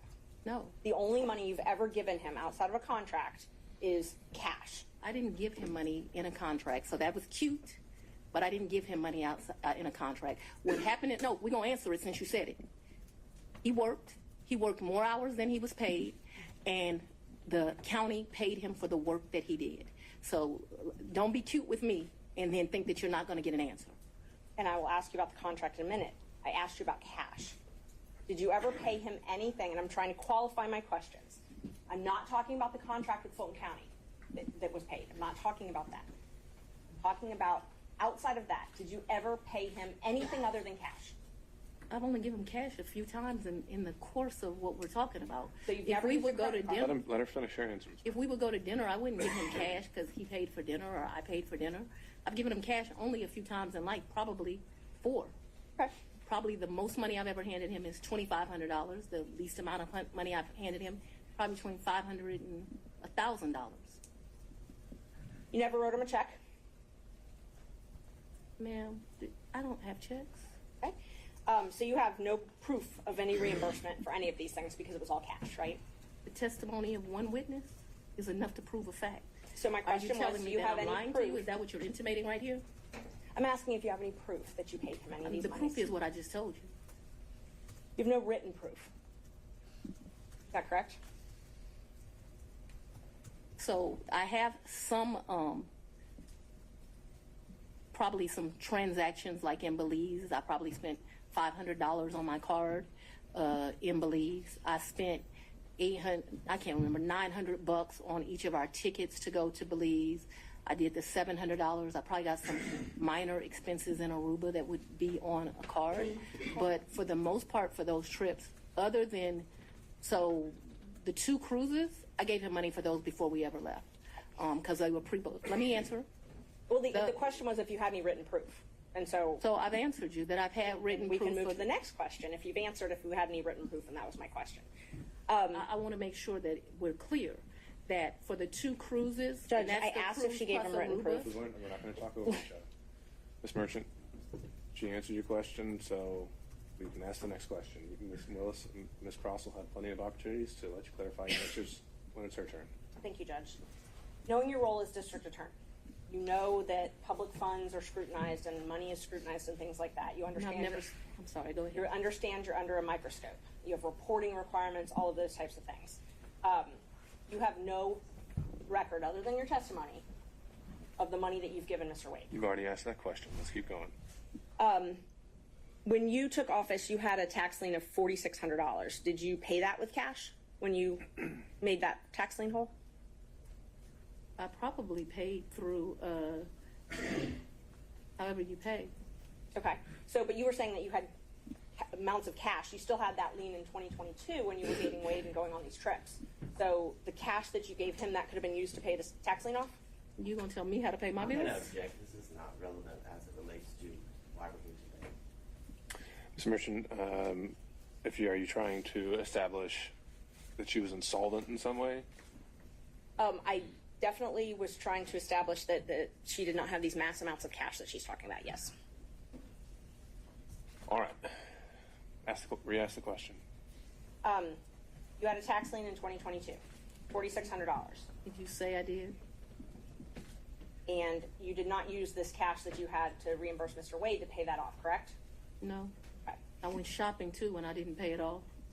And you talked about, you gave a lot of interviews to some authors of a book called Finance, right? I would not characterize it as a lot. I probably have spoken to them No, I'm 2 or 3 times. My question is relevant as to. I think it's already come up that finances are discussed in the book. I'll overrule that. Thank you. Ms. Willis, you can continue your answer. What came up with Mr. Wade as it relates to hearsay statements that he was asked about in relation to what Ms. Willis may or may not have said in relation to an author. So it's not relevant to the testimony that's occurring at this time. I think Ms. Merchant has said that inside the book, she also makes a statement as to her own finances, and that's at issue. So you gave interviews to the authors of this book, correct? Once or twice. Okay. And 3 times, just to be comprehensive. I don't know if it was 3 times, 2 or 3 times, I think. you were quoted in the book, and I will give you a chance to say if this is a misquote. You were quoted, when they asked you about if you wanted to run for office for DA, you were quoted, "I really don't want to be financially effed up again." Do you remember saying that? So what that refers to, My question first is if you remember saying that. I remember saying something similar to that, but I would like to be able to explain what that's in fine. reference to. That's not in reference to anything else. It was a huge sacrifice to be district attorney in Fulton County. Huge. I was doing just fine. I had a municipal court judgeship that was paying me $100-something thousand a year, and like you got to show up twice a week. Easiest thing I've ever done in life. I also had private clients that were paying me to represent them, so I was able to have a law practice and that. Raising 2 daughters by myself, there were times in life where things were hard, and so I was telling people, I don't really run for DA. I don't want to run for DA. I'm in a good position right now. I got this easy job that I enjoy, being the chief judge of the city of South Fulton. I'm making money at the law firm, and I'm not sure that I want to make this sacrifice. And why does it always have to be me? Eventually, I prayed. I think that I was the appropriate person. I think that I did that. So when you're referring to that, what I'm saying is, why should I make a sacrifice again? And what I was not talking about is being district attorney. Once you get elected district attorney, you're in a fine financial position. I make over $200,000 a year. What I was talking about is I ran for judge. When I ran for judge, I took $50,000 of my personal money out of my retirement, and that money ended up being lost. And I know when you bet on yourself, you're going to have to bet money on yourself. And so what I was talking about was not wanting to go through the personal financial expense of running for office. By no means did I think that I was going to be financially in a bad position once I won. Let's talk about what I was up against, because it's important to understand that comment. I had a district attorney who had been here for 24 years. And Judge, It's very relevant as to what my mindset was about this. So I'm trying to answer your question. So what I was saying is Tailored solely to finance. right, but it is about my finances. If I didn't, nobody put me in this seat. So I had already run for office once. I had spent $50,000 of my own money running, and it was vamoose, nothing. And so when I'm talking to those offers, I'm talking about the contemplation of the sacrifice of the run, not the sacrifice of once you become DA. The odds were against me. I was likely going to lose the election based on who I was running against.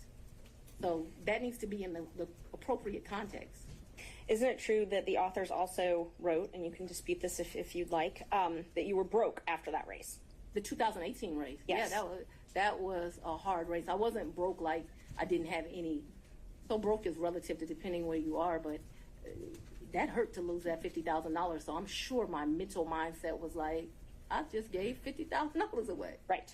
So they characterized it from their conversations with you that you were broke, you had poured your own money into the campaign, and you weren't able to pay your own bills because of your clients couldn't pay their bills to you, and you had a paltry array of family and asset forfeiture cases. It says you were trying to make it month to month.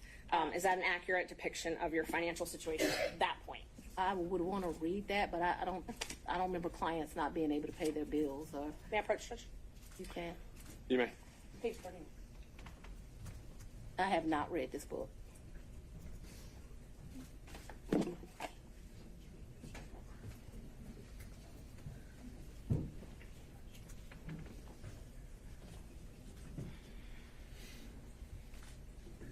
So like this fact here, her ex-husband Fred had run into a financial.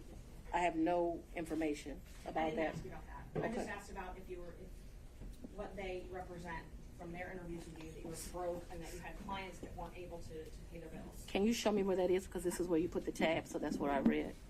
Broke, couldn't pay their bills. Yeah, I'm sure I characterized myself as broke as leaving that $50,000. I don't know that I had her nascent law practice at poultry arrest. Well, you just I didn't testified have- that it was Ms. lucrative law Merchant. practice. I didn't. I thought I had a law practice. So this is not correct. I'm sure it's just I didn't have any asset forfeiture cases. So I had one case where they had took one of my clients' money at the airport.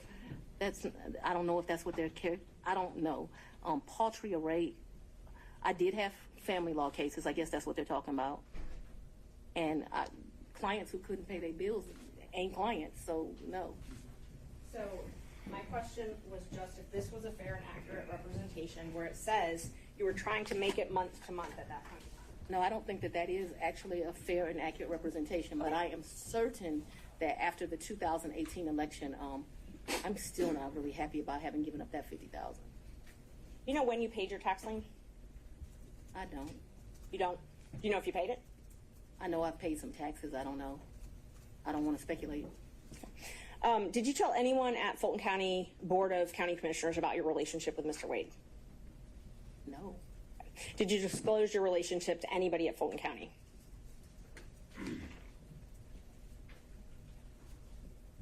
No, I don't think so. And as the chief law enforcement officer of Fulton County, I assume that you're familiar with the county code and ordinances? I've said we're not going to cover that in this hearing, Ms. Merchant. I'm sorry, Judge? We said we weren't going to cover the county regulations. Okay, and I won't. Let me ask you this then. So are you aware that you're required to disclose any relationship with someone that you contract with in Fulton County? I'm going to object to the court's prior ruling that you made this morning. Would this be different because it's a potential for impeachment? Yes. What did you ask me? Ms. Merchant, if you could re-ask the question. Okay. Are you aware that Fulton County requires you to disclose any relationship with someone that you're doing business with? I'm not aware, and I know often that things are confused with state constitutional officers in county, but I'm not aware. Okay. So it's not so it's your understanding that you don't have a duty to disclose the She's relationship? answered that question. Let's keep going. Did you keep track of this cash that you paid him at all? What are you talking? I don't understand. Did you keep track? Did you keep a ledger? Did you keep track of it? So I've only given him cash, as I mentioned, 3 or 4 times. There's no ledger. This is friends handing money off to each other. So the answer is no, you didn't keep And I track. think you've already asked whether there was any written proof whatsoever, and she's Yes. answered that. Okay. So we've covered this. Let's move on.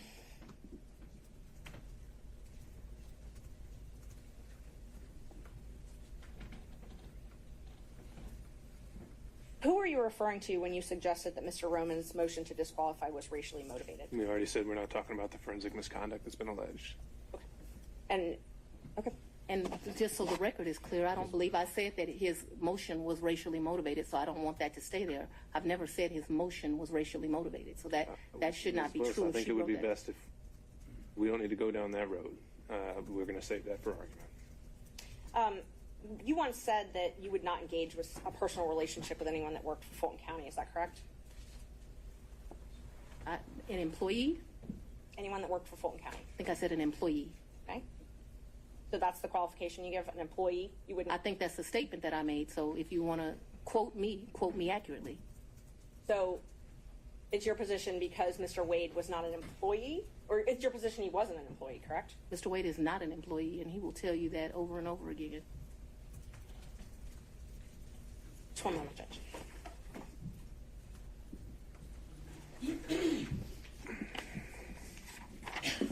I'm sorry, the statement, just so I make sure I accurately quote you. What you said was you won't sleep with people who work under you. Do you not consider Mr. Wade working under you? I consider Mr. Wade to be an agent. An agent? Yeah, All right. an appointee is what I really think of him as. Your point, whatever merit it has, Ms. Merchant, is on the record. Next question. All right. Do we need any moments in a minute? Mr. Sadow. Yeah, I'm ready to go, Your Honor. All right.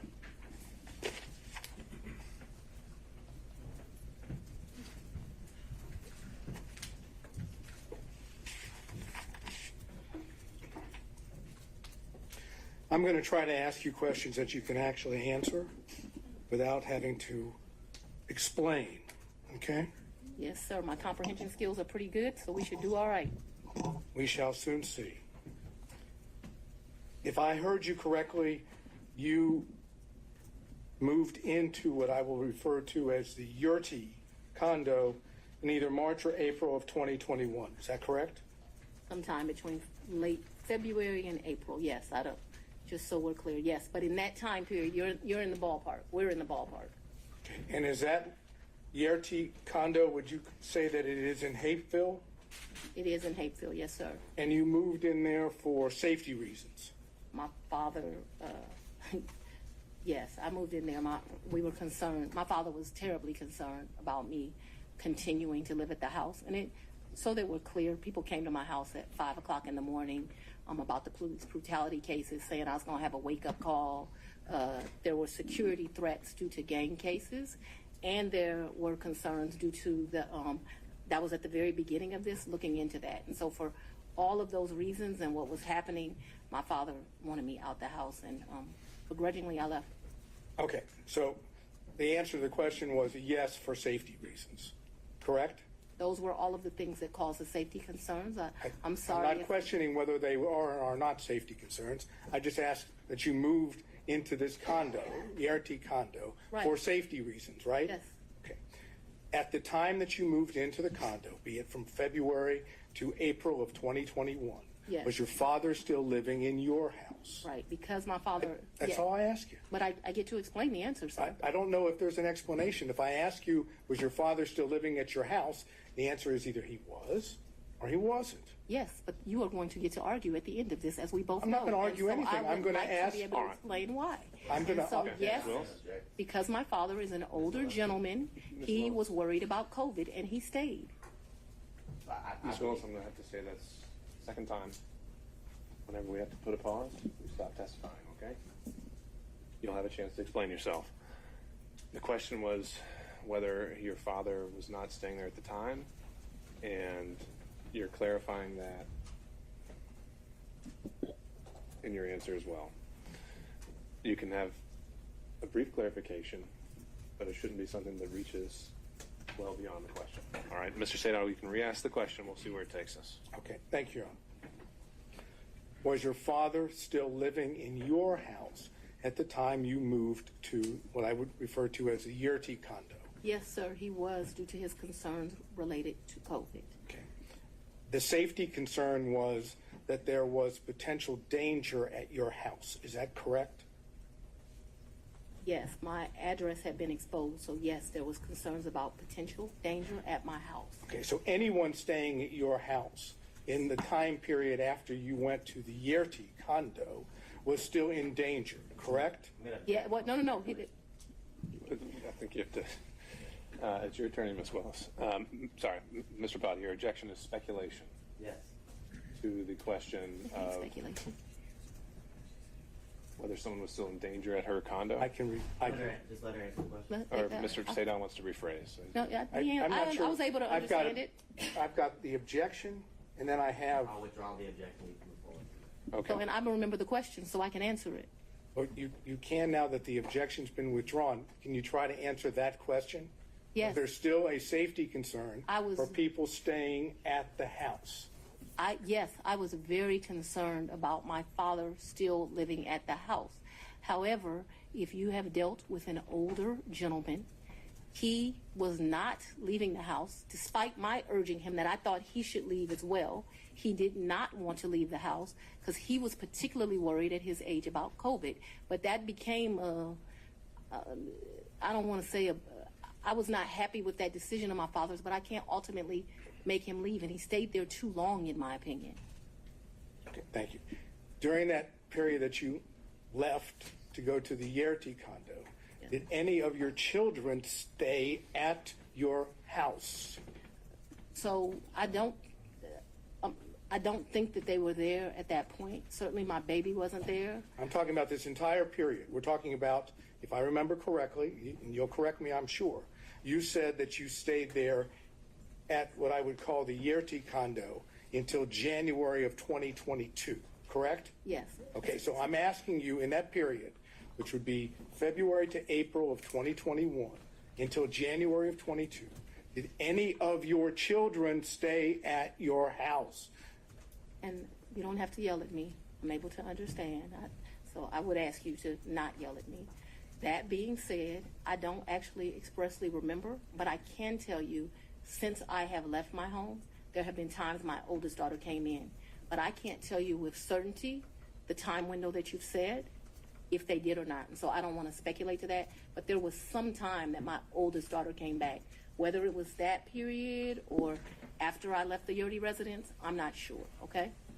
Okay, so if I continue to go into more detail on this, you're not going to be able to give me an answer of whether or not, in fact, any of your children were still at the house or stayed at your house during that time period, correct? What I can give you clarity of, so that we are clear, is from the time I moved out in February-ish of 2021, after I left there was a time period that my oldest daughter came back.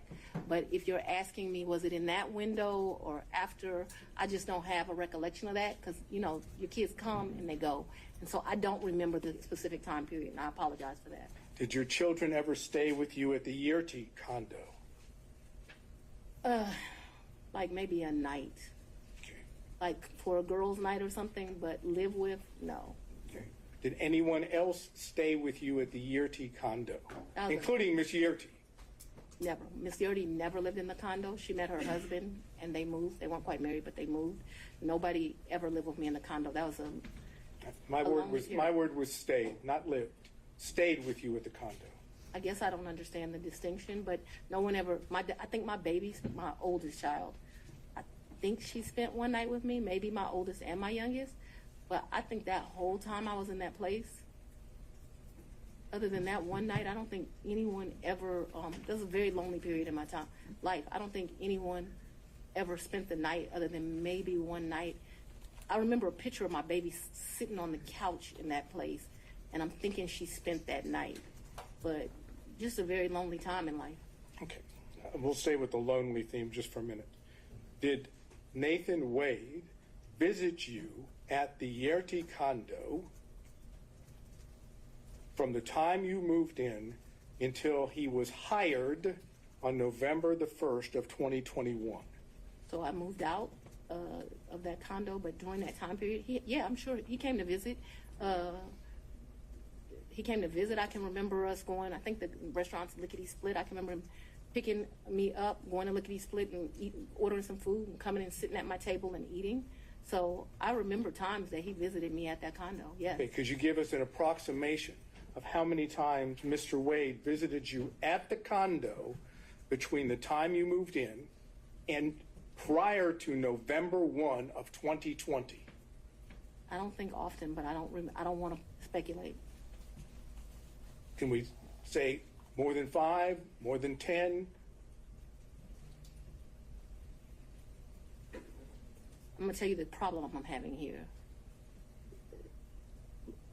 Let's say more than 10, but I'm not sure that that's even accurate. He certainly has come and picked me up, gone to grab some food to eat. I don't remember him being in that condo a lot. Okay, that's your. I'm sorry. You want a number, and what I don't want to do. Giving me your current and best recollection is all I'm asking for. That's all I can give you, sir. How many times did any of the prosecution team, how many times did Anna Cross come to that condo between the time you moved in and November 1st of 2021? I don't think Anna's ever been to that condo. What about any other prosecutor that's involved in the prosecution of this case? I don't think any of them have. Just Mr. Wade. That's correct, sir. But it was a lonely time. Oh my God, that 2021, I have a lot of guilt about this time period in my life. Let me tell you why. But yes, it was a lonely time. Okay. I was very appreciative to the citizens for giving me this responsibility and this duty. But what I very, very quickly learned is that this is a very isolating job, and 2021 was a lonely time. I turned 50 in 2021. That's probably one of the worst birthdays I've ever had. I spent it alone. So I have a clear recollection of 2021 being lonely. Okay. Did Mr. Wade ever visit you at the condo, the time period I'm talking about, prior to November of 2021, when Ms. Yerty was at the condo? So Miss Yurdy and me we didn't share the condo at the same time. So the answer would be no. But we never stayed there together, so it's an impossibility. It's an impossibility. Yeah. Okay. Now, Miss Yurdy, because we need to get clarification on this. Miss Yurdy stayed in that place. There may have been a time that me and Mr. Wade visited, like went and saw Miss Yurdy, but me and Miss Yurdy never lived there together. Just so we're clear. Well, maybe that was clear, but I'm going to have to try again. Okay. Was Miss Yerty still living in the condo when you moved in? Not a day. Okay. So what I'm That was talking another misrepresentation in this. We never lived together. I never lived with Miss Yurdy. My question, though, I'm trying to understand Okay. that after you moved in to the condo, Miss Yerty she was out of the condo, right? She got a house. That's all I'm asking. She's not in the condo. We never stay, Miss Yurty and I never stay a day together in the condo. All of her stuff was out of the condo, and all my stuff, some of my stuff, not all of it obviously, was moved into the condo. So we never stayed there together. No, sir. All right. So when I ask you about Mr. Wade visiting the condo, Yes. when you were staying there, Yes. Miss Yerty wasn't staying there, correct? That would be correct, yes. She wouldn't be at the condo, correct? No, she would not have been. It would be you and Mr. Wade alone at the condo, correct? Yes. That is, there weren't any other witnesses to Mr. Wade and you at the condo, correct? Yes. No security, none of your security detail. An object. She said it was just her and Mr. Wade. You made your point, Mr. Sadow. Let's move on to the next one. Yes, Your Honor. Who in the prosecution team, prior to, I guess, the motion being filed by Defendant Roman, who in the prosecution team knew of your personal relationship, and now I'm talking romantic, with Mr. Wade? So, sir, I am extremely private. All I ask No, you is no, who no. knew. It's not. The answer is no one knew, that's fine. No. I ask you who knew. You can answer, Let me just tell answer you it this. and then explain, Ms. Willis. I am very private. When I supervised Mr. Body and Mr. McAfee, they didn't know who I was dating, but I can assure you I was dating somebody. So that I kept something private, that's my private life, is not any mystery to anyone. It's like a woman doesn't have the right to keep her private life private. And I'm speaking on this because there have been all these intimations. You still haven't answered the question, Ms. Willis. I'm sorry, what was the question, Your Honor? Is there anyone else who knew about it? And then you can explain. I don't know. I don't think so. I certainly didn't go out telling my business to the world. Okay, so, the best of your recollection, you didn't inform anyone on the prosecution team that the individual that you had chosen to lead the prosecution team had a personal relationship with you. So Is that correct? That's inaccurate. Your question is inaccurate. What? Because you stated that the person I chose, we had a personal relationship. So we had a friendship. We have all these distinguishing factors. Remember, when I chose him in November of 21, first of all, let's get this straight. Mr. Wade was not actually my first choice. That's no insult to him. Your Honor, No. I It is don't- you because of the way you phrased the question. You said when I chose him, I didn't inform people of a personal relationship. We have defined personal as romantic. It is an inaccurate way to state the question. Then I will certainly restate it so it is very accurate. Okay, and please do not yell at me. You hired Mr. Wade for the first time on November 1st of 2021, correct? November of 2021. Yes, Okay. sir. Your testimony is, whether one accepts it or not, your testimony is that at the time you hired Mr. Wade, there had never been a romantic relationship with Mr. Wade before you hired him, correct? Yes, my testimony is that we were very good friends, but we're talking about a sex, so let's just don't. No, I'm not talking about, I'm saying romantic relationship doesn't necessarily have to be just sex. Well, It can I be don't- dating, it can be holding hands, it can be any of those things that one might call romantic. I'm asking you whether or not prior to November 1st of 2021, there was a romantic relationship with Mr. Wade. It's very simple. It's either a yes or a no. I don't consider my relationship with him to be romantic before that. I'm not a hand holder, so no. That's fine. Now, let's move beyond November 1st of 2020, Yes. 2021, excuse me. If I understand your testimony, there was no romantic relationship with Mr. Wade until early in 2022, whether it be January or February or March, early in 2022, correct? I would say sometime between February and April. Yes, sir. All right. Now I'm asking you about that time period when it became romantic. Yes. Okay? Thank you. Okay. You didn't see the need, if I understand, to tell any of the people on the prosecution team when you had established a romantic relationship with Mr. Wade that the lead prosecutor, that is the man that was basically giving orders to others, was dating or having a romantic relationship with you, correct? I'm going to object to relevance at this point, Your Honor. It's not Sit down, relevant. relevance. Just to prove what we're attempting to show that there is an issue on the credibility about the relationship. The failure to have informed anyone on her team that she was having a romantic relationship with the lead prosecutor, I suggest gives rise to that inference. That's the relevance. The inference that The inference that they were concealing this because it was not as it's been characterized to the court, and that in fact it started earlier than what they say. all right, overruled. Mr. Sadow. I just want to make sure that we're clear. From at least 2020, me and Mr. Wade were friends. At least that time period. Okay, I'm not talking Okay, so about. no. I want to be clear because my credibility is being evaluated here, right? We were friends. We hung out prior to November of 2021. In November of 2021, I hired him. I do not consider our relationship to have become romantic until early of 2022.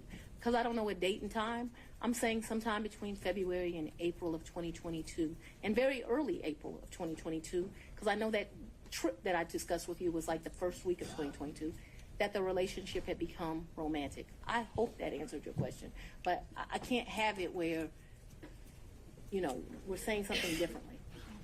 All right, so you've established the timeline as you put it. The question originally was, at that time, did you tell any other prosecutors on the prosecution? I never tell people at work who I'm dating. All right, Mr. Sadow. Okay. Did you take any trips to D.C. with Mr. Wade? Never. Did you take, okay, so you have no, what I would call personal trips or business trips to D.C. with Mr. Wade? I never went to D.C. with Mr. Wade, personal, business, otherwise, never. Okay, so, I've never been in the District of Columbia with Mr. Wade or Maryland, Virginia, the DMV as they call it. so as I understand it, just to be clear, any trips that you would have taken to see D.C. That would not, was a pretty clear answer. huh? That was a pretty clear answer. No. Ask him answer She just said no. twice. So do you have a variation or something new to bring up? I'll ask it and we'll see. Did you take trips to D.C. that were non-business during the time period that this case or this matter was under investigation? I'm going to object as to relevance as it relates to the matter that we're here before Your Honor today. Well, again, the question already asked is, did you take personal or business trips? She said, But that was with Mr. Personal or Wade. business? That was with Mr. Wade. This I asked her alone whether she took. okay. What's the relevance? And what would be the relevance of that? I'm trying to understand whether or not we have an ability to show a personal trip in which Mr. Wade is there at the same time. I understand her answer. Okay, I understand her answer, but we have documents, we have records that. Your Honor, I'm going to object to the documents, the things that Well, this could be something that's maybe not part of the record yet, but if he has I think there have been other things discussed in this case, and they have evidence that Mr. Wade may have been in D.C. at the same time. If you want to ask about that exact specific date, Mr. Sadon, you can do that. I would reference to the court that that was not asked of Mr. Wade. Anything about any trips to D.C. Sure. And so that's going to limit its merit and impact on credibility. So, Mr. Sadon, ask the question. So I understand your testimony is you never took a trip to D.C. with Mr. Wade. That's correct. Personal or business? That's correct. Were you ever in D.C. at the same time as Mr. Wade? I was not. On personal or business? No, me and Mr. Wade have not been to D.C. at the same time. However, since Mr. Wade has been on this case, he's been to D.C. Since Mr. Wade has been on to this case, I've been to D.C. What has not happened is we have not been in the District of Columbia at the same time. Now, the only thing I'm not sure about with what you asked me is if I've been to D.C. personally, because I got a lot of personal friends in that area. But I know that I have been to D.C. I did an interview at Howard University. I went to D.C. for that. Seems like I've been to D.C. one other time. Oh, I went to D.C. for the Global Summit. Actually, yeah, those were two separate trips. My next question is based on her opening the door, and therefore I'll just ask it, and Your Honor can decide whether or not it's appropriate. When you went to D.C., did you go to the White House? I did not go to the White House. No. Well, Apparently I'm going to get the answer anyhow. there you have it. Next question. Okay.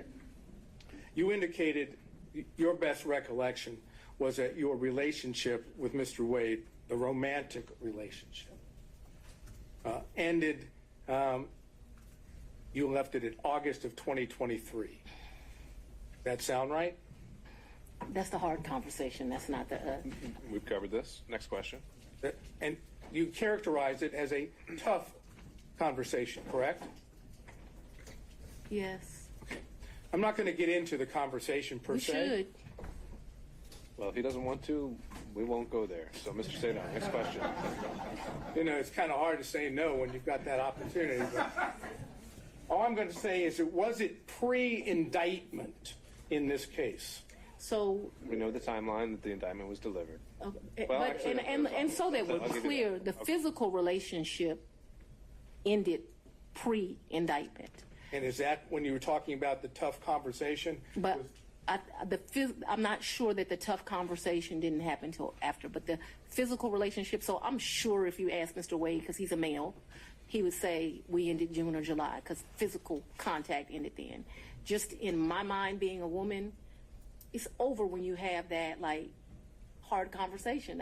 I just think women and men think differently. And I think the answer, Mr. Sadon, to your question was she's not sure whether it was before or after the indictment. Well, I'm not sure that was her answer, but let's see if I can get specific. That is what I said. That's what I said.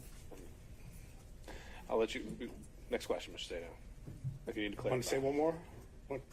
The romantic relationship ended before the indictment was returned, yes or no? To a man, yes. Well, to a man, yes. To you, no? She's explained this, Mr. Sadon. She's explained this. And did the forthcoming indictment have anything to do with that? Ooh. Or was it just a coincidence? Let's go on and have the conversation. I've just asked you whether or not it was a coincidence. Had absolutely nothing to do with this. It's interesting that we're here about this money. Mr. Wade is used to women that, as he told me one time, the only thing a woman can do for him is make him a sandwich. We would have brutal arguments about the fact that I am your equal. I don't need anything from a man. A man is not a plan. A man is a companion. And so there was tension always in our relationship, which is why I would give him his money back. I don't need anybody to foot my bills. The only man who's ever foot my bills completely is my daddy. Is there anything else you would like to add to that? No. Sure. But I'm sure we'll talk about it further. No, we're not going to talk about it further. All right, no back and forth, Mr. Sadon. Next question. My next question is something that that has to do with what I've characterized as the church speech. Let me just tell you what the question is, because I know that's not something. Preserve it for the record. Huh? You can preserve the questions for the record, but then we'll move on. That's correct. Thank you. when you gave what I've referred to as the Martin Luther King weekend church speech, you know what I'm referring to? A great honor of mine. That's a historic African-American church. Yes, I do. Okay. Did you have handwritten notes with you that you were reading from during the speech? And on second thought, Mr. Sadov, because you might have a number of questions about this, why don't we just bullet point what you would want to cover on this to preserve for the record, and then we'll move on to the next topic. Okay. Since I had laid out before that the forensic misconduct isn't a So subject do of the I evidentiary not hearing. get an answer for that? That's right. Okay. Did you read your speech? Well, no, Mr. Sadov, for everything related to any forensic Oh, you just want me to stay misconduct out of it now? We're just not. We can do it in a bullet form if you just want to cover what you would have asked, but it's not in a question and answer format. Okay, so I should do that at this point or do it Sure. when you're ready? We can do it right now, so it's fresh on. I'm going to ask her about, did she prepare the speech? Did she have notes on the speech? Did she read the speech? When did she do this? When did she write the speech? Who was she referring to when she was talking about others? Who was she referring to when she said they? Who she was referring to when she spoke in terms of their, that is, their, I would love to answer those questions. Well, Ms. Willis, you could certainly do that in some other format, but for today, that's what we decided we're not going to cover. who was she talking about that was playing the race card, and why she didn't tell the people at the church that she had had a personal / romantic relationship with the, all due respect the way it was characterized, the black man that she was referring to, and was the black man she referring to, was that Mr. Wade? Okay. That's that area of inquiry. Noted for the record, Mr. Sadov. Next topic. Okay.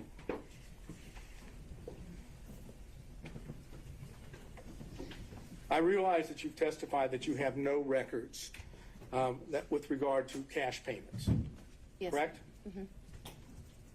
Would your bank records reflect that you withdrew cash from your bank accounts during the time period of 2020, 2021, 2022, or 2023? I'm not asking you, I'm just asking whether they would reflect that you withdrew cash from any of your bank accounts. So the exact amounts? No, just But yeah, that of course, you did. Of course, I withdrew money throughout that time period, throughout my life. I've withdrawn money from the bank. Yes, of course. Talking about cash from, that is, that you go to a Cash, bank right. or you go to an ATM Cash. and you take cash out. Either that way, or you go to Publix and you overpay, or you go to another store and you overpay. So yes, both through that, yes, of course they would reflect that at times. Okay, and so those records, if we had them, would show that, correct? That throughout the course of my life, I took out money. I was very specific. I said Yes, during the course 2020. of that time period, I would have taken money out. Yes, So, do you have a problem with? I absolutely.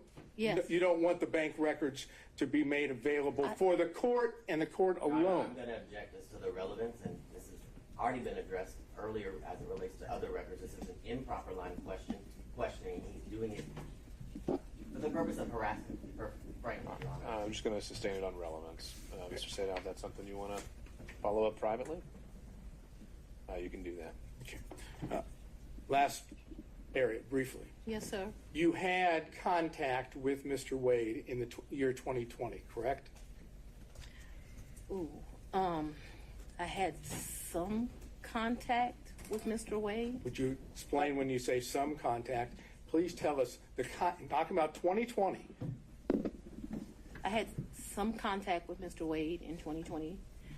One of the reasons your allegations are so preposterous, or Ms. Merchants that you have joined, is... Ma'am, No, no, I no, didn't no. ask you about the allegations. I asked you about your contact. That's all I ask you, okay? I appreciate that you want to say something, but I'm interested in, did you have contacts with Mr. Wade in 2020? And your answer so far has been yes, correct? very limited contact because Mr. Wade had a form of cancer that makes your allegations somewhat ridiculous. And I do appreciate the I'm not going characterization. to emasculate a black man, but I'm just telling you. I'm that sorry, what? I'm not going to emasculate a black man. Did you understand that? All right, So I don't let's think get we should back on discuss track. further. Mr. Sato, next question. Trying to, Your Honor. Would you tell us on the occasions in 2020 that you had contact with Mr. Wade? I'm sorry, I thought I had answered that. Yes, sir. There were times in 2020 I had contact, but 2020 was a year I was running for office. It was a year that he was going through some serious medical issues, and I did not have much contact, but I certainly had contact with him in 2020. Did you go out to eat with him? Maybe, probably. Did you visit him in any location, his office, or did he visit you in your office in 2020? I am sure I'm sure, ooh, that's a very good question. I'm sure he came to 750 in 2020. 750 was my office. Okay. Not often, but maybe once or twice. Maybe I went to his office once or twice, but maybe once. And the purpose for going to his office would have been what? Maybe we would have went to Mellow Mushrooms for pizza, or maybe he would have come for lunch. I'm sure we went by each other's office, though, but not often, not a lot. We both grinding, trying to make a living. Wait, I understand what you've said about the cancer, and I'm not going into that. But when you were going out with him to restaurants, or when he would come to your office, right? Those were not sterile environments, were they? Oh, very sterile, because it The was. restaurants were sterile environments? A lot of times we wouldn't eat there. We would pick up something and go in, but they were. I'm listening to you. You pick up and take it to where? Maybe eat at our office, but it did not happen much. That's what I'm trying to explain to you. And my office in 2020, nobody was coming in. I was stir crazy, so I would still go into my office. If you remember, when I started this, I said, I am not even sure if we came to each other's offices, but I am trying to be over cautious. So I think I can recall him at 750 a couple of times. I just think I can recall him at 750 once, but let's say twice. I have seen his office. I remember all the awards in the lobby, but I'm not sure in 2020 I went. I'm not even sure I went in 2020 at all. I just want to tell you yes, because I'm not sure. But I have a distinct recollection of him at 750. I actually don't have a distinct recollection of me at his office in 2020. But maybe I went to his office in 2020. Maybe. Did you have ongoing phone conversations during 2020 with Mr. Wade? Oh, yeah, I talked to, yes, absolutely. Yes. Yes. No question about that. No question. I talked to him on the phone in 2020.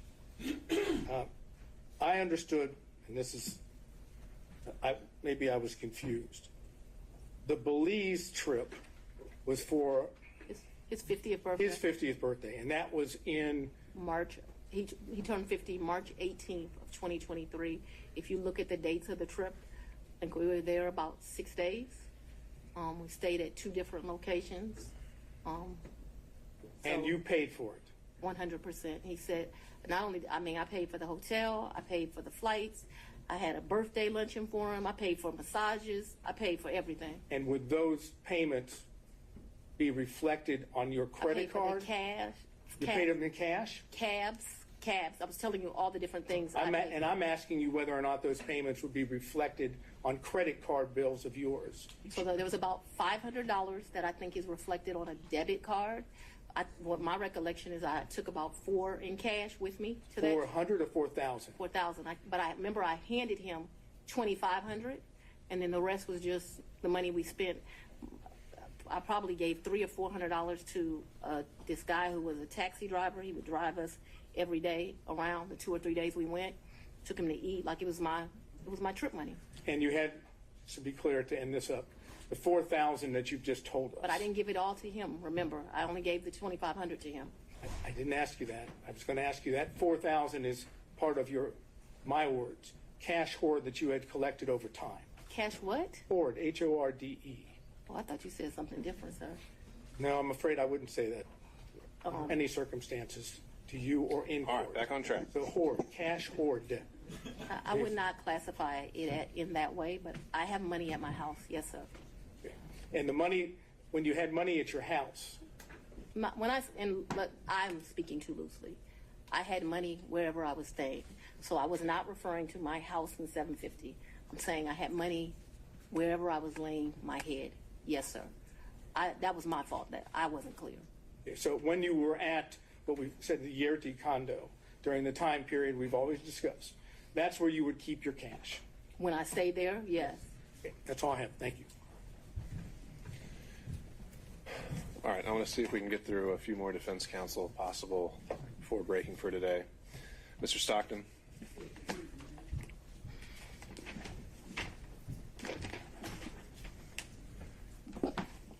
Madam District Attorney, I'm Alan Stockton. I don't think we've had the pleasure of meeting. It's a pleasure to meet you, sir. Madam DA, you described these various trips, and Mr. Sadow asked you about going to Washington. Did you and Mr. Wade go to New York? I've gone to New York. I've gone to New York twice since I've been district attorney. I'm trying to think if it's 2 or 3 times. I went to do a domestic violence thing there for sure, and I was honored, and I went to the Apollo there. Those are the only 2 trips that come to mind. I went. He was not with me. You also said that he was a world traveler and had been on many of the continents. I've been to 6. Have you been on any of those continents with him? Besides this one? Where's Belize? What continent is it? I'm not being funny. I don't know. Let's say, with the I've been exception to of... Belize with him. I've been to the Bahamas with him. I've been with Aruba with him. Don't embarrass me. I'm not sure what continents those are on. Whatever continents those are, that's where I've been. I'm sure if I gave it some thought, I would tell you. But whatever continents those are, that I've been to those locations, sir. But not Australia or any other continents? I don't even want to go to Australia. I do know he took a trip in December to Australia.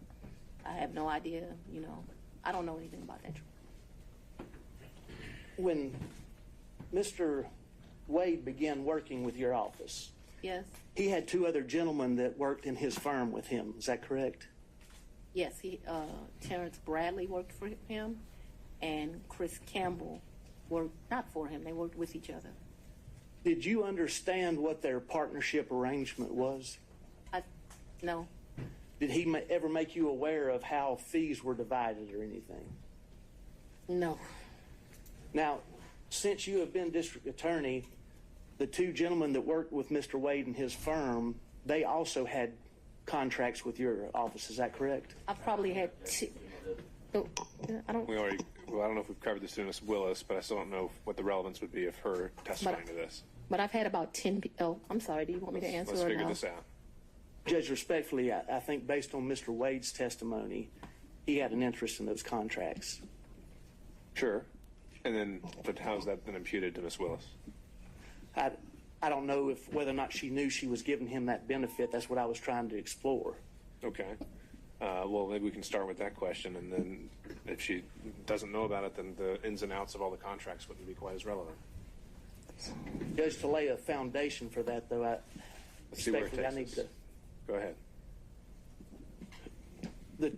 The 2 gentlemen that were in Mr. Wade's office, did they have what I think has been referred to as a taint contract?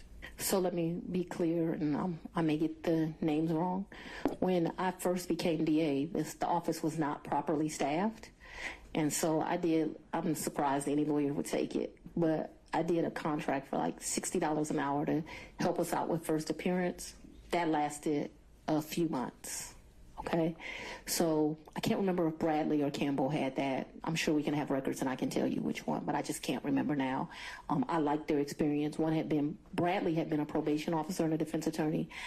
Campbell had been a police officer and a defense attorney. There's a reason I'm telling you this. Then that contract, like I said, it didn't last long. It was just, I was aggressively hiring. As soon as I got where I felt like I had first appearance, enough lawyers for that, I let them go. Then we had what's called a filter contract, but it was not filter for this particular case. I do have a lawyer who does the filter for this election interference case. When we're talking about filter, the contract they had that neither one of them has any longer, I now have another lawyer that does that for me. It was only for police brutality cases. It's for what I call so when I first got to be the DA, I had, the whole unit was called anti-corruption. It dealt with both elections and police brutality cases. I actually took a trip to Houston and visited the district attorney in Houston. They divided their work up, and I thought the way she was doing it was better than me. And so I made a civil rights unit. And so they did what we would classify as civil rights cases. Those are specifically the police brutality cases. When I first took over, I was told Paul had not filtered 5 cases. That was a joke. It ended up being the 101 cases. They weren't filtered, which is why I hired 2 of them. Eventually, we got it down enough that it was 1 of them. And then now I still have 1 lawyer that does it, but now I've been able to cut those cases down to like 30. Can you tell me help me understand what the purpose of the filter is? Yes, sir. So what a filter is police officers make statements in the line of duty, and you are not allowed as the prosecutor to know what those statements are if they're done in the furtherance of their employment. And in fact, if you know what those statements are, you're basically disqualified from the case. You can't have it anymore. So what our policy is, I think I pay them like a $50 flat fee. They pick the case up directly from the GBI because that's where those cases go to. And then what they are to do is to go through the entire file. So the body cam, which is important because sometimes they'll make a statement to their supervisor on body cam, in the police reports where they write things. It would be easy if it was just some statement of the police officer, but what you find out is these statements are embedded in it. And so what your filter lawyer does is they go through it, they either redact it out electronically or they cross it out, and then once it is crossed out, then they provide it to my team, and then we're able to look at it. That was not being done appropriately when I became district attorney. I thought that it had only been, so Mr. Howard had some Chinese wall thing that I didn't think worked at all, where allegedly those cases were properly redacted. That ended up being a joke. And so the 5 cases really turned into, I'm not going to say all 101, but a vast majority. That is the work that Mr. Bradley and Mr. Campbell did for me. They did a really good job. All of those cases that we originally came with, they're done. Those cases they're not just done for Mr. Bradley and Mr. Campbell, they're done through my office. But obviously life is not stagnant. There have been new police cases. I do have a lawyer that is doing that work now. That doesn't work for me. That's same kind of deal. I have another lawyer that does filtering for this case, completely separate. So in the same private office, you had a filter contract, then you had somebody else handling first appearances and so forth, and then you had a special prosecutor. Is that correct? I'm just not. Ultimately, the answer to your question is yes, but I'm not sure that they did it at the same time. The first appearance contract was either $60 or $90. I don't know really how I convinced them to be able to take that, but I think because it was for such a short amount of time. And then I think I pay my filter lawyers, which I still don't know how I get away with, about $150 an hour. And I want you to understand, the AG pays special prosecutors $1,000 an hour. So I'm a tough negotiator. Paul was paying people up to $375 an hour.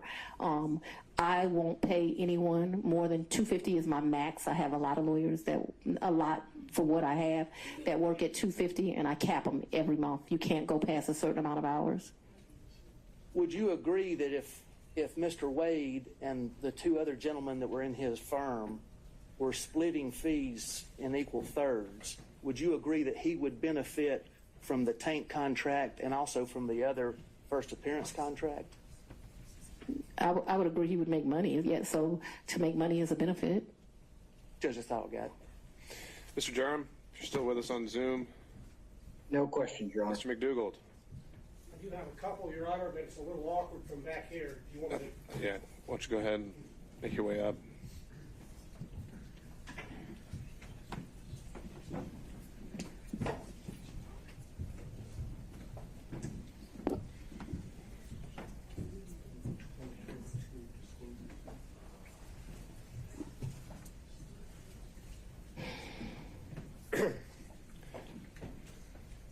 Good afternoon, Ms. Willis. How you doing? I'm very well. How are you, Mr. McDougall? I think this is our first in-person meeting, correct? Second. Second? Well, I apologize for not remembering you more clear. That's quite all right. I'm referring now to exhibit number 21, Yes, sir. which was your financial disclosure form for 2022. Yes, sir. And it has a question which requires you to disclose any gifts or favors from a single prohibited source in the aggregate amount of $100 or more. Do you see that? I don't, but I believe you. It would be on page 2 in the middle, paragraph number 3. Yes. And what is your understanding of a prohibited source for purposes of this form? I believe there's some classification of somebody you like don't have a personal relationship with that gives you $100. All right, if you look somebody under there Sorry. at subparagraph 2, Romanet 2, it defines it as someone that you know or should know is seeking to do or is doing business with the county, correct? Yes, but yes. That includes Mr. Wade as of the date you filled out this form, correct? Yes, but he never gave me a gift of $100 or more. The only thing that I would say maybe went over that, but I don't think it ever did, is if we went to dinner and my meal was $100, but I don't think I've ever eaten $100 worth of food at a restaurant, because I would not pay him back if we went to lunch or went to dinner. But trips, I paid him back for. You know, I never thought about the money until y'all brought it up, and I would be less than honest that says I was giving him the money back because I was the district attorney. I didn't take gifts from him for a lot of personal reasons. Anyway, I did not take gifts from him. And so your reason for not disclosing any gifts from Mr. Wade on exhibit number 21 is that the aggregate amount on a net basis was less than $100 in the year 2022. Is that correct? I did not accept a gift of him of more than $100 in 2022. The one exception to that, because I want us to be clear, is we probably went out to eat multiple times in the year. If you're considering eating a meal, because we went out multiple times, that probably went to the level of more than $100. But if we're doing tit for tat like that, I probably paid for as many meals as he paid for. And so I did not receive any gifts from him. The question on the form, I understand the the question. aggregate in excess of $100, and your testimony is that you did not McDougal. receive in the aggregate more than $100. All right, Mr. McDougal, you can sit down now. I don't believe she answered that question, Your Honor. She answered as to specific individual gifts. And you're not listening to my answer either, so we're done. Very well. Okay. Mr. Rice. No further questions. Mr. Gillen.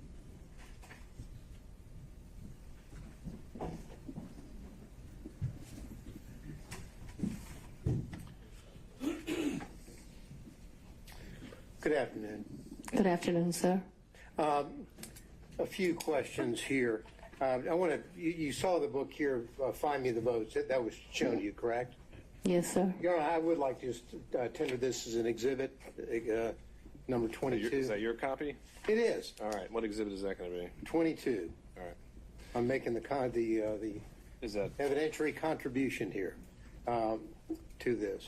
Now, well? I guess Yeah, you're tendering it. Is it with position of the state? I'm going to object this to the relevance at this point. There's no relevance at this point. Mr. Gillen, are you using this to confront her with prior statements? yes, Your Honor.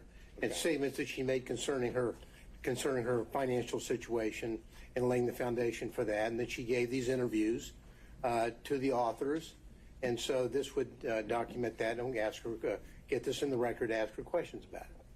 Well, we could mark it for impeachment purposes. I'm a little wary of entering an entire 300-page book because I don't know exactly what every single line, if it would pass hearsay or relevance or et cetera, et cetera. But I don't think it needs to be admitted as an actual evidence for the record for you to do what you need to do with it. So, Well, Your Honor, I understand. I just would.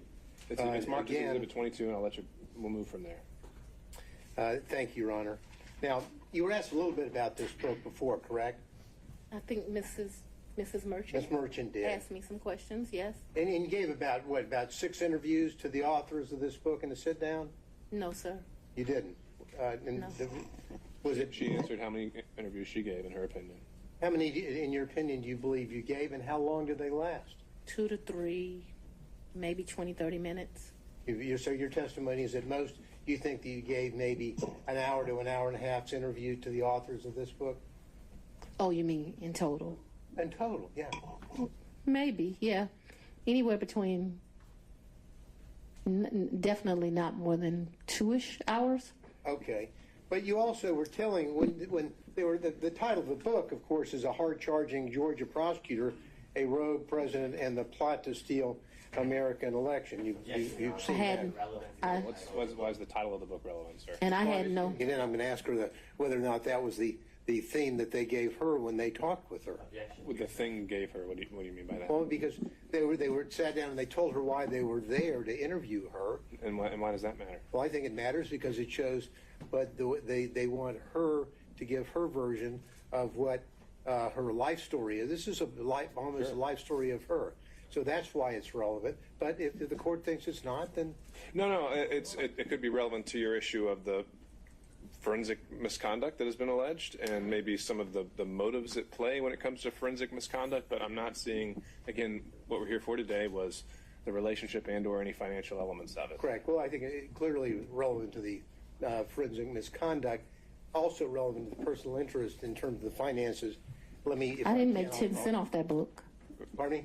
I didn't make 10 cents off that book. Didn't ask whether you made any money.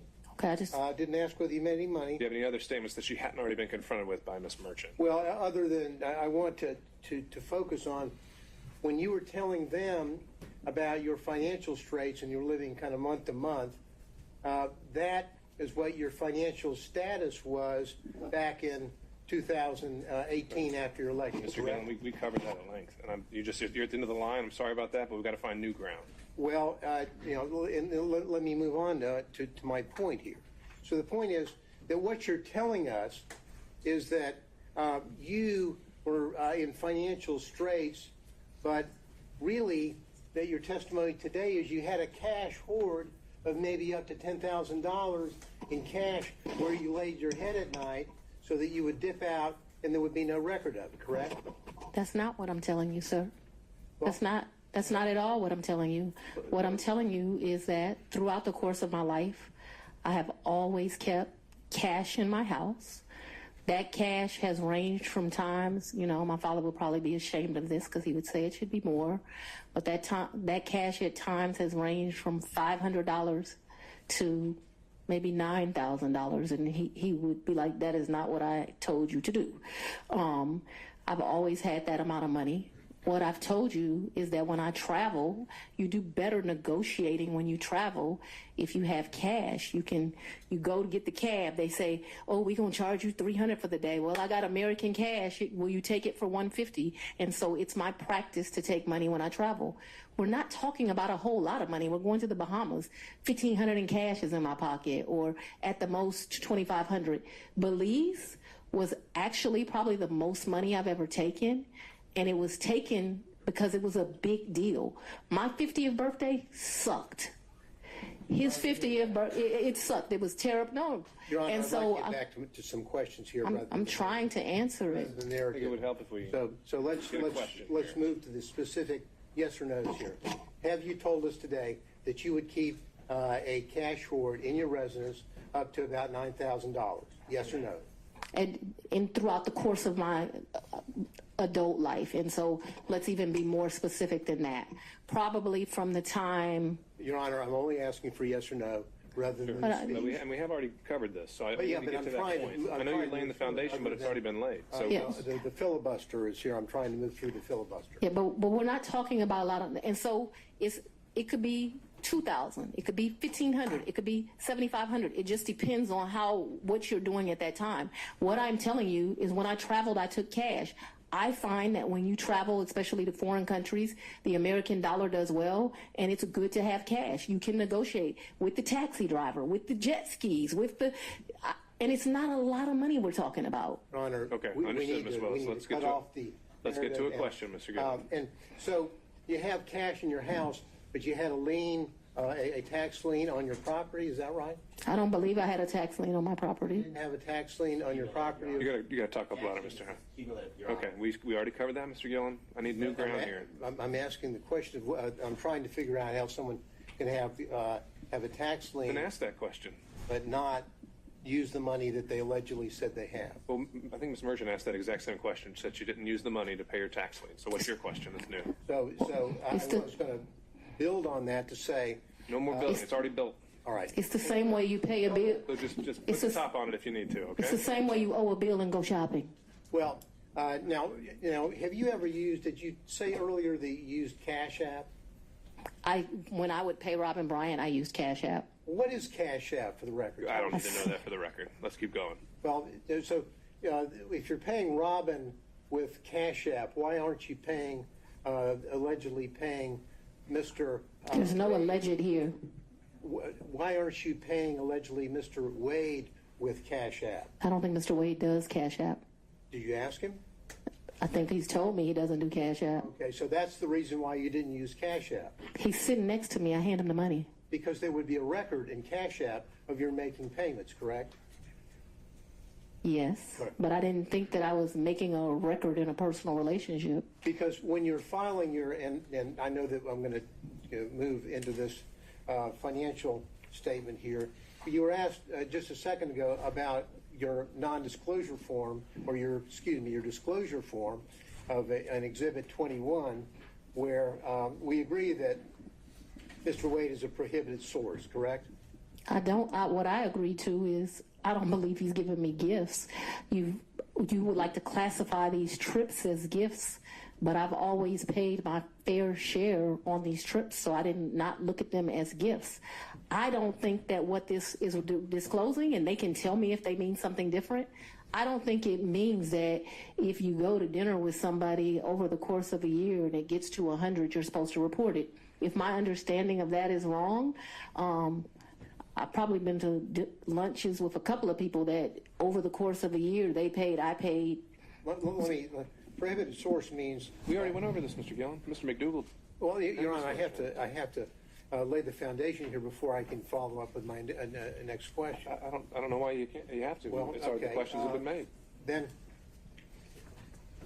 your 2022 disclosure form did not list any of the thousands and thousands of dollars that Mr. Wade paid for on trips that you were on. Objection. Isn't that correct? That's because Mr. Wade was paid that money back, or he was paid due to the fact that I bought the plane ticket or I paid for the hotel. There were never money that he gave me. That wasn't the nature of our relationship. You know, there's so many men, and Mr. Wade is one of them, where the nature of the relationship is they're just paying a woman. The nature of our relationship is companionship and friendship. Despite the way people would like to paint certain women, it's just not true. Final question. And not a single solitary documentary piece of evidence showing that you have withdrawn the cash to pay him All back. right. Thank you, Isn't Mr. that- Gillen. That's not accurate. Thank you. Okay, Mr. McCullough, on behalf of Mr. Floyd.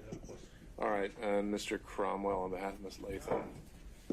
Great thing about becoming last is most of your questions. I have one question, Ms. Willis. Can you hear me? Yes, sir.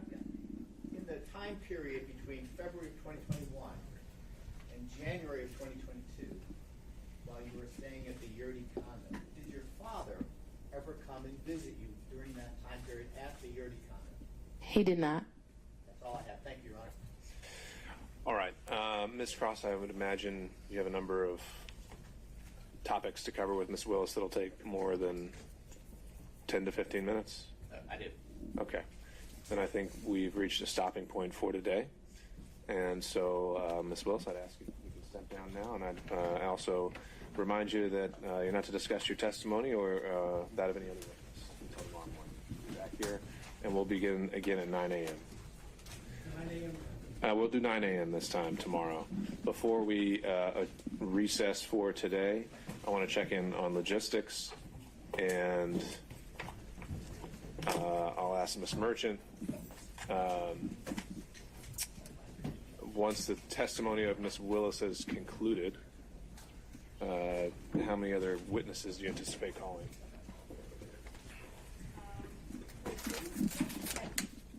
And then we subpoenaed Delta records, but the state objected. We can handle that now. Ms. Willis, you can step down. You're done for the day. You want me to leave the courtroom? Or you can sit at the council table. We don't need you in the witness box. All right, so 2 witnesses, and then querying other defense counsel.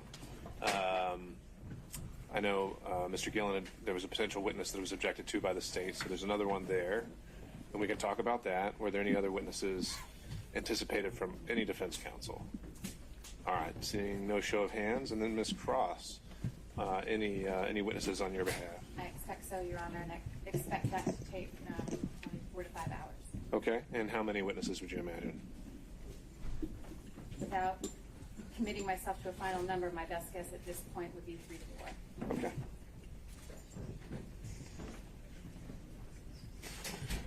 All right. We know who, I mean, I gave them our witnesses. I know we're supposed to give witnesses from evidentiary hearing. I'm guessing that one is John Floyd, but I don't know anything else. All right. No, I understand, Ms. Merchant. However, I don't think at this point there's any statutory requirement. We have the standing order that for expert witnesses, and if state doesn't want to extend that courtesy, then I think you're stuck with it. All right. I'm certainly happy to represent that Mr. Floyd will be a witness, that the other witnesses will be impeaching of Ms. Yearty. Okay. All right. Let's take up these last couple issues here before we break then. The issue of the Delta Airlines records. The motion to quash was filed by the state on behalf of Ms. Willis, I believe. I did file a motion, Your Honor. Oh, excuse me. My representation was that I just got notice of them, I think it was yesterday. Okay. And so now that I've had the review of them, I object to the general fishing expeditions. I've introduced a new record today that was from Delta. To my knowledge, that there's going to be no further new production in the Delta records. I don't want to burden the court with anything. If the court wants to take a look at it and see if there's anything different than that, I don't have an objection. I don't like the idea that we're just looking for anything. I don't want to put an obligation on the court, but I'm happy to agree to an in-camera if that's important. And so, Ms. Merchant, I take it. All right. So, Ms. Merchant, I take it the purpose of the subpoena. I'm going to need you to step out. Step out, ma'am. The purpose is to show travel records. Right. Is it because you suspect there are other travel records, or just you think there might be something else in there? It's, well, one is to prove some of the travel records that they traveled together. And so we have no problem, like I told the state, putting them in camera. I don't even I mean, what I'm saying is if we've heard about the trips today in detail. Is there anything else that's in these records that you're saying is going to prove some additional trip, or is it just further corroborating what really is kind of uncontested at this point? there may be some additional trips. But you don't know of any specifically. You just think there might be any. Okay. All right. Well, then let's continue with that. Then, if you want to send them or instruct Delta to send them to us in chambers, we'll take a look. And I think essentially, if there's, you can tell us, Ms. Merchant, what you think we should be looking for and what you think is relevant, and we'll do that. Okay. All right. And then when it comes to Mr. Schaefer's witness, there was an issue raised about this kind of being a summary versus an expert witness, and so I reviewed the motions, and I think there was the essentially kind of the summary document that Mr. Gillen's witness would, the sole purpose of this witness to introduce. Was there something about, I don't know whether it's from Mr. Abadi or Ms. Cross, was there something about this attachment substantively that you think is inaccurate, or is it literally just a summary document? I can't tell. because the documents to support it were on a thumb drive, and there's tens of thousands of those documents, and so I don't know whether that is accurate or not. I can point to some characterizations on it that I would quibble with. Sure. I think the result is wrong, but I just can't agree to include the documents or someone testifying from the documents that I just can't verify. It may well be that there isn't anything ultimately, but I can't represent that, and I can't agree. The document itself isn't authored or identified as being authored by any particular person. Okay, give me a second while I pull it back up. Thank you. So what I was provided by Mr. Gillen is a 3-page document. It starts with a timeline, usually dates, events, and sources, and it ends with an Excel sheet with some more figures. And Mr. Gillen, what do you have to say on this? What we would tend to call Bill Selensky as a summary witness, not expert, not giving expert testimony. And what we've done is that we have, and we got the bulk of sort of what was in the download we got last week as the chamber team. So what we have here is the source information over here. If we look at that, Your Honor, that's largely, all of this information essentially is material that is material of Mr. Wade. This isn't something that's some different company or bank account. And largely what it is a situation where, as it now stands, most of these source documents are already in evidence. And so, whether it's 1006 or, frankly, a demonstrative aid under 611. Well, that's what I was about to say. Why couldn't this just be used as a demonstrative? What would the state's objection be then if Mr. Gillen was just to say in closing, hey, I put all these records together and here's my demonstrative? I don't think I have an objection to that.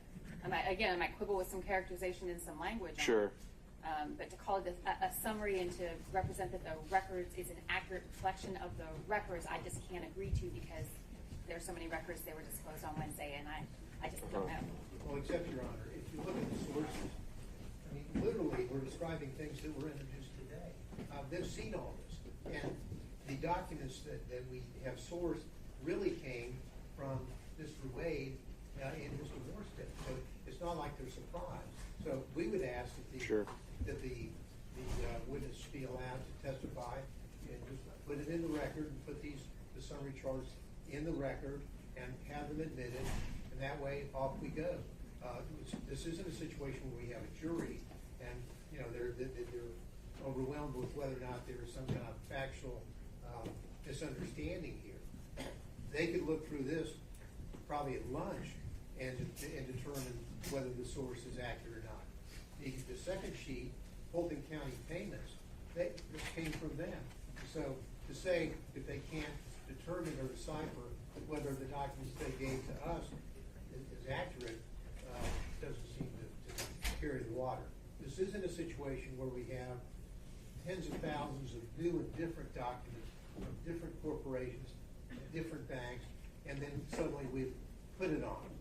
We've done our best. We got these things last week. I've gone through them all, and we've called it down to what we think is a very concise summary chart for the board's consideration. All right. So, Ms. Cross, what I would ask is, it sounds like most of the morning is likely going to be taken up with the remainder of Ms. Willis's testimony as well as any additional witnesses from Ms. Merchant.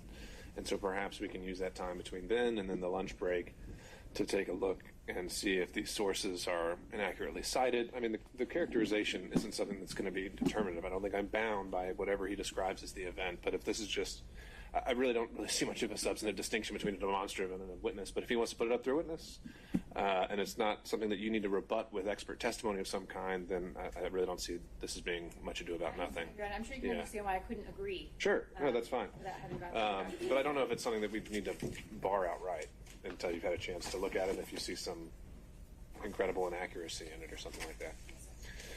All right. Anything else from the state? No, Your Honor. Anything else from defense counsel? I'm going to go in order. Mr. Sadow. One quick question. I understand the court had the bullet point where I was going to go. do we need to put into the record the speech itself in the transcript, or is the court taking notice from what we've already filed? I think it's extensively quoted in all of the pleadings. If you feel that's something that we need to have officially recognized, I think certainly we can do that. I don't know if the state has a particular version or a pleading that they want to double check for accuracy, or it can just be something that's as assumed as a matter of law as pleaded by defense counsel, and then we can make a ruling on it from there.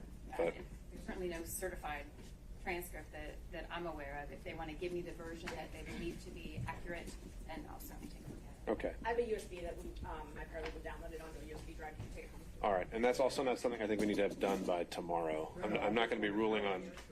Yeah, I mean, I'm not ruling on any of this tomorrow. I mean, this is something that's going to be taken under advisement on all aspects.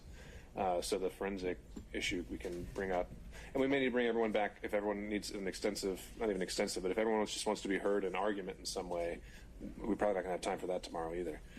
So my hope is perhaps we can just close the evidence tomorrow, and we'll take it from there. I think people are going to want to have argument, and I've already requested, depending on how busy the court reporter is between now. Yeah, the answer is they're all busy, and we don't have enough of them. So I don't know. This court reporter was giving me a potential of a reasonable time period, but is that what you just turned over to Ms. Croft? Does that also have a transcript, No. or is it just having a video? It's got the USB video. I believe that's all it is. But again, I think that's something I'll just wait for direction from the parties on. I don't think that's something we've got enough to deal with tomorrow, and I think we can handle that as it comes once we've had a chance to take a look. Okay? So no arguments on the motion. I doubt we're going to reach it if the state has 45 hours of witnesses and. That's fine, just a question of preparation. Yeah, I don't think that's going to be needed. Okay, Mr. McDougall. Just a very short housekeeping matter. You ruled on Monday you didn't want to hear any evidence about the county ordinances and so Sure. forth. The statute 24-2-221 requires that they be put into evidence as opposed to being cited as law. So before the defense evidence closes, I would like to tender certified copies of those. I don't need a witness Sure. for that. And then I've got one other certified copy that I want to tender. I don't need a witness for that. So that would just be a little mechanical thing right before the defense evidence closes, Your Honor. Understood. Any thoughts from the state on that? Okay.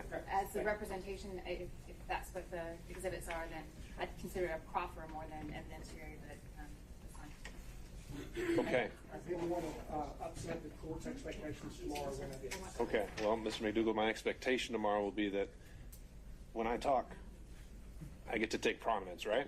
You're the boss. Thank you, sir. Okay. Anything else? Not from the state, Your Honor. All right. We'll be in recess 9 o'clock tomorrow. Thank you all.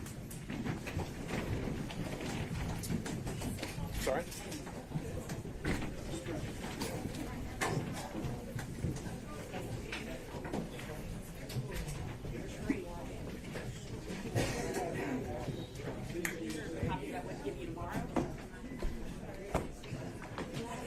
You're going to give me ideas.